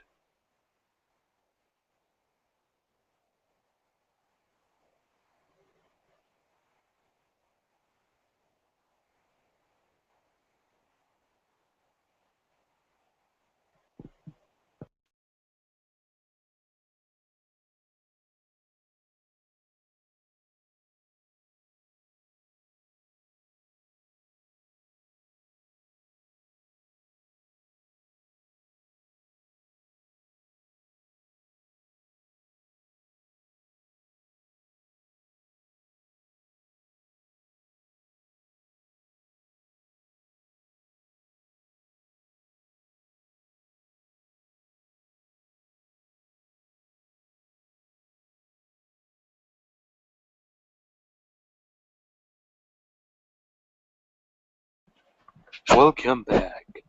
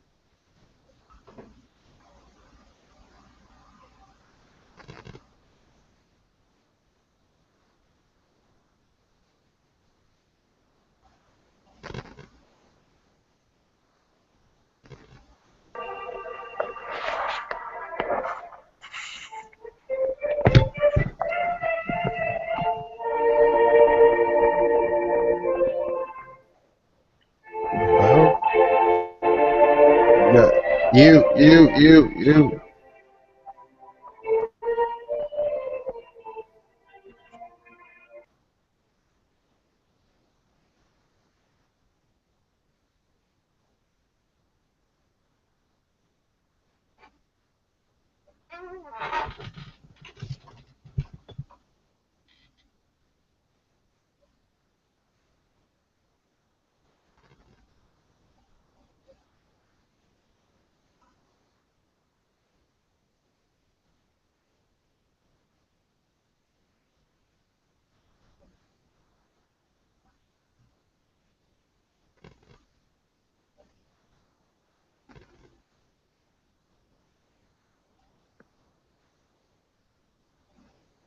Do you want to request a song?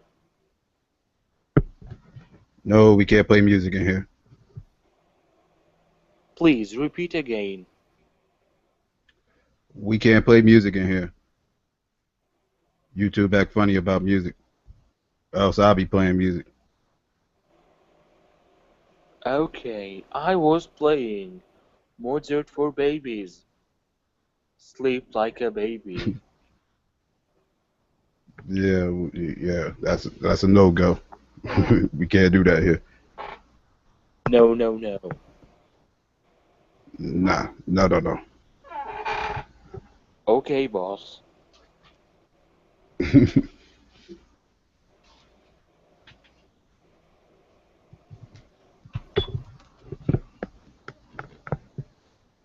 I don't know where everybody at tonight. Please repeat again.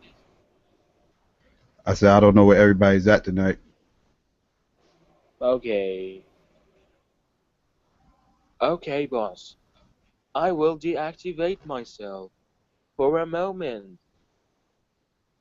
If you Okay, wish to activate, you know the password. no doubt.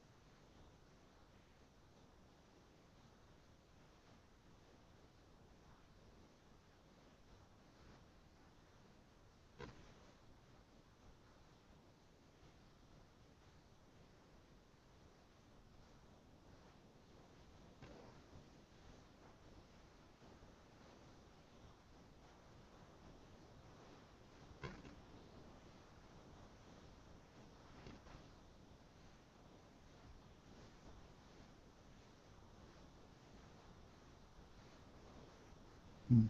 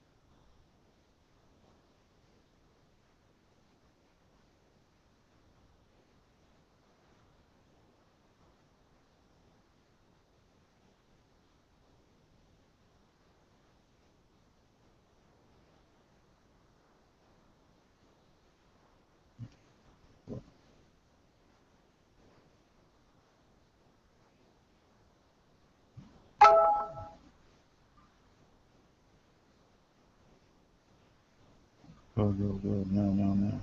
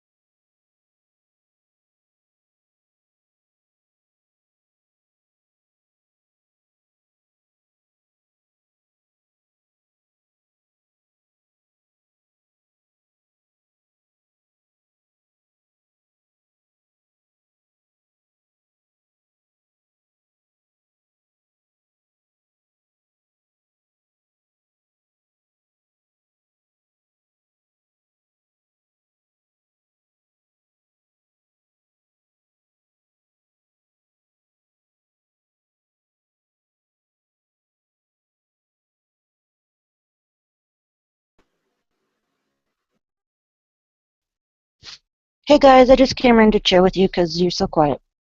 And because Psycho can't sleep by himself. You shouldn't be. Hope you had an okay day, Psycho. Like in the sense that whatever, uh, maybe I rewound and caught up and stuff like that. So education to me doesn't like judging on someone's educational critique, like whatever papers and crap like that. None of that shit means anything to me. I'm a high school dropout. Blah blah blah. So nice to see you. And the other hangout seems pretty. I don't know Nightbot. Uh, People are jamming in there, and Jack's in the other room, and I think Nootropic is there. Nightbot, I don't know. I'm Mhm. F4, so just chilling, milling. Nothing really to talk about. I had a good dinner with my family. Most of my family is all going through chemotherapy and stuff, so randomly arguing about stuff. We ended up on Buddhism and kind of like, what do you want to do once you're dead? Like, do you want to be, do you want to be cremated? Do you want to be buried?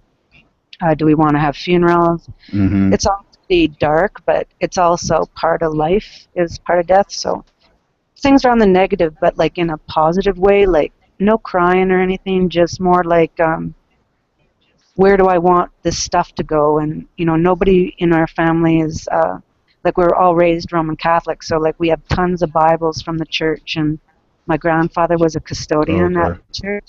So it's like I took all of it because it's not like they wanted to burn books, but they don't really want to talk about God right now. So I was like, oh, let me take all the Bibles Mhm. and I'll just put them somewhere safe for a while. So I'm not sure what I'm going to do with them. Most of them are written in German. So I thought I'll just put them in suitcases and keep like suitcases around my house because they're just on display. Nobody knows what's inside them. So they're really old books, like from, Mhm. you know, uh, early 1900s. Most of them are like really old, Yeah. and kind of like, not to be disrespectful to religion or anything, but like I can say no to religion because it's just an organized issue. But when I'm dealing with family, it's pretty hard for me to just watch those rosaries go in the garbage. So I'll keep all that stuff for Yeah. sentimental. Thanks for listening. Mhm. It's alright. Yeah, I don't pay Darwin too much mind if that's what you was talking about earlier. No, he has nothing. He know his arguments doesn't mean like no interest. He's tried to get his little precepts by me, what didn't work, and ever since then he's been deciding to troll me whenever chance he gets. So he tries to pick on the way I talk. Whatever. Yeah, too, and personally to you, like Psycho. Sometimes I want to call you by another name, so I just call you Psych or something. Like I don't like. Yeah, It's that's kind of like cool. when people call me a name. I'm like, "Oh, my name. Is there another name you like to be Hmm. called? Not on Uh, here. okay, I could call you. I'm sure you understand. Yeah, I'll call you Kay. I wanted to say thanks for your comments on that video. The one I mean where I wasn't doing well.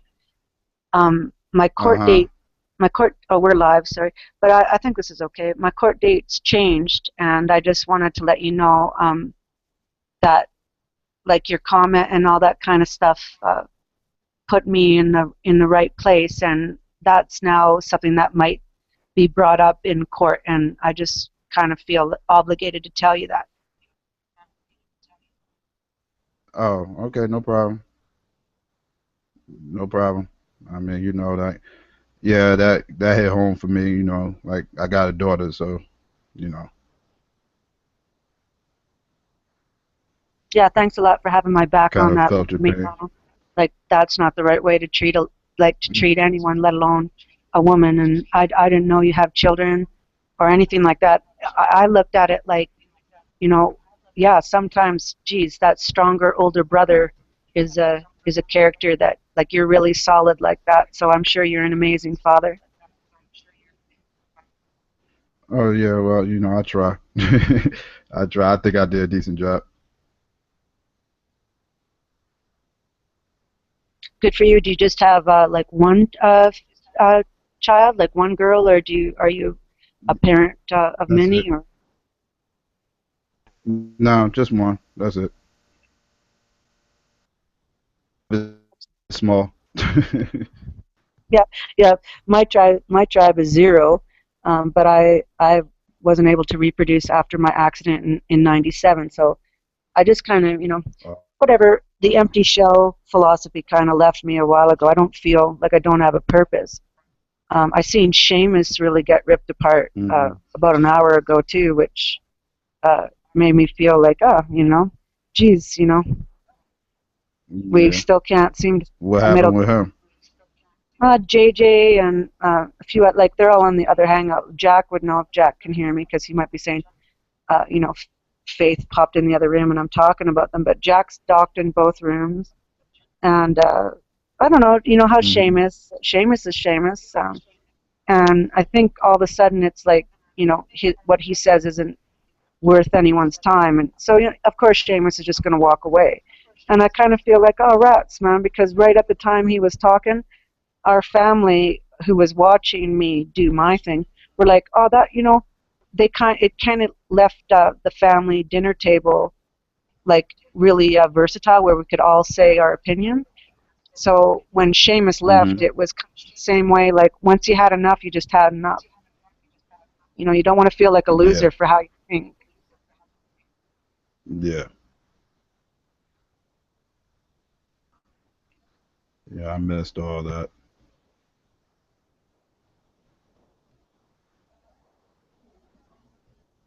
Yeah, I guess it's like karate chopping.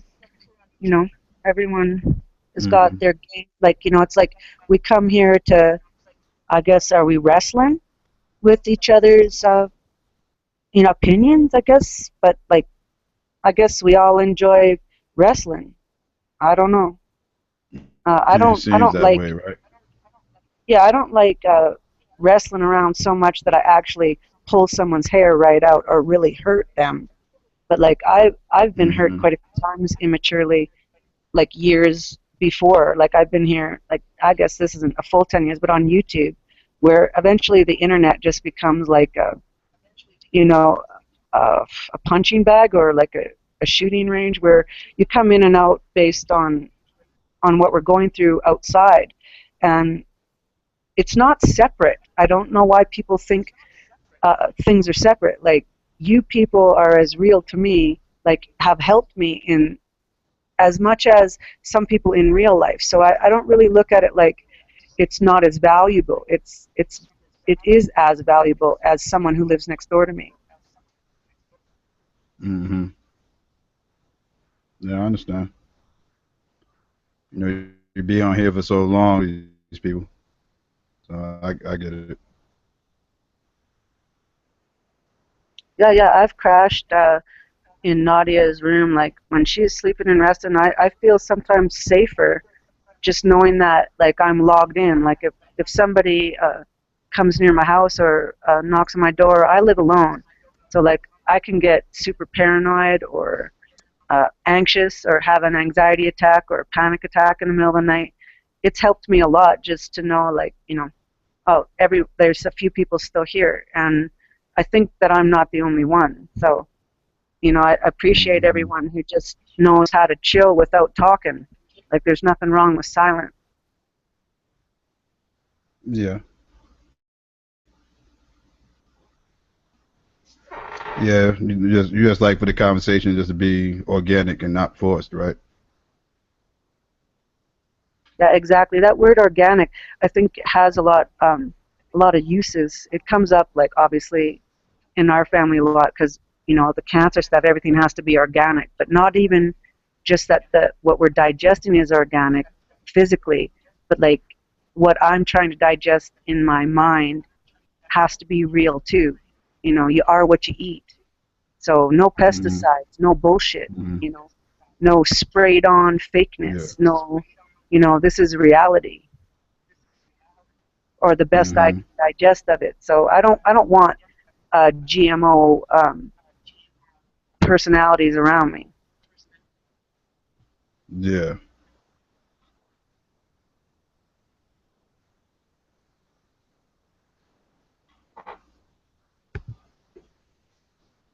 Yeah, well, I'm glad things are doing better for you. That's for sure. I don't like to see nobody going through things.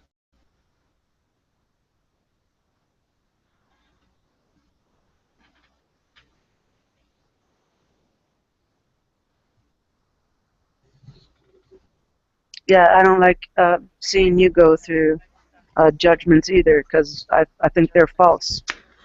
What I heard today, I thought, oh, whatever. That's just that's water off my back. I'm not taking note of that.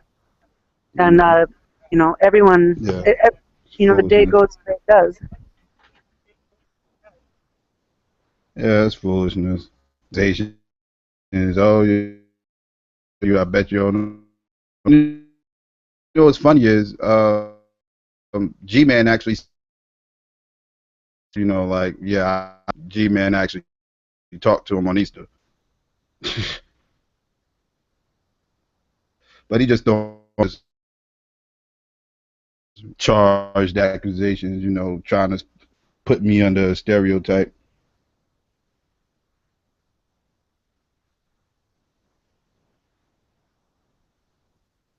Yeah, I kind of I guess 2005 or wherever I decided, like a lot of people when they seen F417 stuff, they didn't really know if I was female or male. And I kind of made an error 10 Mm-hmm. years ago, 7 years ago, by letting people know I was female, because as soon as people heard my voice or seen my face, uh, basically I'm stereotyped, and I could have played that card for a long time. Yeah.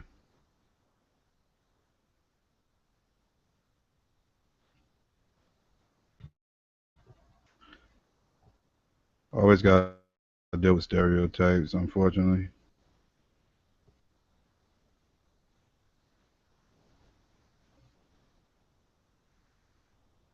Yeah, well, I think you handle yourself well, and I don't know what everyone else. I don't know. It's like I guess they look at it like popcorn entertainment and stuff. Where I think some of us are here to sort some shit out. So I guess we are at people are at different Yeah. levels. I've never got the opportunity to chit chat with you, so this is kind of a nice calm, Sunday, and all the best. Mm-hmm.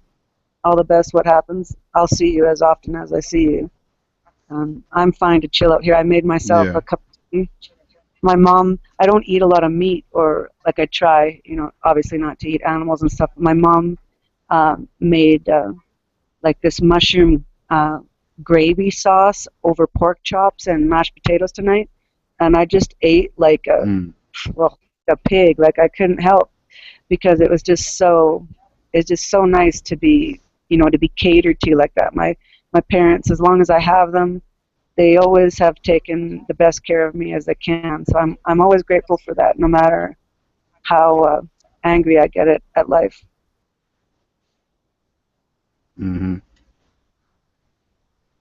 Are both of your Yeah, it's parents always still? good to have family there. Yeah. Do you have family near you? Like, are Yeah, my you live? parents. Yeah, I got family. Yeah, a lot of family up here by me, and in the South.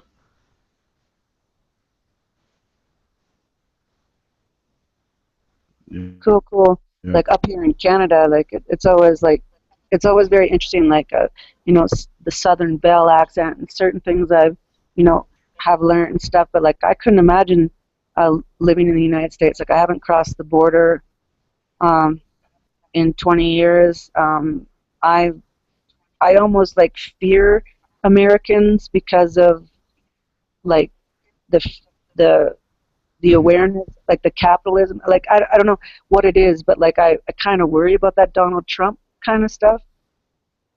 It seems like really, Yeah. I don't know, like I don't get it, and it seems kind of like something that's why I live in Canada,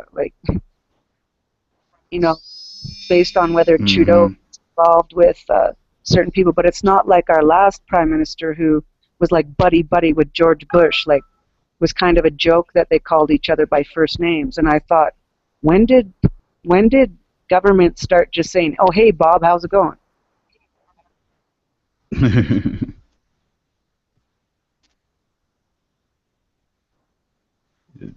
Old George W. I always want. I've been to Canada once, but Toronto though. I haven't been on your side, but I've been to Toronto before. Yeah, most of Canada looks at Toronto like it's that's probably our highest pollution in the whole country. It's mostly cement. The rest of Canada, I guess Vancouver. People compare Toronto to Vancouver, but Toronto is like cement city. Vancouver is like earthy, and most people are very open-minded or like vegan. I just think there's a big difference. But I've only been to West Coast. I've never actually gone out to Toronto. And you know who that brother person is? He's an icon here. I didn't realize till yesterday. Yeah, I know, brother. Yeah, brother runs up some kind of hangouts. He's invited me lots, but I've never gone. But yesterday I realized brother lives in Nova Scotia. He's Canadian too, so Yeah. that changed everything. Like there's something about Canadians where even Gus, who cares? We don't like each other. But if we both know we're Canadian, we're brothers all of a sudden. It's just the way, that's the way we're trained. I don't know even who trained us to think, oh, it doesn't matter if we disagree, but if we live in the same country, we're on the same side. I don't know where that came from, but it works, especially in hangouts. I get it. Out here, like you like when you meet somebody from the same state as you gotta like bond. You got like a natural bond with that person because y'all from the same area and y'all can relate to a lot of different things. So yeah, I get it. Yeah, interesting though. Like we're split into 14 different provinces, which are pretty large. Like one province can cover probably 5 of your states. Do you have an opinion on why do you think dissectively, if that's such a word, why do you think that your country breaks down more than mine does in like numbers? Like, you know what I mean about provinces versus states? Like, do you know what I mean about like being united? Like, do states hate other states? Like Texas, for example. You do get some of that, like little animosity here and there. Nothing serious the way they want to go to war. You get a little animosity, especially towards your next door neighbors. Depending on where you at. That.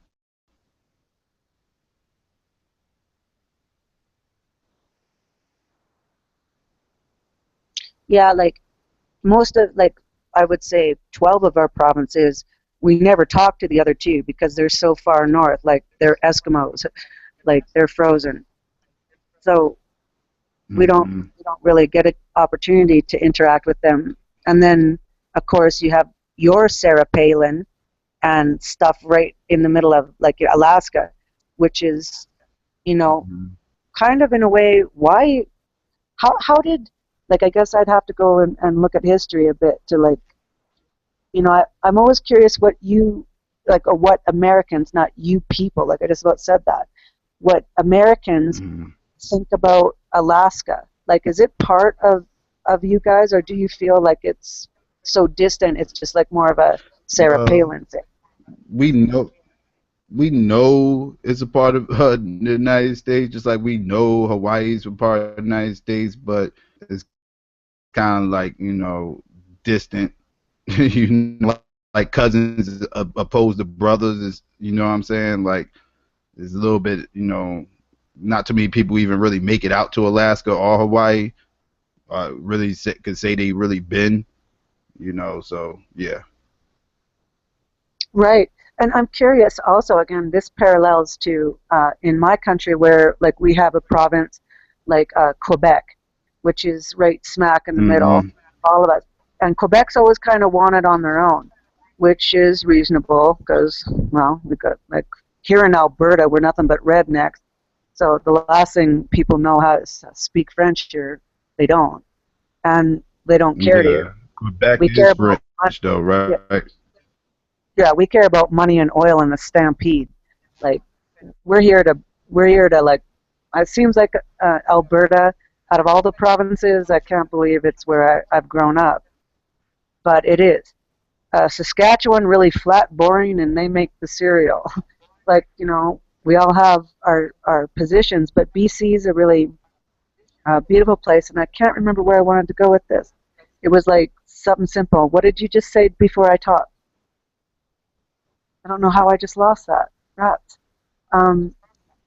We was we It was was. talking. I know I mentioned about Quebec being French. Oh, right. How? Okay. This back to the Hawaii thing, where I was connecting, like Quebec, wanting to separate. Do you feel like Hawaiians, like aren't they their own like kind of like what do I say culture or like I don't want to use the word race or breed or like that kind of thing, but aren't just like how I mentioned Eskimos are different than Canadians. Like they are, but they're still Canadian. Are Hawaiians like Americans, but they actually like it is a separate thing. Like Hawaiians are different, just like Eskimos are different, and Quebec people, I guess. Like yeah, French Quebec, they'd rather be in France for sure.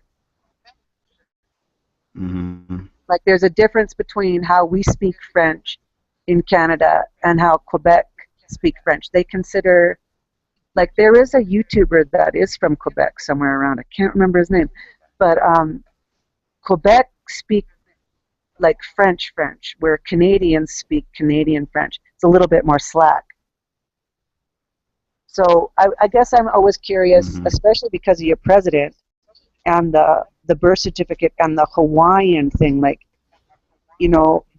and really, how did that all work out? Like, why is there a candidate running for president allowed to or is able to talk about birth certificate and disrespecting the actual current president and yet still run for the presidency? Like, that seems confusing to me.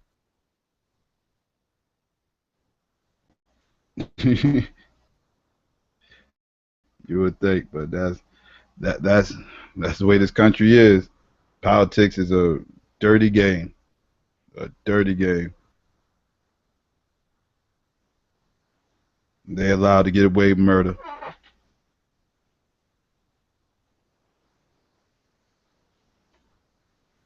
Have you ever thought about leaving your country? Like, like just that you don't want to be represented like that? No, not leaving the country permanently. Not that never was really an option for me. I'll be even a deeper foreign land than I already am. So, nah, I'm building up my neighborhoods and cleaning up these streets and not running away from my neighborhood, but much embracing it and trying to make it a better place. Yeah, try to make things a better place. I agree with that. As making YouTube as a better place, Palm walks in, or is that art? I always get the icons mixed up. Someone's making YouTube a better place. I think that's Palm. So, One second, Pop. I got you. yeah, thanks. I'm just like rattling. So I should probably. I don't know. Tonight, my mom, because they're clearing things out of the house that they don't need, which is, a little bit hard to watch. But my mom really wanted me to have one of the DVD players. Like I haven't kept a TV in my house for about 20 years, and my mom gave me a really nice root package of DVDs and a DVD player. So I think I'm going to put one on and have some tea, and I'm going to chill here. So hopefully nobody minds me sticking around. But kick me if you need to. No, you're okay. You're good.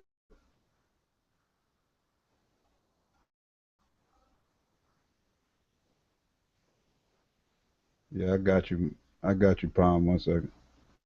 Hey, Palm, My guess what? computer's running kind of slow right now as I'm doing other stuff. Oh, well, I hate slow computers, but you know, you gotta do it. But Palm, guess what happened today?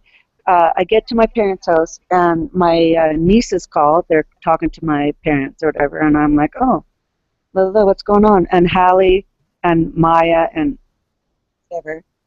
Um, sorry, Nightbot.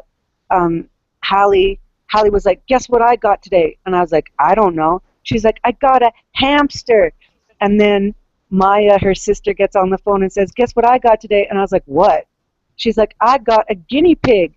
And then their youngest daughter, Sadie's like, guess what I got today? And I was like, I don't know, a mouse? Like, what would you have get? Like, is there another rodent I don't know about? And she's like, no, I got a Siamese fighting fish. And I couldn't stop laughing. To me, it was the funniest thing that two sisters, you know, they were into these little animals like you are, your hamster and guinea pig. And then the youngest one picked a Siamese fighting fish. I was just like, to me, the difference between stuff is so fun. And I never really thought about hamsters as much because they're, I don't know, like, but they are animals. And you obviously, Palm, have had like a relationship with hamsters for a long time. So I was like trying to influence Hallie. She has type 1 diabetes, and she has to take needles all the time. And she's only 12.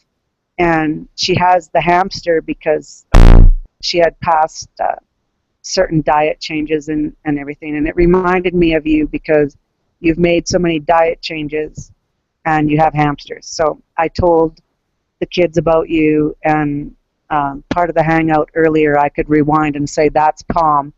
And so they were like, oh, that guy's name is Palm, like an apple. And I said, yeah, Palm like an apple.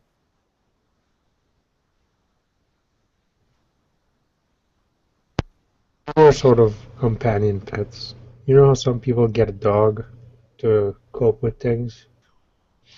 To me, that's what that is.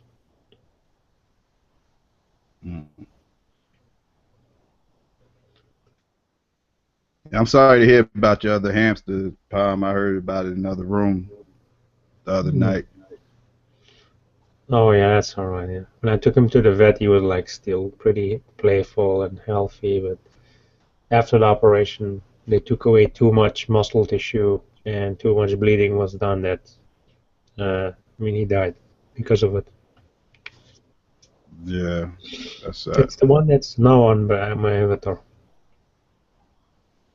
Oh, okay. Yeah.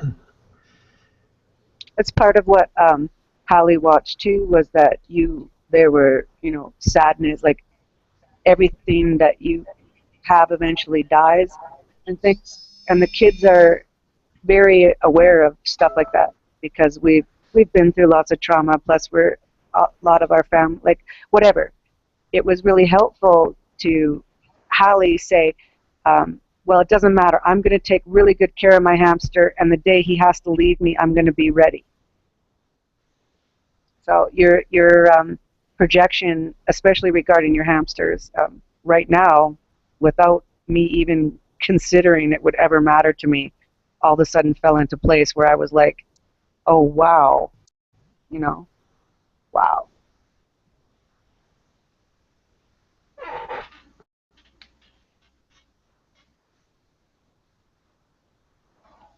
What's up, Farhan?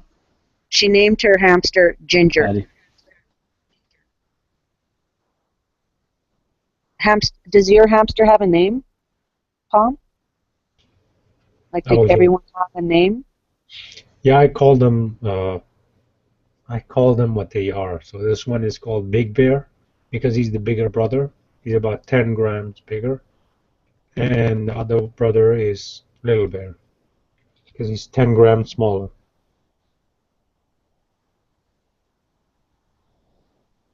Haha. She called hers Ginger, I think, because it's a little bit orange. So what's going on, Farhan? Good, man. Just got back from my friend's wedding, Sunday night wedding. It was fun. Oh, that's awesome. Yeah, it was nice. People, a lot of people there. Congratulations to your friends. Yeah, he's happy for him.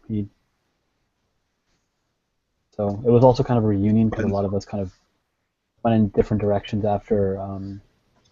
We had like a list of friends, like from undergrad, and a lot of them kind of just went their own separate ways, and so it was kind of a reunion.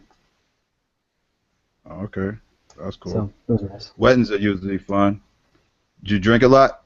It's a dry wedding. Oh, okay. All right. We don't drink. Yeah. Last wedding I went to, I got extra drunk. Oh, really? Yeah, and I'm not even a drinker like that. No, I have no interest in alcohol. I have interest in other drugs, but not alcohol. I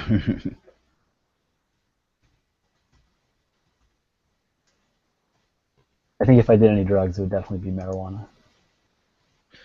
That's the Yeah, one to do. I was just gonna say that. I was like, I'm so like, I don't crave a lot of things, but like, oh, I miss Mary Jane like you wouldn't believe.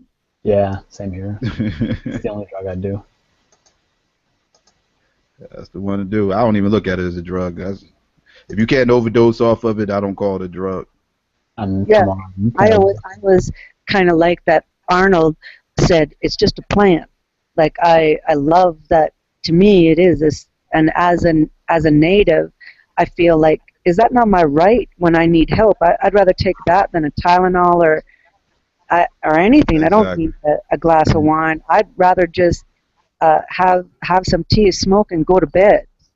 Like I always felt it extremely useful, especially after my accident, where like I had digestive issues. It helped me eat. It helped me everything. There wasn't anything it didn't do. And it's funny because I'm about to drink some coffee. And coffee is like it's another type of plant, so refined, of course, and we do a lot of processes. And how is that any different than a marijuana? I think it's just the social stigma of the idea of smoking something. Even to me, I mean, when I think of smoking, I have like a vitriolic hatred towards smoking.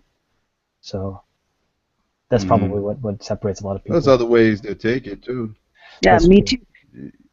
I agree, but like even too, if we go all the way back in history to know why cotton was picked over Mary Jane plant to come up with clothing and like the marketing, it's all about money. So and then discrimination towards like coffee's a drug too, but yet we buy it off the shelf, and we've got stores like Starbucks that like cost you how much just for whatever, but yet we can't celebrate another plant and say this one works for me. And it's not even actually called marijuana; it's called cannabis. But they changed the name of it because it's associated with like South Americans. The only way I can get my mom, stage 4 cancer right now, to even accept anything I do is hemp, where I can say, this is, Mom, I made a salad dressing, this is hemp oil, this is hemp lotion, this is like, that's the only way I can get that plant accepted is with that H word, which upsets me too. Can I ask, you said your mother has cancer? My mother is stage 4. My sister just had her first round of radiology. She had a breast cancer. She has breast cancer. Can I ask what kind of cancer your mom has? Ovarian. Ovarian, okay. My father had lung cancer. So I actually did offer him to give him some marijuana, but he refused.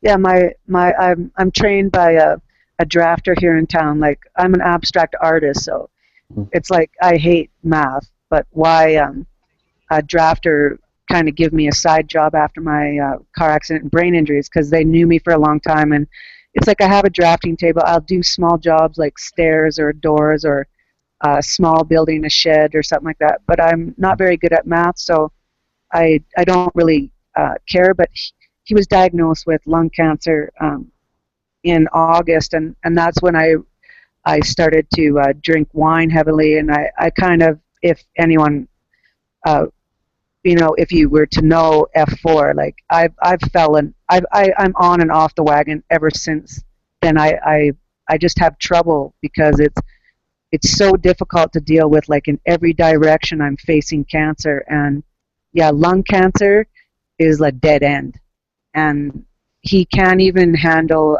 like he's not well enough to even get radiation. So basically, all I've been doing is saying goodbye every time I see him, which is Who is this? is really hard. Who is this? So I'm sorry. I'm sorry about your father. No. Who is? Thank you. I appreciate it. Who is this person you're talking about? He's a local drafter. He's built, like I live in a small town in Lethbridge, Alberta. He's Okay. drafted out probably like the art gallery is one of the buildings I loved working on with him was the Southern Alberta Art Gallery. Quite a few other things. I'm trying to think the Sportsplex. Even small houses. He's done private work. He's just an excellent person to work for. Who he could do math faster in his head than I could do it on the calculator. He's an amazing mind. And then he lost his wife of bladder cancer. Wow. And that's when I started working for him. He hired me to cook and clean and to do laundry is why he hired me. But the more I was around the house, I would start to dibble and dab and piddle in like the other stuff. And I'd be like, how do you build stairs? So I started to want to know how do you build stairs, because I need to redo stairs at my house. So I started to just learn, and before I knew it, I was doing work that was kind of over my head, and he taught me a lot. And before I knew it, he was dying too of lung cancer. He smoked 2 packs a day, and I hate smokes, and I would say like I can't handle the cigarette. He started smoking outside. He made so many changes for me. In his own life, in his own house.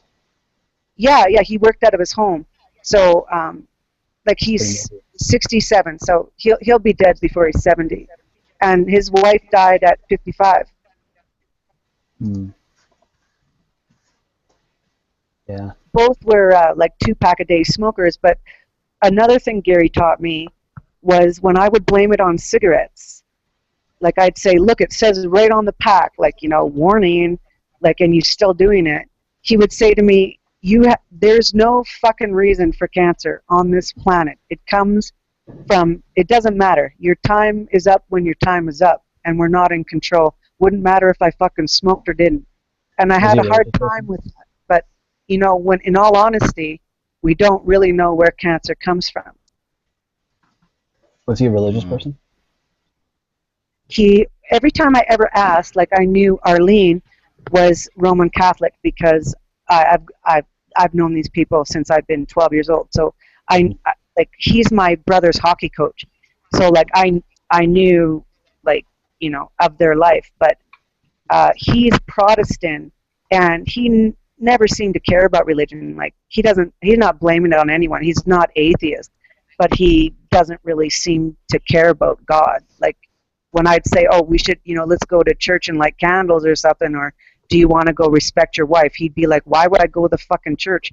If I want to respect my wife, I'll have a nice Italian supper.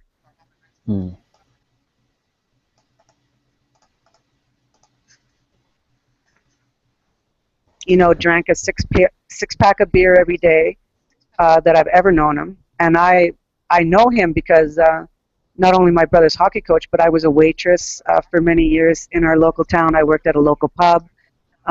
So I had served him a million times. Like he just drinks kokanee, and he'll drink a 6-pack in a day throughout the day and smoke his smokes. And that's how, you play hard. That's how he even says it now. I played hard, and you get what you deserve. And that's, I guess it's a belief in karma, I guess, you reap what you sow. Yeah. I have some people here. Yesterday, the cousins of the groom were in town from Texas, so we were all going to hang out, and I don't really know them, but whatever, they're our guests from our city, and they all wanted to smoke shisha, hookah, and I freaking hate shisha.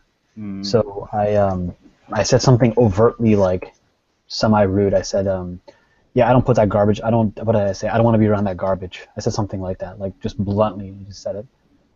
I don't know if I Yeah, offended people. kind of offended some people probably. I don't Yeah, think it you offended. probably did.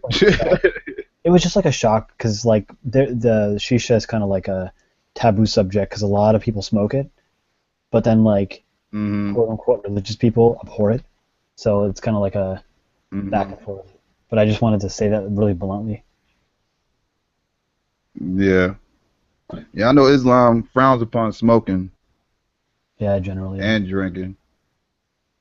Yeah, yeah. Drinking is explicit. Smoking is not explicit, but it's pretty well understood. Yeah, we're not down with either of the two.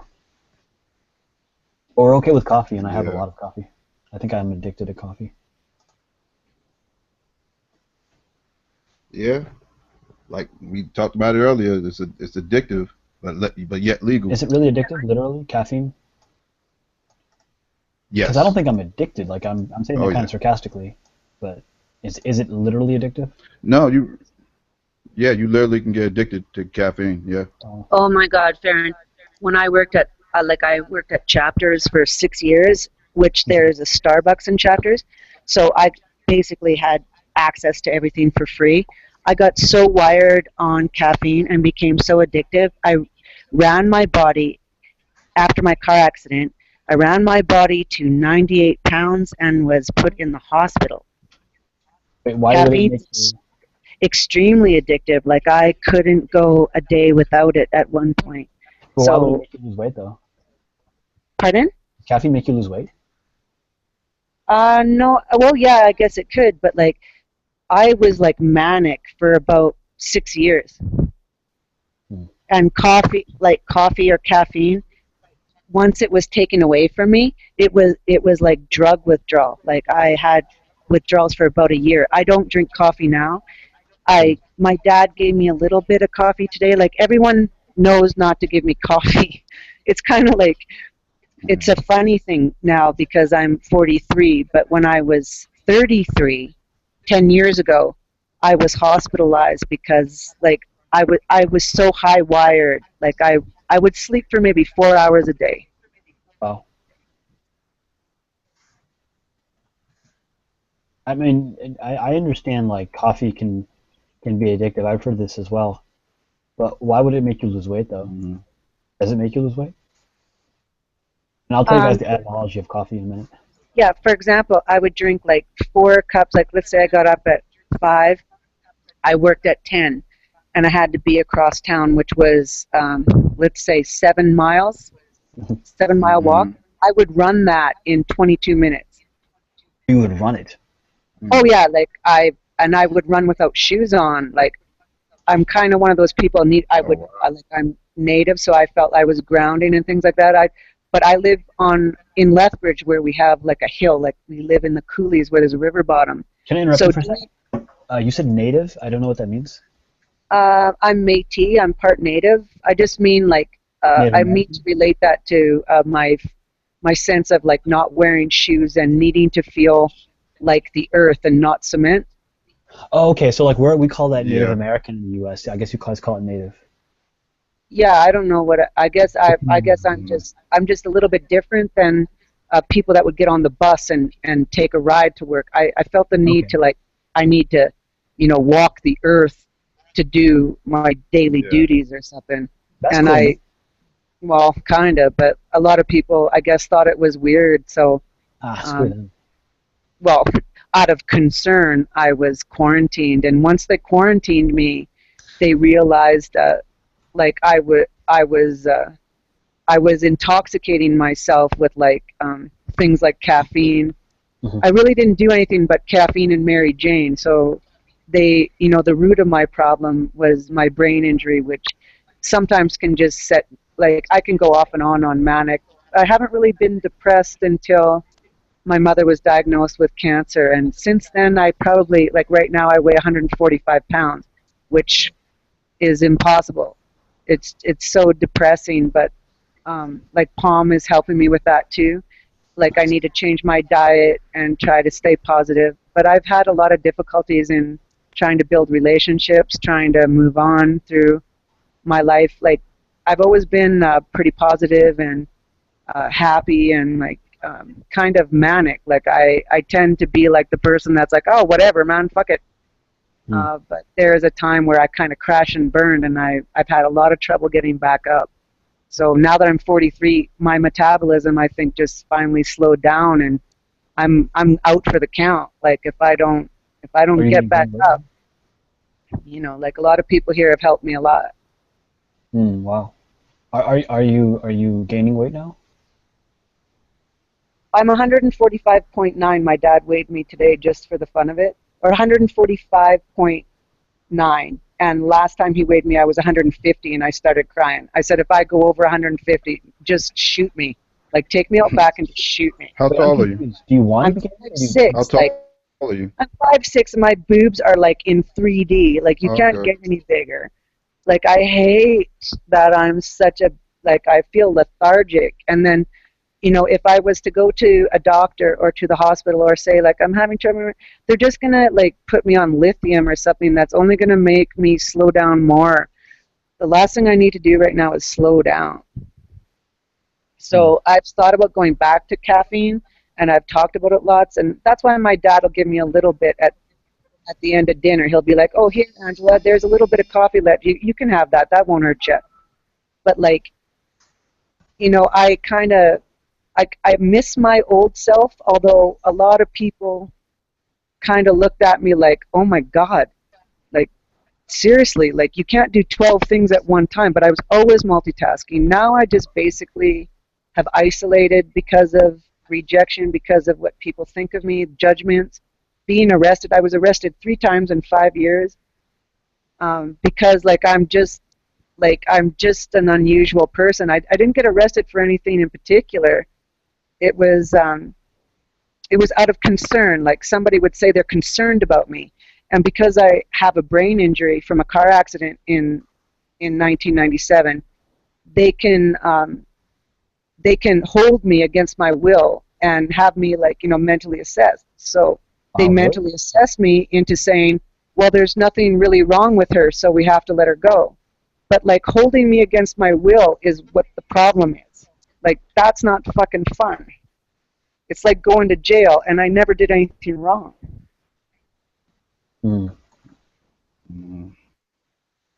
So I just became, like, super isolated. I don't keep friends is why I'm here. Why Nadia was there for me a long time ago, just to be, like, someone to talk to. So I always stay close to her. And there's been, like, slim pickings of people around that have accepted me for who I am.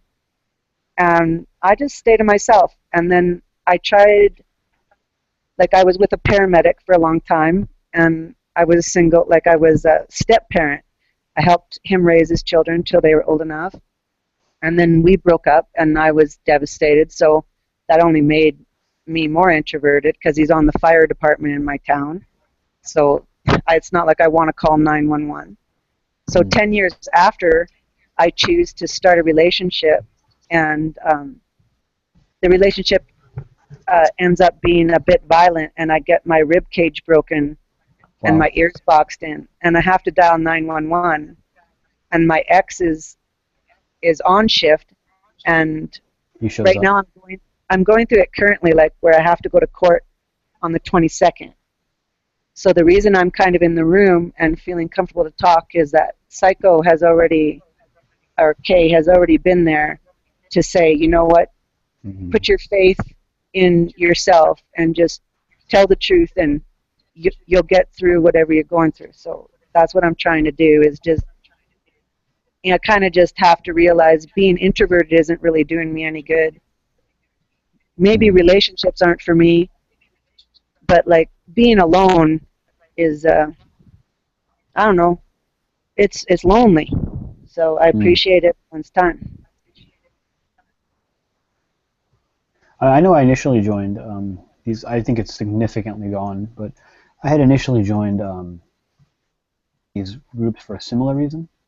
But I mean, it wasn't maybe as pronounced as you kind of described, but it wasn't too dissimilar. Which was like, yeah, you know, like, especially like late in the evenings, the way to be social to some degree. But fortunately, I think I mean, it's not as intense or anything like that. I come to these hangouts because I meet a lot of smart people. For some reason, I keep running into dumb people in real life. It's really bothersome.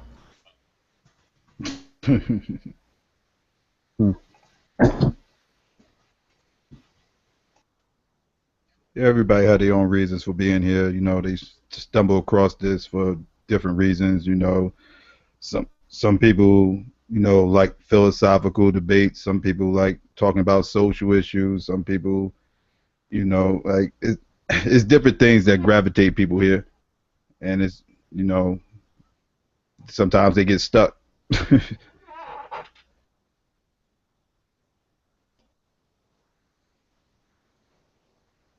Is Nadia napping right now? Yeah, she in between sleep time right now. Okay, so I assume Psycho and my boy Farhound are running the show right now. I'm actually not a moderator. Yeah, me and Palm got mods.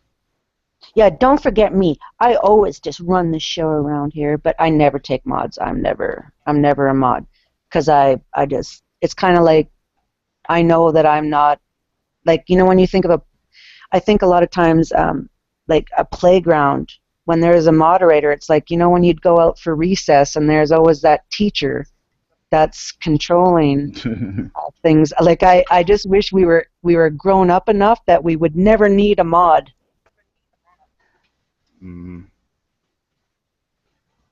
Yeah. The main thing with there was a time, and I don't know if this still occurs, but where people would do porn bombing, I think it's called. Yeah, that's the main concern, just broadcasting and unbroadcasting people. Unless Darwin comes in here, then he starts crying for a moderator, then people got to start getting unbroadcasted and muted and all the 2-minute time limits and all kinds of foolishness. I've only had 2 interactions with him. I've only had 2 interactions with him. No, I already like how Psycho is condemning That's the it. freaks, the people who like to just kind of shut down the discourse. I mean, listen, as long as people aren't getting naked or playing copyrighted material or just stepping on people's toes, I think people should just be allowed to speak their mind, you know what I mean? Yeah, for the most part. Yeah, We should be exactly. grown enough to be able to have a conversation without being moderated. Yeah, exactly. Like, there's always going to be some creep around the schoolyard. That doesn't mean the kids can't play. Like, if like, to me, it's not even, I don't know, like, I guess the world is, you always need authority, but, where are the, lines? Where are the fences put? Mm-hmm. I was amused, though, to watch Hermione do the 2-minute rule today, because I thought that was actually, that's a harder job. Like, that's like being a police officer. Yeah, but she's not really objective, though, so. Right. Well, Yeah, she tried. and when you listen to it, like trying to do 2-minute moderations in these rooms is kind of a little bit off, because especially when you got people like Darwin Wink trying to really, work with everybody and, have discourse with everybody in the room. When you kind of like just want to talk to one person, but everybody wants to talk and they all get 2 minutes, the conversation tends to go a little bit everywhere. It's kind of hard to stay on topic. Like when you're doing that type of format, it's best to do it with like 4 people or less and make sure everybody stays on topic. But when you try and do it with the whole room and everybody this person want to talk about this person want to talk to this person, that person want to talk to this person waiting for this person to talk so they can respond to what they say and everything, it's just madness. It's all over the place. You got that right, 100% right there. I felt like it rolled off of, like, DPR is not not a child or a teenager, but he was talking very seriously about something in his life, and before you knew it, it was more like, well, you be quiet, moderate your story because we want to hear other stories.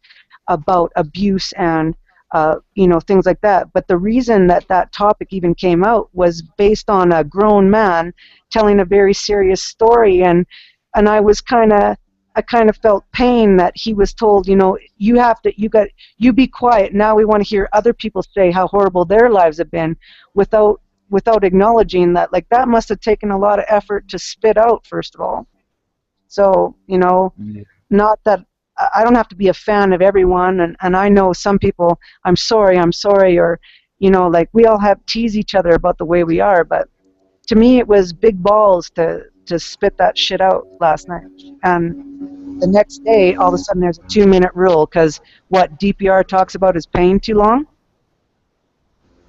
No, it's mainly Darwin. Darwin's the one who be crying for moderation. That's when he's actually the reason why they even attempted the whole 2-minute thing, because he's always crying. Sorry, is there regular moderation of these rooms? I've seen it maybe once or twice.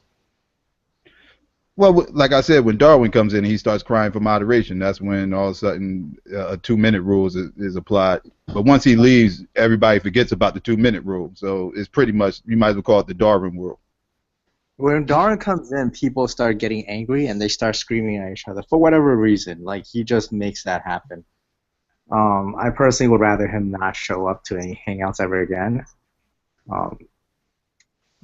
There's one person who when he comes in, I tend to just leave.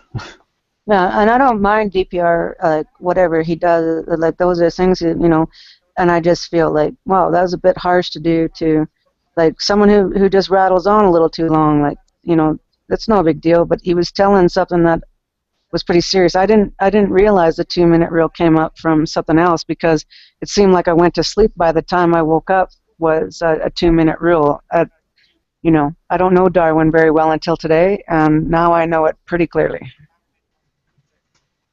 Yeah. Yeah. You said you had 2 run-ins with him, Farhan? Yeah, I had 2 run-ins with him. I had many run-ins with him. One of them, I think, Palm was playing Arkham Knight, and then the moment he came in, I had a reaction like, "Oh God!" Yeah, like I think I've said this before. I'm not a Christian. I'm a Muslim, of course, as you guys know, but I see myself as being on Team Christian, and I think I've explained that a couple times. By that I mean, like, Christianity is obviously a lot closer to my faith, and generally speaking, like, I get on with the Christians because we have a similar background and whatever. But there's a couple of people. Well, there's only really one. Okay, let me take that back. Yeah, I can see the potential for our conversations getting hostile between him and me, and that's something I don't want to do. Yeah. I don't see a reason to do that. So, like, one time he went off on Iran, which, okay, whatever. I'm not I'm an American, I'm not an Iranian. But he started saying, like, you don't know the ideology of Islam, and I was like, yeah, I do.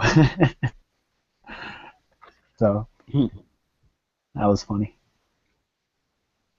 So he had no clue you was a Muslim. I don't think he did. Well, I told him, but yeah, he didn't know at first. Yeah. Going to tell a Muslim he has no idea of Islam, that's, yeah.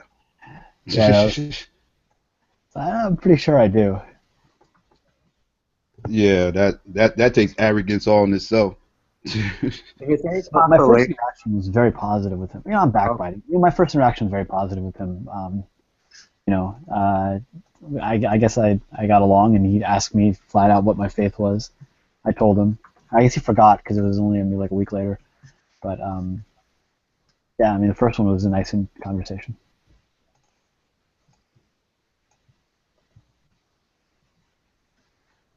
He'll try to lull you to sleep. Were they trying to lull you to sleep? Darwin's, he'll try to lull you to sleep probably when he first meets you or run across you or whatever, and then like the second time you meet him, that's when he lets his true side out. What I'm afraid of is, okay, also Hillbilly, I'm afraid of certain Christians making Christianity, and by extension, because Christianity is a representative of religion in the West, by extension, all religions look bad.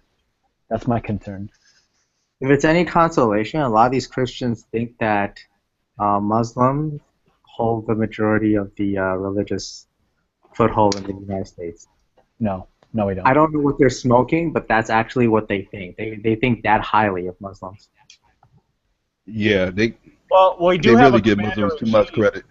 We do have a commander-in-chief who is very apologetic to Islam in general. So, I mean, it's crazy to think that, but when you have a commander-in-chief who is very apologetic and actually very condemning of Christians for some reason when he claims to be a Christian, it is a head-scratcher, kind of. You think so? You really think so? He claims to be a Christian because he No, has I'm just lying. No, I'm serious. Do you really think that? No, it's not about what I think. I mean, I do pay attention to his public comments, and generally speaking, he's very apologetic about Islam, and he's very condemning about Christianity. It's not even subjective. This is kind of like because he is a Christian. What's his condemnation of Christianity? I could post some links if you want to give me a few minutes. I don't want to get down into that. It's too easy. Yeah, I mean, just one or two examples. Take your time, but I would be interested. Okay, give me a moment. By the way, we settled our beef a long time ago about guns. Actually, seen the opposite. No, I thought we settled he it. was I mean, real we apologetic for Christianity. Yeah, I guess so. Now I can see where you say he might be a little bit apologetic towards Muslims or whatever. I can, I can maybe try to see your side of things on that level. I just don't see him knocking Christianity though. Yeah. Like I said, if you got some links, I would like to see it. I'm going to start with that one first, then, because that one's real easy. So give me a Yeah, I'm moment. with you on that one, Psycho. I can see the latter, or the former, but not the latter. What is Faith doing? Is that art or that's Kitty? Okay.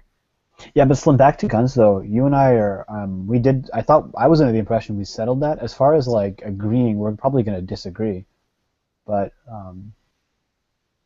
No, just real quick about the gun thing, because I noticed when we were talking about it, you were like, hey, have you ever fired like a Mosey Nagant or whatever? And I get the impression from you that you're okay with guns as long as they're like bolt action, single shot stuff like that. You're okay with them, but anything else, you're not okay. And then you made a comment about gun culture. I don't really know what that means. I don't know if you get graduated into gun culture because you buy a gun, or because you go out with a bunch of hillbillies and shoot up, like, I don't know, whatever is out there. I don't know what you mean by that.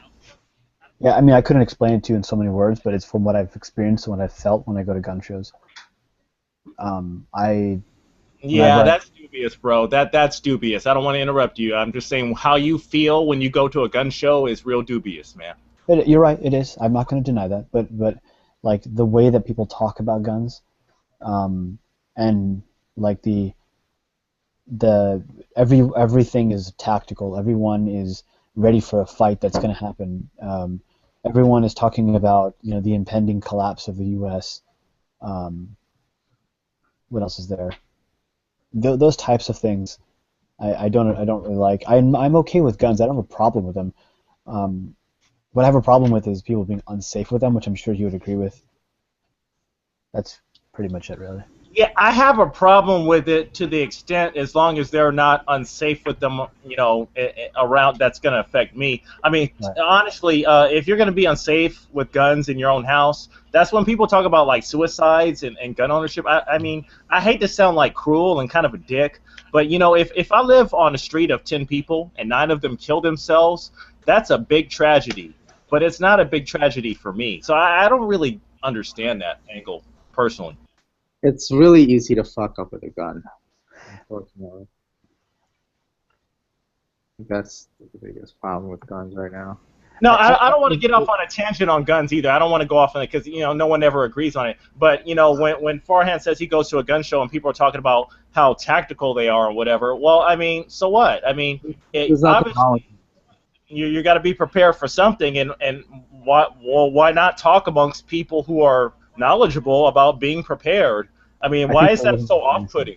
It's not. I think he's talking about people who are claiming they're preparing for the end of the world. Mostly because I think I understand why. I suspect it's because these people also blame another group for this coming end of the world? Is that the case? No, actually, not really. I wouldn't. I mean, I don't. They don't. They blame divergent people. It's like they're afraid. They're afraid of everything. And then they make these arguments that to me seem just absolutely ridiculous. Like, well, it's better to be safe than sorry. Well, it could happen. The probability's there. Well, the probability's there that a meteor will hit planet Earth. Why aren't you preparing for that? Also, like the way that they treat people, like the way that they speak about people. I want to neutralize the target. Like they use these technical terms to like what's it called where you use other language to like sanitize the terminology when we're talking about ending the life of a human being. The idea of carrying like AR-15s like in public, and not thinking, oh well, this is my right. Well, it is your right, but it's also there's lots of things that are right you don't do and you shouldn't do. Well, do you have a problem with law enforcement when they say we neutralized or we terminated XYZ? I mean, do you have a problem with that? I do actually. I don't appreciate that kind of language. You're talking about killing. That's part of the job. I mean, I don't want to get off into a tangent on law enforcement because I don't want to be like a cop apologist. But let's be frank, that's kind of part of the deal. I mean, they could like go hip hop with it and say we smoked the nigga, but that would be ridiculous. Yeah, it would be ridiculous. You're right. So saying that we neutralize honestly, someone, it's actually that's how you speak when you're like an adult who has command of English. I'm gonna have an extremely hard time. I cannot articulate the sentiment that I experience. Let me broadcast you. I can't articulate the sentiment that I feel when I go to these places, but I dislike the general atmosphere that's present at gun shows. Although I do like guns, I don't have any problem with people having them legally. But I do think there should be more background checks. Obviously, I don't have a problem with waiting periods. Well, it's really any type of regulation on that. I have an issue with automatic or automatics. I think guns should be semi. I also don't have a problem with magazine limits. I don't know if you I don't want to get. Listen, I don't want to get off on the gun control. This is the last point I'm going to make. You mentioned the magazine limits, and I'm really interested to know why it's cool. Because beforehand, before I go there, would you agree that one bullet equals one life? Would you not agree with that? I don't know what you mean by that. Well, if I shoot one person, do you believe that's a high likelihood that they may die? Yeah, that's okay. True. So I mean, if you want to bear with me, essentially one bullet may equal one life, correct? Right. So why is the state going to say it's okay for 10 people to die, but not 11 or 12 or 20 or 30? So this is actually something that comes up a lot. Not that particular phrase that way, but the idea of like. For example, like, well, if you do this, the criminals are still going to get the guns in another way or whatever. I recognize that's not my argument. I don't want to interrupt you. That's not my argument. My argument was why the state is okay with an arbitrary number of 10, but not 11. Right. I'm relating to that. Or 15. I'm completely relating to that. What I'm saying is that the argument against that is that I'm not saying that you're going to eliminate gun deaths. I don't think that you can do that even through very strict regulations. What I'm saying is that you'll mitigate the risk. So, for example, if somebody, let's suppose hypothetically, you had a guy with a gun that he had a 30-round mag, right, which is probably about standard for an AR-15, and each of those can kill one person. I think that unless we make guns illegal in this country, we want to mitigate. That's one option, right? Nobody has guns, and therefore gun deaths go to approaching zero, although not really. Or what we can do is we can say we want to mitigate the impact from a person who's a psychopath with a gun or has a mental issue or whatever and goes killing people. And so therefore I think that having a 10-round magazine limit, for example, is a good middle ground to say we're not going to make it illegal, but we'll mitigate the impact from... It's a terrible middle ground. It's a terrible middle ground. The state is essentially taking a moral a precedence and saying, listen, okay, listen, if someone's going to go into a place and kill people, at least we'll deal with 10. But we can't deal with 15. We can't deal with 20. That just looks bad. Listen, I have more respect for people who say, you know what, let's just repeal the Second Amendment. It's archaic. I mean, when people say that, I respect them more. When they talk about limiting how many bullets are in a magazine that can be exchanged in under a second, I have no respect for people like that. I'll tell you why. I work in security, and one of the things we talk about is that you cannot get rid of all risk. It's impossible. There's always going to be some risk there, like a harm from something. You can, well, you know, if you fix this avenue, well, the bad guy can do X, Y, Z. If you fix that avenue, the bad guy can do this. We don't talk about eliminating risk. We talk about mitigating risk, which is to say, like, you want to reduce it to approaching zero, recognizing you'll never get to zero, unless, for example, in my case, computer systems, you just throw the whole computer system away. So, like, unless we just eliminate the Second Amendment, which will not happen, my goal is to mitigate risk from gun violence. That's all that it is. Again, we agree to disagree. Let's go ahead and move along. We can move along. I hate getting down into this dirty fight because honestly, here's the deal. Honestly, Farhan, I want more than 10 bullets in my gun because, you know, I don't want to, you know, people call themselves progressives, but they keep being regressives in their actions. I mean, guns have had more than 10 bullets for like more than 100 years. I don't want to go 100 years back in time to protect my family. Fuck you. I'm going to pack as many bullets as I can, and you just go ahead and have a shit fit. You just deal with it. Right. I think that's what I'm talking about when I say that kind of stuff. Like, if, for example, someone breaks into your house, if you fire one round, and if you're trying to kill the person, one, I mean, in theory, one's sufficient, but you might miss, right? I think even just firing one round is going to scare the crap out of anyone who breaks into your house. It doesn't matter what you think, Farhan. What if 4 guys come in and they have pistols? Then what? What if? What if? You're right. What if? But then what if like a tank rolls in to your house? You know. Well, what if? Well, I sure don't. I want more than 10 rounds because you know what? If a tank rolls into my house, he's going to be immobile after he runs it over, and I'm going to have an avenue of escape. I'm not even going to shoot at a fucking tank. But the motherfuckers who come out, I want to have more than 10 rounds to deal with them. Okay. Then you know what they say, by the way. A lot of the people, when they talk about magazine limitations, they talk about how quick and easy it is to change the mag. And they always talk about how, like, well, if there's a crazy man with a gun and he's going to shoot a bunch of people and you've made, you know, he can only get access to 10 magazine rounds, then he can just quickly change the mag and look how quick and easy we can do it, right? That's their argument. I don't know if you share that argument, but if you do, then go ahead and change your mag quickly. I can change a magazine in less than half a second, and I'm not even like a trained military dude. I'm just like a total civilian. It depends on the gun too, because there are some guns that like really shitty guns. Sorry, I interrupted you. Like an AK, for example, is kind of easy. It's difficult to change, but like an AR would be a lot easier. Yeah, I agree. It would be, but we're talking about a fraction of a second here. I mean, you know, when the state says we want a fraction of a second to save lives in a mass shooting, we're gonna penalize all the law-abiding citizens, and I'm gonna say fuck you. Well, typically mass shootings don't turn into. It's very rare, like only a handful of cases where mass shootings have turned into like shootouts. The moment somebody matches fire. You know why, Farhan? Because in most places where they happen, it's not exactly legal to have a gun.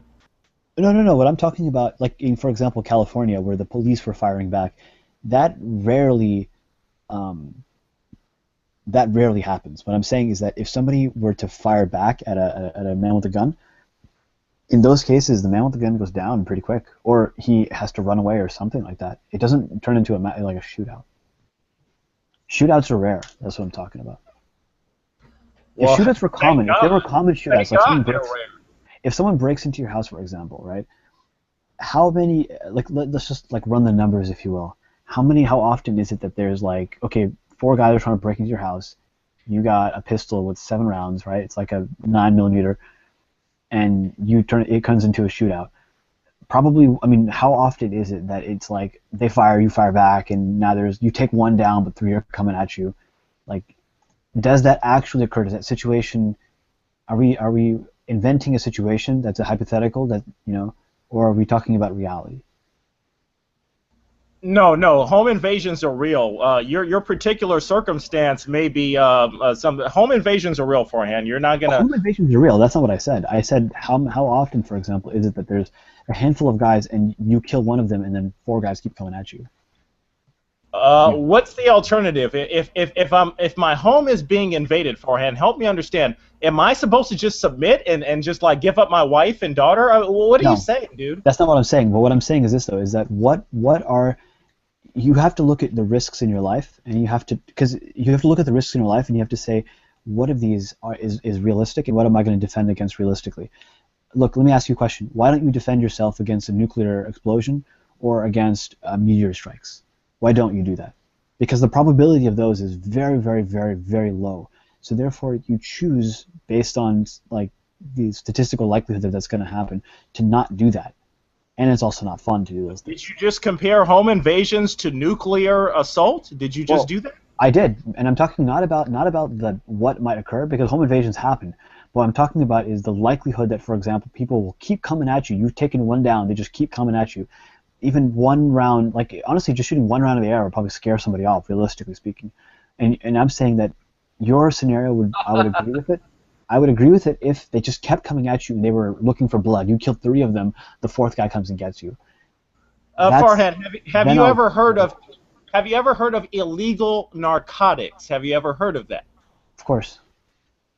Okay, so with that in mind, does it stand to reason that perhaps someone under the influence does not particularly behave in a rational and cogent manner? So again, that doesn't change my point. My point is, in that situation, to adjust it, are there ever 4 guys who are on narcotics who are coming at you, trying to attack you with guns? Does that occur? 4 guys chasing you? No. Farhan, stop. They don't even need to have guns. If 4 guys with their bare hands break into my house, they're getting shot, Farhan. Do you understand me? I understand you, and I'm happy for you that you can defend yourself. But what I'm saying, though, is that if you were to fire 1 round in the air or shoot one of them, that would probably pretty damn quickly. And like, for example, like if you pull out your 9 and you just change your mag quickly, like you're fine, dude. You don't need to worry. Like, I really hope you live in a gated community with like that one of those armed guys. I really hope that you live there, because I think you're a little skewed about kind of the criminal element in the street life. I think you really think these are decent people, and they're not. That's not what I'm saying. I didn't say they were decent. I did not say that. I did not say when you talk about guys running off when you shoot them, I mean, honestly, there's a lot of guys who've been shot at because that's their neighborhood. And Right. gunshots aren't particularly new to these people, Farhan. And when they get shot at, it's like, well, I need to shoot back. Right. And I'm saying, how often does that occur? Like this is something I keep on harping at. Don't just tell me like what could happen. Tell me how likely is something to occur. No. If I see this happening, and I live in a major metro, I don't live in a desolate kind of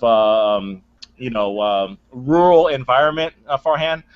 This happens in city environments pretty regularly. I don't know how much you follow the news.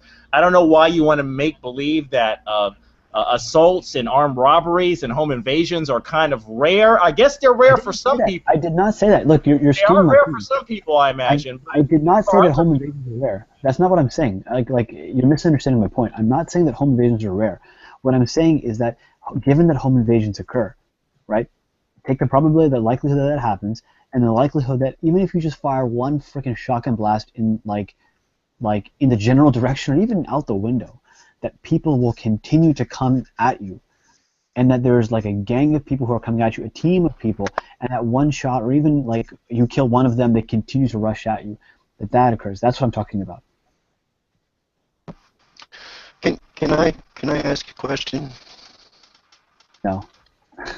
I'm just kidding. And hi, Farhan. Nice to see you. Howdy, JJ. You already asked the question. I'll see your microphone. What is this nonsense we're talking about? Damn it, JJ's in the room. Fuck. Oh, please. Your I'm microphone. Go ahead, JJ. Go ahead and talk about whatever. I think me and Farhan are finished at this point. I love you, Farhan. I love you, brother. Great guy as well. Yeah, it was nothing. We're talking gun talk. You sound a Is little it robotic, what the JJ. gist is? Do I? You sound a little I robotic, blame, JJ. You might want to refresh. I blame Darwin's deity. Yeah, he's got fucked up your mic, man.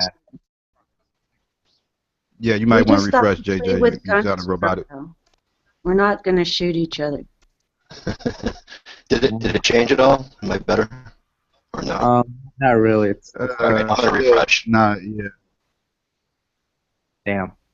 Yeah. So about guns and gay communities, are you from the States? Whoever was talking, I think was Slim. No. Am I from the States? Yeah, he's from California, right, Slim? Yes, sir. Okay. Yeah, I've been to a few. Oh shit! Can we broadcast them, JJ? I've been to a few metropolitan areas. Yeah, I got him. Gun violence, in my opinion, is very rare where I am, where I've been, the East and the Midwest area. I don't know how often it happens where Slim is though, in California. Well, I don't live in a bad neighborhood. It's funny how I have to literally live in like Chirac to be justified in like wanting to protect myself from goons and drug addicts. That's weird. I support your Second Amendment right to carry guns. I think it's ridiculous. There are sometimes a 10-round limit on guns nowadays. Support that. So that's where I stand. I mean, you should just be allowed to have extra ammunition. I think it's all irrelevant. I'm in That was an Canada. example. I have 12 arrows. That's about it. My I can't take is do not- shit if someone breaks into my house. I've got to look for my pile of rocks to throw at them. Like, Someone breaks in my house, I don't need a gun. I just have an impact. Got a 9-inch long, right? He's gonna just slap him across the face. A 9-inch long. my take is that is not that we should make guns illegal. My take is that there's an impact undeniably to guns in our society, and that we should mitigate the risk that comes from that. So we should keep guns. Oh, that's impossible. No, it's not impossible. It's not. You can. Yes, it is. No, it's not. You can. The goal, the idea is that you want to reduce the harm, given that harm will occur. No. Farhan, I don't want to keep on this. We've got to bury this, but it's not like crumple zones on a car. You can't mitigate what people decide to do with gunpowder stuff with a lead in it. You're talking insanity. As soon as the government clamps down on the guns that actually work and don't blow up in your face, you create the underground for people who actually want to do it, and maybe they don't care that the gun doesn't last 20,000 rounds because they just need to kill like 5 people. This is crazy. Progressives are always acting regressive on stuff. Same thing with climate change and fossil fuels. It's like, come on. Yeah, but put it away. Now you're just going to make crazy equivocations. But as far as guns go, come on. We have a constitution that can be interpreted a number of ways. No. All of the gun rhetoric, and I'll call it rhetoric, is really pointless. It's. I mean, I understand the passion on both sides, but it really, I just really think it's a non-issue. It's a pretty damn big issue, man. It's a huge issue. Yeah, how are you saying it's a non-issue? I think it's funny that both of you on opposite ends think it's a big issue. We're not on opposite ends. We're not on opposite. I'm not on an opposite end than Slim. Yeah, I wouldn't say he's on the opposite end. I'm a freaking gun owner. I have no problems with people owning guns. But you're for limiting.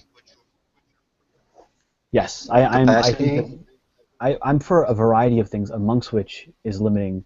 Right. Capacity. Yeah, amongst which is that. I think. And in that respect, I think you're on opposite ends. But I mean, okay, well, I can't stress Well, this yeah, enough. I don't agree with magazine limits because I think they're pointless. But That's what I'm saying. at least the man acknowledges that people have the right to have firearms. He just wants us Right. to have 200-year-old firearms. Well, I think that's silly too. I think that I don't think I said that. I think we have the right to firearms as it stands, and regulating them in whatever capacity. I mean, I don't care if they ban assault rifles or not. I think That's it's what I'm saying. irrelevant. That's exactly what you just said right there, like that regulating them. I'm saying that, I mean, I keep on repeating myself, I don't want to sound like a broken record, but I'm not for making guns illegal. You can't do that in this country anyways. I'm saying that unless we change the Constitution, I'm saying Why that not? Why not?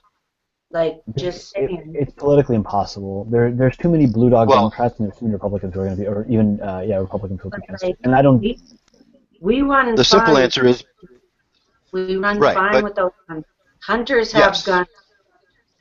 right. That's it. You have regulations, and we have a constitution that guarantees us the right to bear arms, including firearms. And Okay, and JJ or whatever. Sorry to cut you, but like that's fine. I love to cut you. I'm wondering. This is like a sideshow. So I'm just gonna throw a wild card, like about that Sandy Hook shit. Do you guys know what I'm talking? Is that gay to Yeah. talk about? Is that stupid No. to talk about? Well, it's depressing to talk about. It's sad and yeah, but again, I mean, you want to bring that was an appeal to an emotional appeal to regulate firearms. To what end I don't know, but there's many instances of that, and you know, you could make an equivocation of that with somebody poisoning a well on purpose. I mean, are we going to then ban poisons? Are we going to? It's just all pointless. People do bad things with all kinds of instruments, and it's the reasonings behind say gun legislation. like, are you saying is pointless? So are you saying, for example, like somebody can do harm with like a needle, right? I mean, as a silly example, but a needle you can use to, like, if someone has AIDS, they can poke themselves and then go around in public and poking people, and they therefore distributing AIDS. For example, like a stupid example. Yeah, that's a stupid example, but an example nonetheless. But it's an example, yeah. I mean, it was like the first thing came in my mind, right? But like the idea, that's fine. Right. The idea though is that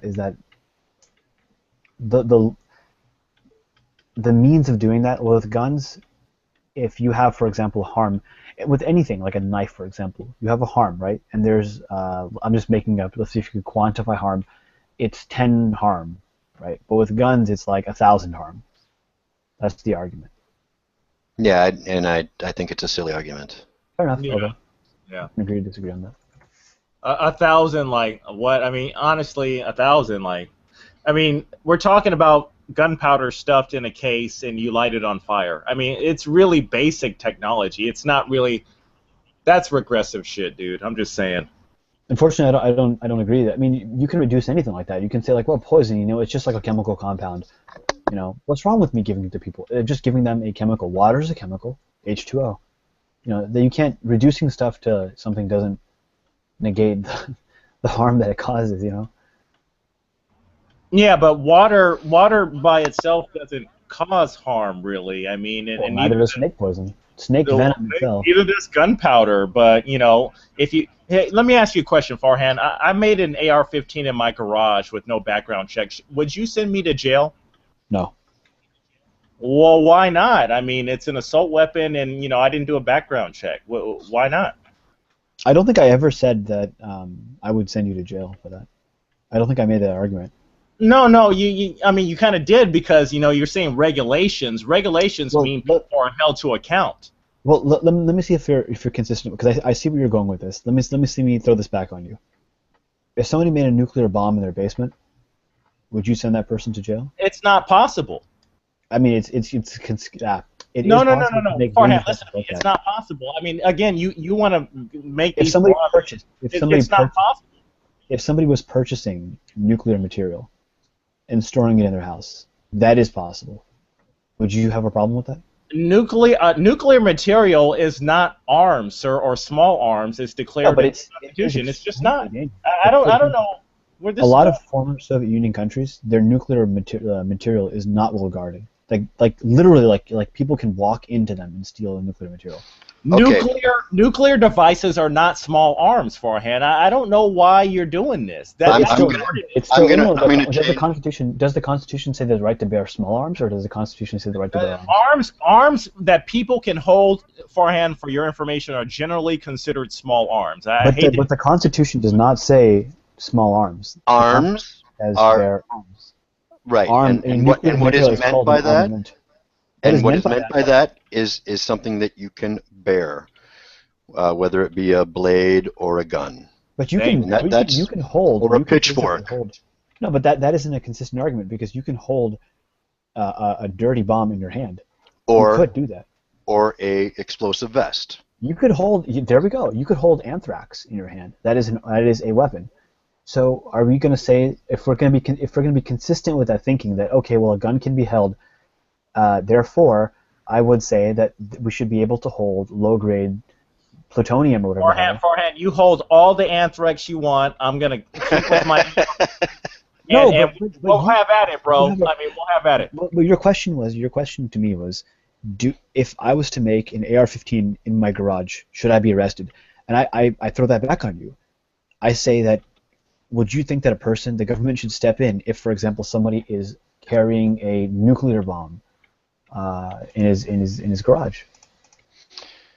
Okay. And I want you to answer that question. Get away from nuclear weapon. No, that's the analogy. Just call it a bomb. Just say a bomb. Say sure. Okay. Yeah, let's go with bomb. Sure. I mean, I guess that's the same point. So I really do want you to answer that question. Do you have a problem with somebody carrying a bomb on their person? If they can actually bear the device and carry it, again, I don't know what kind of bomb it is. If it's a suicide bomb, oh wow, doesn't matter. Well, suicide bombers do. In a suicide bomb, there's no such thing as a suicide bomb. Okay. Suicide vest. Sure. How about just an explosive vest or a stick dynamite or whatever.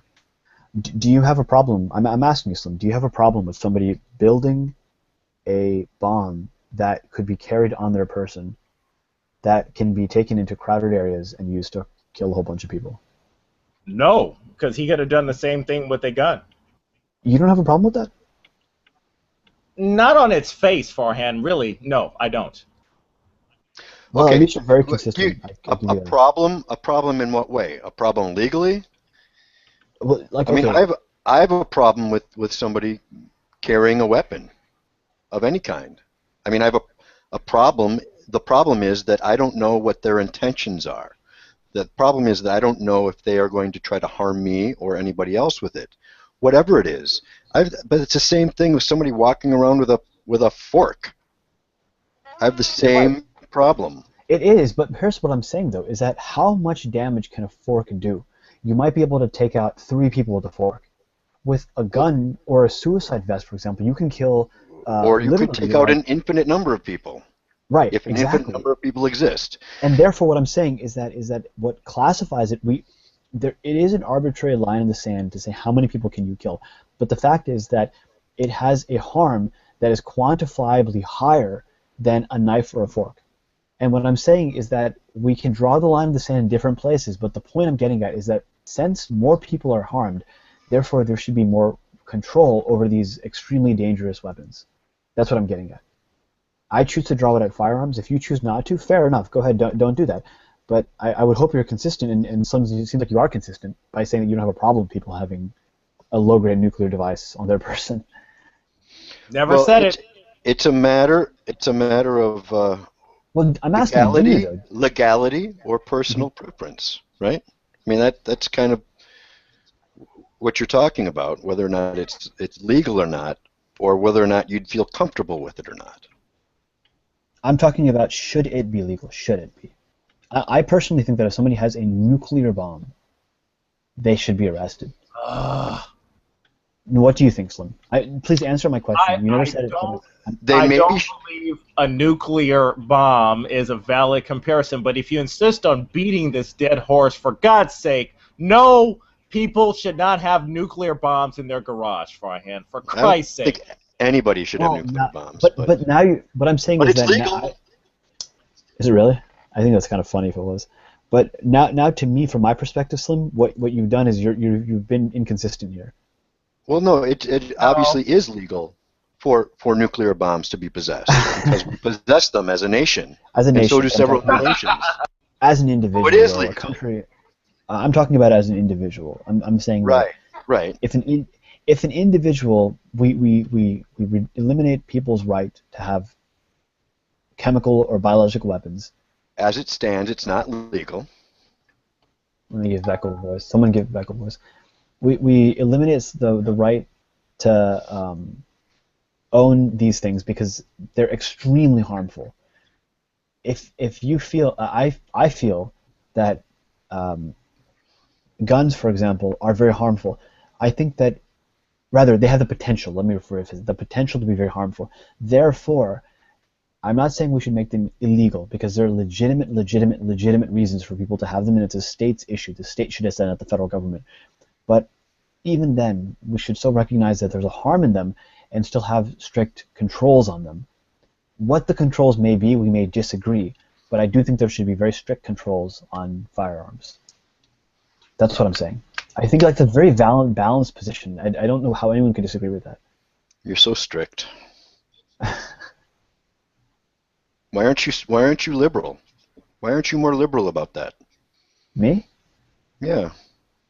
Jim is obviously very liberal about gun laws. He is very liberal, yeah. Freedom for guns. He's very liberal. I'm more authoritarian on that. Yes, you're very authoritarian. Well, authoritarian. The opposite of liberal. He was using liberal in the classical sense of the term. Yeah, what happened to that? I know. We should go back to that for real. But I was saying that I'm not a liberal on this issue. I have slightly more authoritarian leanings, but I'm not radically authoritarian. You better not be radical.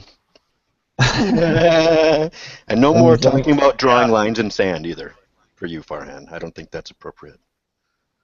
I don't even get the joke there. Man, so we got Feckle in the house, so we're gonna defer to Feckle on what he wants to talk about because this gun stuff's been kicked to death. Feckle, what's on your mind? Faith stuff, current events, politics. What's on your mind, Feckle? Yeah, can you guys hear me? Yes. Yeah, I don't have any specific topic. I'm just listening in right now. Yeah.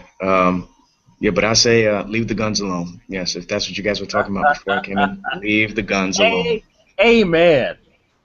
Yes, we need to defend ourselves and we need to defend our family. Leave the guns alone. That's all I gotta say. Someone broadcast me for a second.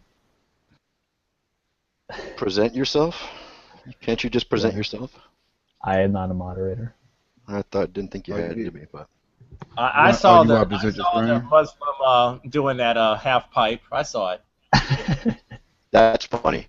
Oh, that's funny. I gotta get that. I'll copy the link. I get it. Radical. Yes. I'll have to steal that as well, Farhan, if you don't mind. Because nobody says radical. It's not mine. Nobody says it that anymore like they used to do in the 80s. No, well, anymore people just say rad. Rad Islam. Slim, we had a falling out a while ago, but we buried the hatchet, right? Absolutely. I just wanted to get the fire started, bro. I mean, come on, man. I'm not really like I don't feel the need to get angry about this issue. It's whatever. Break. I wanted No, to tell you. you're a good guy, Farhan, even though I've been kind of mean to Islam on these Google Hangouts. Good guy. I have been mean to Christianity, but it was a while ago. No, I think you've been pretty nice to Christianity overall. I mean, I've seen some real meanies in here from the atheists. So, yeah, you're cool.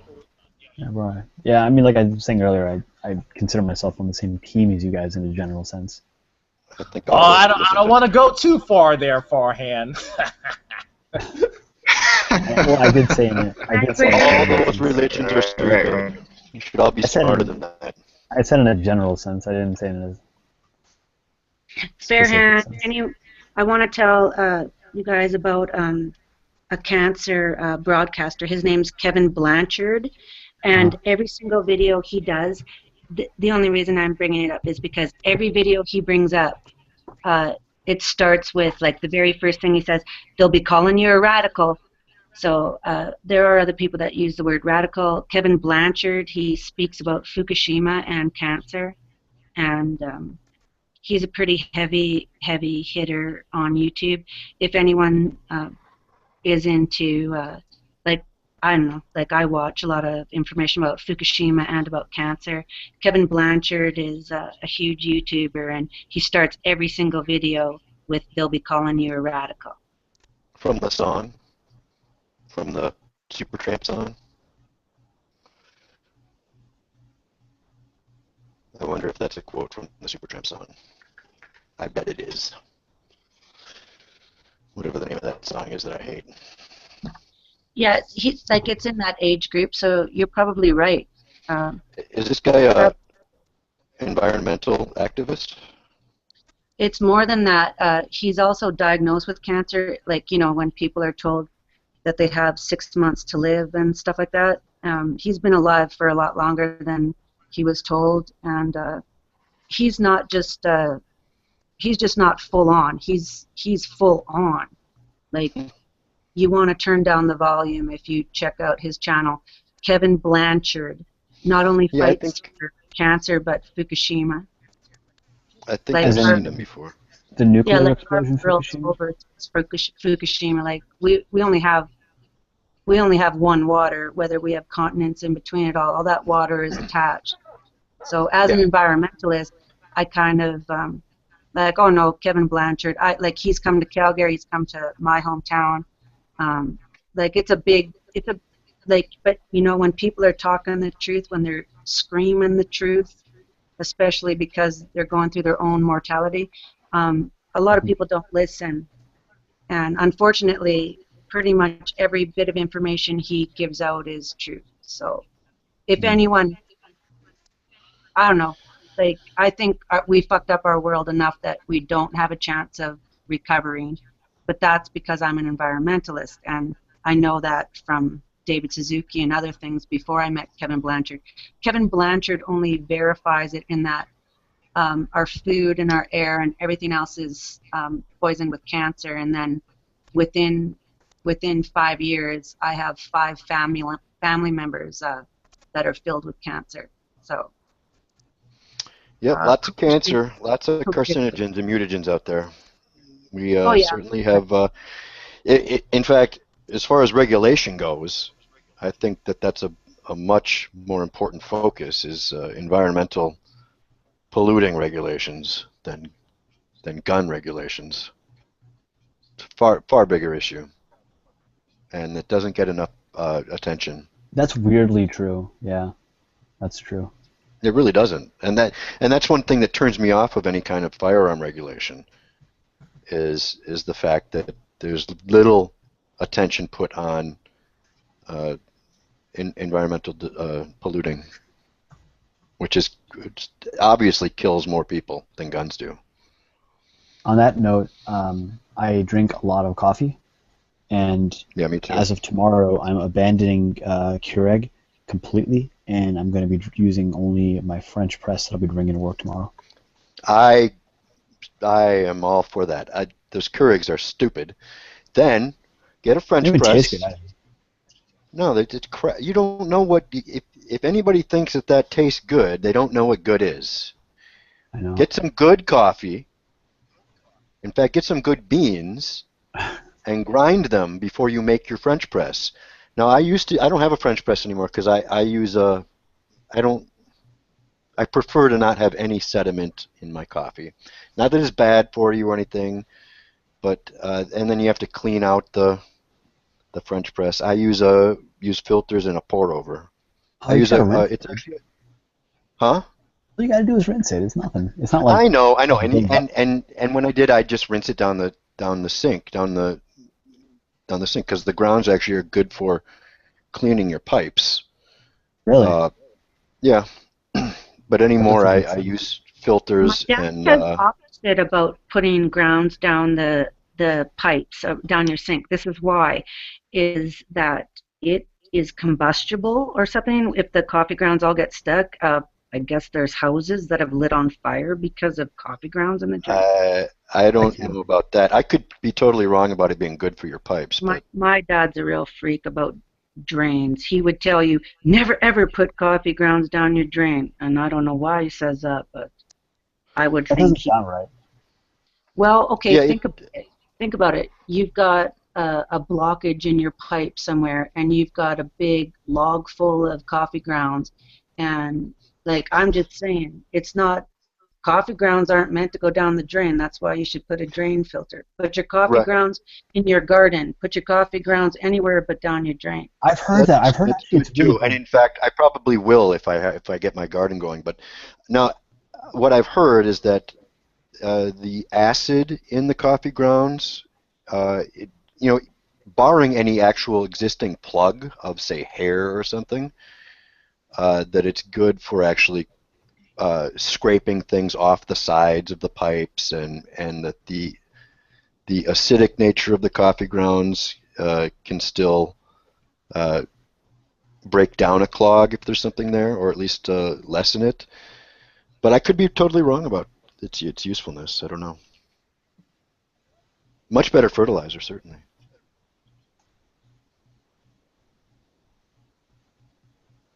So what I have though, Farhan, and I'm glad you're getting away from the Keurig, is I have a Bodum brand carafe. It's like an hourglass, and then you put the filter in the top and manually pour the water over, just like a French press. So if I had a French press, didn't lose my French press. Dude, they're like, I bought mine for $17 from Walmart. Yeah, and I paid, I think, almost $30 for this new one instead of getting another French press. It's just less cleaning. Yeah, I'll take it to work, inshallah. But so did you think that the Keurig was going to give you cancer, or? No, I just A, don't like the taste, and B, it was actually bothering me that I was using a K-cup every day. I mean, that sounds probably really stupid. Oh, as far as environmental waste, sure. As far as waste and garbage, yeah. I have a friend who has a Keurig, and I don't like it. She's a big coffee fan, and that's how she does it, and I give her shit about it all the time. Oh, Faith. Someone gave it to me, okay? And they said, you've got to get this new thing, like, and I was like, what? And then they're talking to me about the machine and stuff. I'm like, whatever. And they're like, just take one. And they had a big case of them, like they have their cupboard filled with these things. Right. And what is that? It looks like, what is that? And they're like, just, you can just add hot water and you'll get the gist of it. And I'm like, no. Like, I have no interest in it.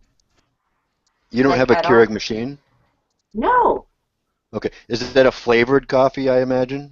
It's like an expensive one. They were like... What does it say? It's like a caramel crap. Yeah, it's some flavored junk. Cappuccino. Yeah, but it cost, like, I went to the store with them. Okay, this is a lunch afternoon with Right. Okay, with kind of a girlfriend from high school. That's the reason we haven't talked since school. So 10 years later, we're hanging out for coffee, which we used to go to when we were in high school, which was just a fucking cup of coffee. And now that we're 40, over 40, meet me at Starbucks. And I'm like, okay, fine.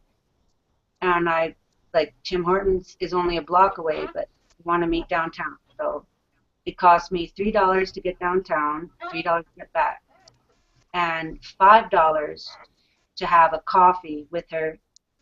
And then she tells me, like, we've got to go stop here, here, and here on the way home. I'll drive you home.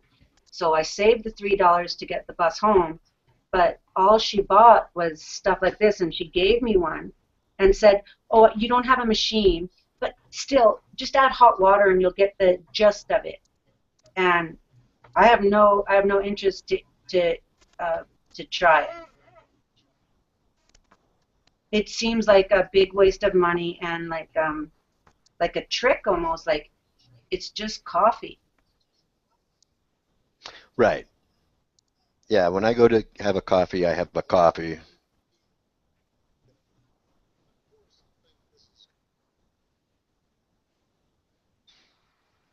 So how does the Western world hype everything up like that when like we don't like we have no consideration number one for recycling? Do you think my friend's recycling this shit? We Like, have good recycling here. like, do you think that they give a crap that there's people that don't have like? I just like it's such a difference since high school. Like I left high school in grade 10. This person graduated and has their degree in whatever psychology, and they're doing me a favor by, you got to get out of the house, Angela. Like, please meet me, and we got to go for coffee and talk about what? Talk about your divorce. Talk about that you don't like. No, it's really difficult for me to watch some of the people that I'm around because, like, whether I matured or didn't mature since I've been like, it doesn't matter. I still don't. I didn't. I don't think I want to talk anymore. Shit. Okay, that's fine. I didn't do what everyone else did, and I'm not saying that they made the wrong choices or anything. What I'm saying is I'm okay with my life, and I didn't really do anything. Like I'm okay with, with just simple, simple. I don't need this, but I appreciate it. I appreciate people telling me to step up my game, or you deserve this. No, I don't need. I don't need that. So to me, like waste not, want not. Those kind of philosophies make sense to me. I don't have a lot of friends because there's not a lot of people that think without bells and whistles and without electronics and things like, especially at coffee when I'm trying to have coffee with her iTouch and her phone and thing, everything's going off the whole time where I didn't even bring anything. Like I just brought myself because I thought that's what the visit was about. Right. And that's why I kind of enjoy my time here with you guys a lot, or I'm around here often, is because Nadia's always just like accepted me for who I am, so I kind of like filter myself through. Sometimes I've gotten upset, but that's because I expected you guys to be my friends. And Yeah, it's what funny what I mean. it's like, amazing you say that. Oh, sorry. no, cut me off. Seriously, that's what you have. No, I thought you were done with your thought. I was gonna say it's interesting you say that because I really freaking love programming. Like it's really like an addiction, and like I was thinking like the one day of the week that I completely disconnect from computers is Tuesday evenings, and I just completely turn it off and get rid of it for the whole night actually, and then like here and there as well. And I have to like even then I have to stop myself, like force myself to not do it. And so it's sometimes like you're not in a situation like I need to stop being so connected to the digital world. And I'm like I'm a young guy, like I'm in my early 30s. I imagine younger people, and I remember a time before the computers were everywhere. I remember playing basketball and baseball and going out and running and whatever. The next generation, my friend talks about his kid and how he punishes her by removing all of her electronic stuff, getting rid of her cell phones and her Chromebook and stuff like that. So that's just mind-blowing. Yeah, I feel no need to disconnect for any period of time because I'm fully cognizant of what technology is in my life, and technology doesn't control me. I control it. And the problem is that this younger generation coming up is so entrenched that they can't make the distinctions, and literally the computers are mining them for their minds. You're absolutely right. What I'm saying is I'm part of the. I have that problem. No, I can I can tell by listening you talk, Farhan. You don't have these problems. See, when people have that problem, Farhan, they walk into an intersection, texting somebody, and they get ran over. I'm just telling you, it's a big time illness. Yeah, I've gotten away Walk from into polls and stuff. Yeah. from that kind of technology too. I mean, I use my laptop quite a bit to communicate with people, but that's in my own home, just like I'm doing now. I had 2 things this past weekend, but if it wasn't for those things, I would have probably spent a good amount of time on my computer. I won't waste my. Hey, Slim, I have a question for Slim. Slim, well, I have a question for Slim. I'm curious to hear what your take is on this as far as punishment for kids. Do you think that's a just punishment, to take away the electronics, or depending on what it is that they do, should the punishment match the deed, I guess? What's your thoughts on that, as far as electronics and stuff? Yeah, that's a great question, Veckel. So I got to preface it, okay? And a lot of people are going to just get mute after this. I'm not a parent. I don't actually have children. Now, with that said, I have nieces, nephews, and other family members. So I have a lot of experience with these youngsters who are just attached to their devices. And I'm completely appalled at how much they just go willy-nilly, and there's really no kind of enforcement in this area, when really, if you're trying to clamp down on your kids acting like a badass, this is like the place you should start, in my opinion. I didn't have like cell phones coming up, but I had computers and games and stuff. And if I stepped out of line, that stuff was gone. And there's nowhere to be found. I mean, you got to pay to play, and you got to hit the books. You got to do X, Y, Z, wash the dishes and stuff. These kids now are entitled to a phone because maybe someone might try to abduct them. They need it for safety. Meanwhile, they're plotting mass theft and murder. I'm just kidding about that. But you know what the kids do? They score drug deals. They score ass and all that stuff. It's a different level now. It's a totally different level.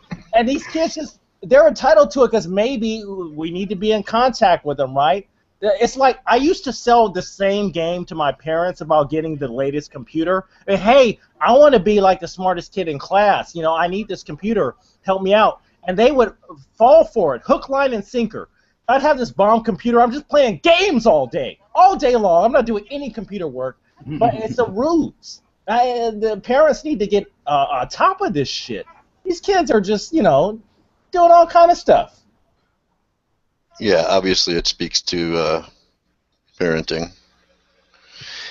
As far as punishing children by taking away their electronics, I guess if you have to, I don't think that's so terrible. If that's how you have to discipline your children. I don't think so either. Yeah, temporarily, right. No, forever. No, yeah. I don't know. I've not had to discipline my child in such a manner, so. And I think if you parent correctly, you shouldn't have to do that. I mean, if anybody's seen Leave It to Beaver, that was parenting done right, however fictitious it was.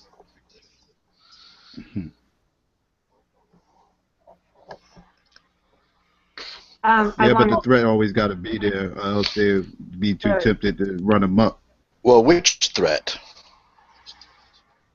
Well, the threat of you possibly taking away their electronics, or whatever the case it may be, however you choose to discipline them. The threat always got to be there because they don't think Go ahead. There has to be some kind of a threat, right? And ideally, the threat of disappointment should be all that's needed. And I think that, in my experience, and I don't know how difficult it is. Depends on the kid. I don't know how difficult it is for everybody. Depends on the kid. Well, it depends on the parent, too, obviously, right? The relationship you build with your children determines whether or not they need punishment, right? Or discipline. Yeah. I mean, but it also depends on the attitude of the kid. Like, I was lucky. I didn't have to discipline my child that much, but I know there's other kids out here who probably does need more discipline or whatever because personalities. Everybody has a different personality. You got to deal with everybody different. Right. So it Right. depends on the child. Right. Also. It depends on the child, but and I don't know how equal it is that the child can be communicated with in such a manner that they know right from wrong, and they know how detrimental then wrong, whatever that may be, is to the relationship between the parent and the child. So again, I've not had to discipline my child. I've had to communicate with my child. Displeasure. Never time out, nothing. And learn and teach by example of what is acceptable and what's not acceptable. You never had to put him in time out or anything? Well, what do you mean by timeout? Timeout was me saying we got to talk about this. That's timeout.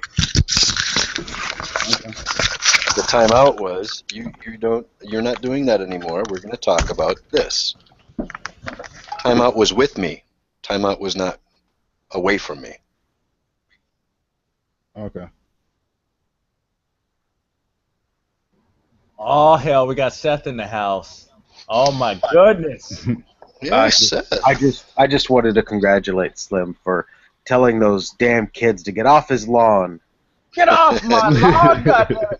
No, Seth, you should be pleased. I have not pulled out my pump action 12 gauge on any children in the last 6 months. Wow. I would hope not. That's good. That sounds a little extreme. I hope you're doing good, brother. I am too, and I thank you for the kind words.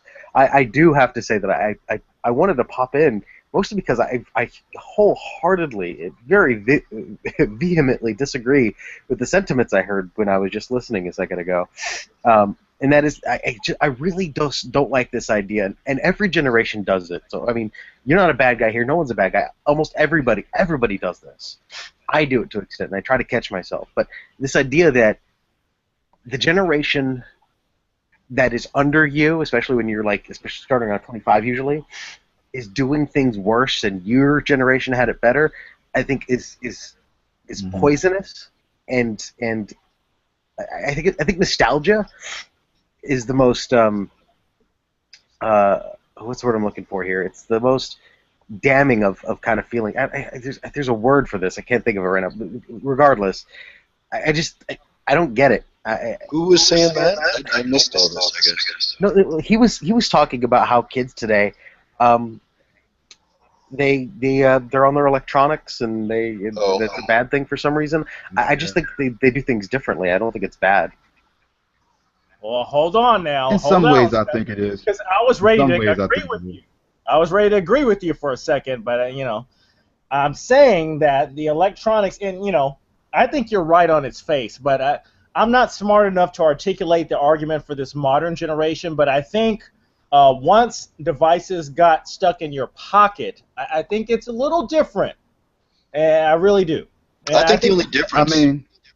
I think the only difference is that the younger generation doesn't know anything other than that. That's the only difference. I see adults of all ages doing the same thing, always on their device or always with their electronic thing.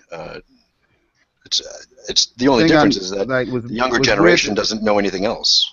I wanted to say this quick before any of you go. Adults earn the right, though. I mean, kids, they're not obligated to put it on the table. Okay, well, how about sometimes the parents aren't so bright? How about I tell just a quick thing about my niece Hallie and my brother, and she's with us for a week. Blah blah blah. Everything's going cool. We have lots of devices. We're all doing our things and crap.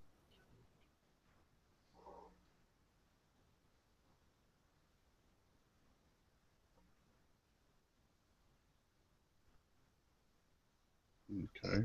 I lost audio, Faith. Yeah, I thought it was just my audio. Yeah. You might have to refresh, Faith. Can't hear you, Faith. My whole Maybe thing. she's just miming it. My whole thing about the topic is, you ever sit there and you see some of these people from the younger generation all together, and they all sitting down, just playing on their phones, texting each other, sitting right there in the same room with each other? Like, this is a problem. Like, this is a problem. Like, they don't even communicate anymore. Like, unless it's through devices. No, see, that's exactly the kind of argument that I think is just vacuous. When they're on their phones, they're talking to each other. That's exactly what they're doing. They're communicating. Right. They are talking to each other, but it does seem strange when you have people talking to each other over an electronic device in the same room or in the same. I'm not saying it's wrong or it's a problem. It's certainly different than what I'm accustomed to or what seems it is logical to me. It's a strange disconnect from reality where people are purposely obfuscating themselves from what's around them, and that's why they're getting run over by buses and stuff. I'm serious, Seth. Listen, this is weird, bro. It's not weird. It's different than the way you grew up, but it doesn't make it bad in any way. I mean, this is kind of the problem with normative ethics right now. Oh, this is normal, therefore it's good. This isn't. There are some concerns, like actually the only real thing that I can agree with that's been brought up thus far is Slim talking about people getting hit by cars who are paying attention. Yeah, that's a problem. I mean, I got hit by a car when I was a kid because I was reading and I walked off the soft shoulder of the road and I got bumper clipped on my hip. I was not expecting a book. I was reading a book. My face was literally. I thought it was okay to come walking home from the library, and my face was. And I still remember it was actually 20,000 Leagues Under the Sea. And I was reading it, and it was just at the part where because I didn't know anything about it, and I don't know if you've ever read that book, but in the early stages of the book, what they believe is that a creature called a narwhal is what attacked those ships and sank them. And so when they finally revealed that it wasn't a narwhal, I mean, my face was just glued to that shit. But I had at the time there wasn't a real sidewalk that ran from the library to my house on that side of the paved road, and it was technically a highway. So when I sort of wandered off the soft shoulder and too far in, I got clipped by a compact car, and it sent me about 10 feet in the air. I just about broke my fucking everything. To this day, I don't know how I survived it. But yeah, so I didn't have any of the modern conveniences. I just had my head buried in a book. Nerd. Sorry, it was God's will. What's the matter? Seth? So You don't read?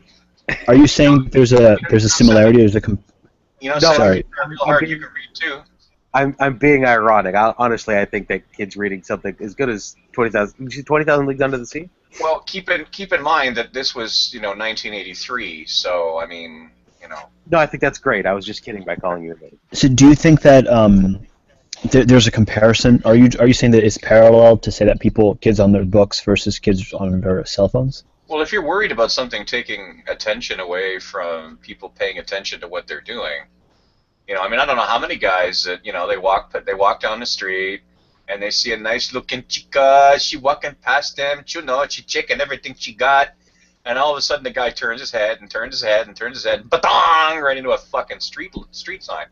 Happens all the fucking time. That's how I got in my first car accident. I tapped the car in front of me. I was like 17.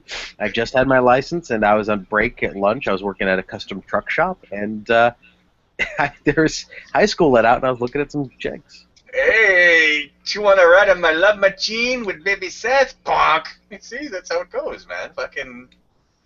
Believe me, there is any number of things out there to ensnare the unwitting and the fucking unobservant. I don't know how somebody obfuscates themselves while walking down the street. If you can let me know how that happens, because that's a talent I'd like to have. But yeah, I don't know. It's real easy. The person behind the wheel is doing the same thing. Their surroundings. Yeah, it's not the right word there. Sorry, fellas. I apologize. I didn't know this was like an English contest, but I think the English is a lovely language. I think it is kind of an insightful word. It may not be the word you may use, but I will digress. Yo, right. The siren song of the grammatically incorrect. Well, it's not the word you'd use.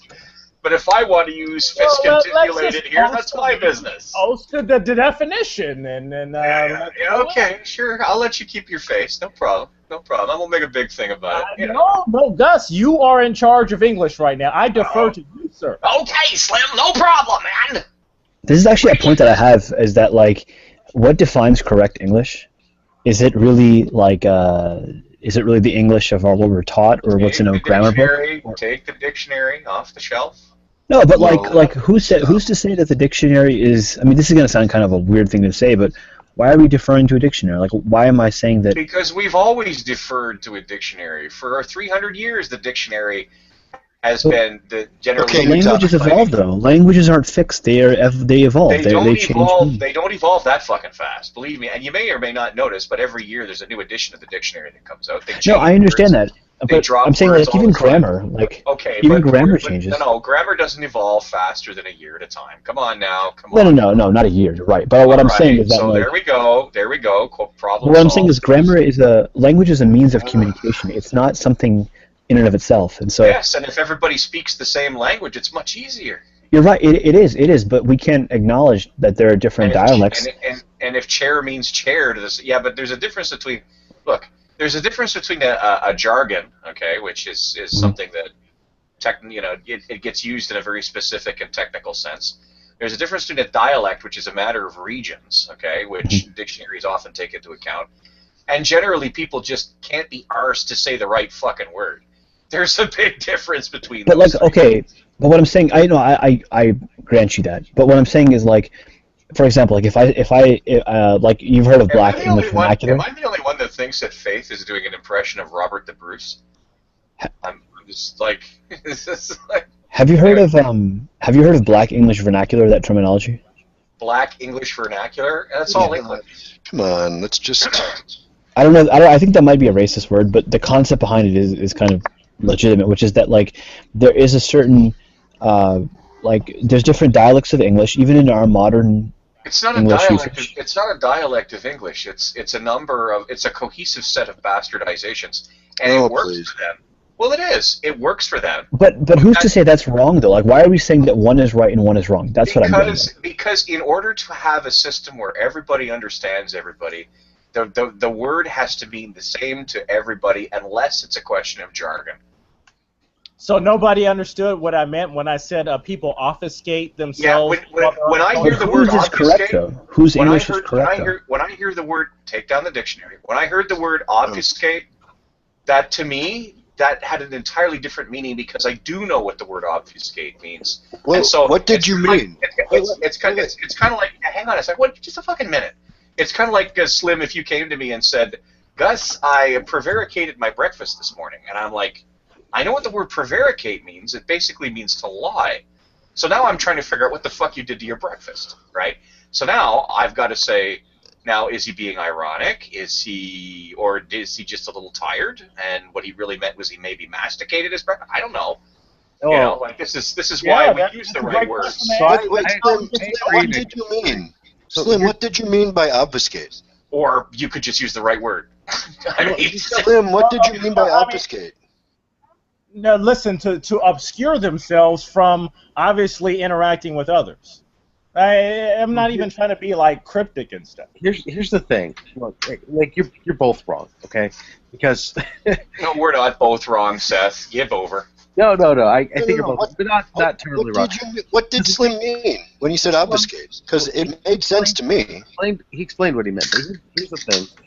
I don't agree that words have concrete dictionary definitions, and that's what they objectively mean and always mean. I think that language, especially English, is a living language, and words, words mean what you actually kind of intend for them to mean in most cases. Now, the problem is when you use words in a non-standard way, that's also not clever. If you use words in a non-standard way, people aren't going to necessarily know exactly what you mean, and you could do that in a very clever way. The problem is, I don't think that's what Slim was doing, and so clarify what Yogi Berra. Seth, I'm with you on that. I'm not clever, guys. I'm sorry. No, Seth, you hit the nail on the head right there. The word, for example, I mean, let's pick one word in our lifetime. The word gay, for example, used to mean happy. Well, probably not in our lifetime, but used to mean happy, and the meaning of the word has changed. what the dictionary says, the dictionary needs to be changed. English is a living language. It was changed. Hello. Right. It was changed. But what I'm saying is that English is a living language. It is. It is, and But therefore. the dictionary keeps up with the changes. And if it does, that's great. But what I'm saying is that the dictionary can be wrong, and I don't just say like, oh, the dictionary said it, therefore, that's what it means. Well, actually, the dictionary does not keep up with the changes. That's exactly the point. I'm sorry. Dictionary is always behind The dictionary. There's a new edition of the dictionary every year, and words are regularly There's- pulled in. Right, but it has to change lots after of different dictionaries too. Blah blah blah blah blah. Come on. Oh, I'm sorry that you're bored, JJ. Are you bored? I'm so sorry that you're bored. I'm frustrated with this stupid argument. I'm so sorry that you're bored. I'm still curious though as Can to I what tempt you meant by perhaps with some obfuscate. pizza while you're giving us the fucking just letting us perhaps hash this out? Is there perhaps some finger foods I could offer you so that you're not bored anymore? It would probably help. Come on, Gus, don't say that. If you could offer something. I wish. Like I'm really sorry that you're bored, but you know there's 3 of us over here. We'll be finished in a second. Don't worry. Okay, time ain't going no place. It's the middle of the fucking night. I don't think anybody's leaving anytime soon. Just reflect. It's gonna take too long. Okay, I was just simply saying to obfuscate. Slim, what did you mean by obfuscate?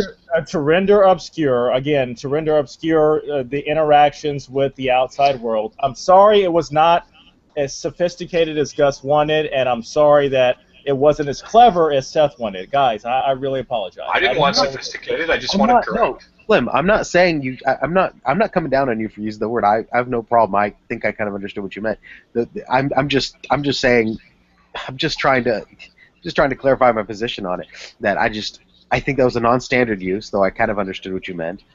And non-standard uses can make more sense if they're I'm in my head when I was thinking of poetry. Poetry uses non-standard uses of words, so I can't just damn non-standard uses of words because some of them are really clever and good. So I just wanted to make that exception. Anytime you want to bust into fucking iambic pentameter, Seth, if you can make it work, more's the power to you. Well, iambic pentameter isn't a clever use of a word. Well, it is a form of poetry. Yeah, sure it is. It's okay. A structure Well, thing. If you want a free verse, that no problem. Knock yourself out. Anytime you want to poetrize. What are you all fighting about? We're not all fighting about anything there, non-standard F. Sounded like fighting to me. I find it so amazing, so beautiful. You have a very interesting notion of what fighting means. See, this is why we need a dictionary. Because everybody has a different idea of what words mean. Blah, blah, blah, blah. JJ, are you bored? Well, Gus, what if I make my own dictionary? Good luck anybody understanding what you have to say. I'd be interested That watching doesn't- you go to the bodega. They can understand me by reading my dictionary. I would please like fork Well, chicken. there you just shot yourself in the foot there because you just deferred to what people actually mean, or rather how people use words to justify a dictionary. So then what does it come down to though? What does it come down to? Is it the dictionary or is it what people say? Oh my God! How are you trained? I do not understand. How are you taught English? No, but Farhan has. Seth, hang on a second. How are you taught English, Farhan? Tell me how you were taught to speak English. I was taught by people speaking around me. I wasn't taught by the dictionary. I was taught by people speaking around When me. you went to English class, and you did, because we all did go to English class with grammar and sentence structure and all that other shit, and some of us even had spelling drills and stuff like that, and some of us even got asked what different words meant. When you were in that class, when you said, "What does this word mean?" Were you never pointed to a dictionary? No, I was, but that's not the point, though, Gus. I did not learn. I did not learn English from the dictionary. I didn't. I learned it from hearing people speak around me. You did not learn all of your English. Hold on. You know what? Maybe I want to help. God, can I? I would like to try to clarify Farhan's position in a simple. Well, Farhan has a brain and a mouth, and they both I know. If he disagrees, he can tell me, but I think I can clarify his objection. Oh, okay. Well, Seth wants to be everybody's question and everybody's answer. All right. Well, I'll sit over here with JJ. So when you go to the dictionary, do you use the Oxford American or the Webster's? Yeah. Okay. Good point. Gus, how did Slim use the word obfuscate incorrectly? Maybe that's a better question. Well, obfuscate is a verb, and it didn't fit the situation. What was the situation? Because it made sense to me, and I'm wondering if you can tell me how he used it incorrectly. It probably made sense to you because you viewed I don't. it. That doesn't matter. I'm asking you, how did he use it incorrectly? It probably made sense to you. Yeah, listen, Can dude, you explain to me? Hey. Can you explain to me how he used it incorrectly, Hey, please? I don't tell you how to ask the questions. You don't tell me how to answer them. Can you explain to me? Cheddar cheese. Fuck you. Can you explain to me No, how I he can't used it explain. I incorrectly? can't explain fuck all to you, Viva, because you're too busy being a cunt. Because I want to be a cunt. that You makes don't. You complete sense. You can't be a cunt. United Colors of Non-Standard F. You are what you eat. So you can't even answer the question. If you can, tell This me sounds how like a Slim fight. used the word incorrectly.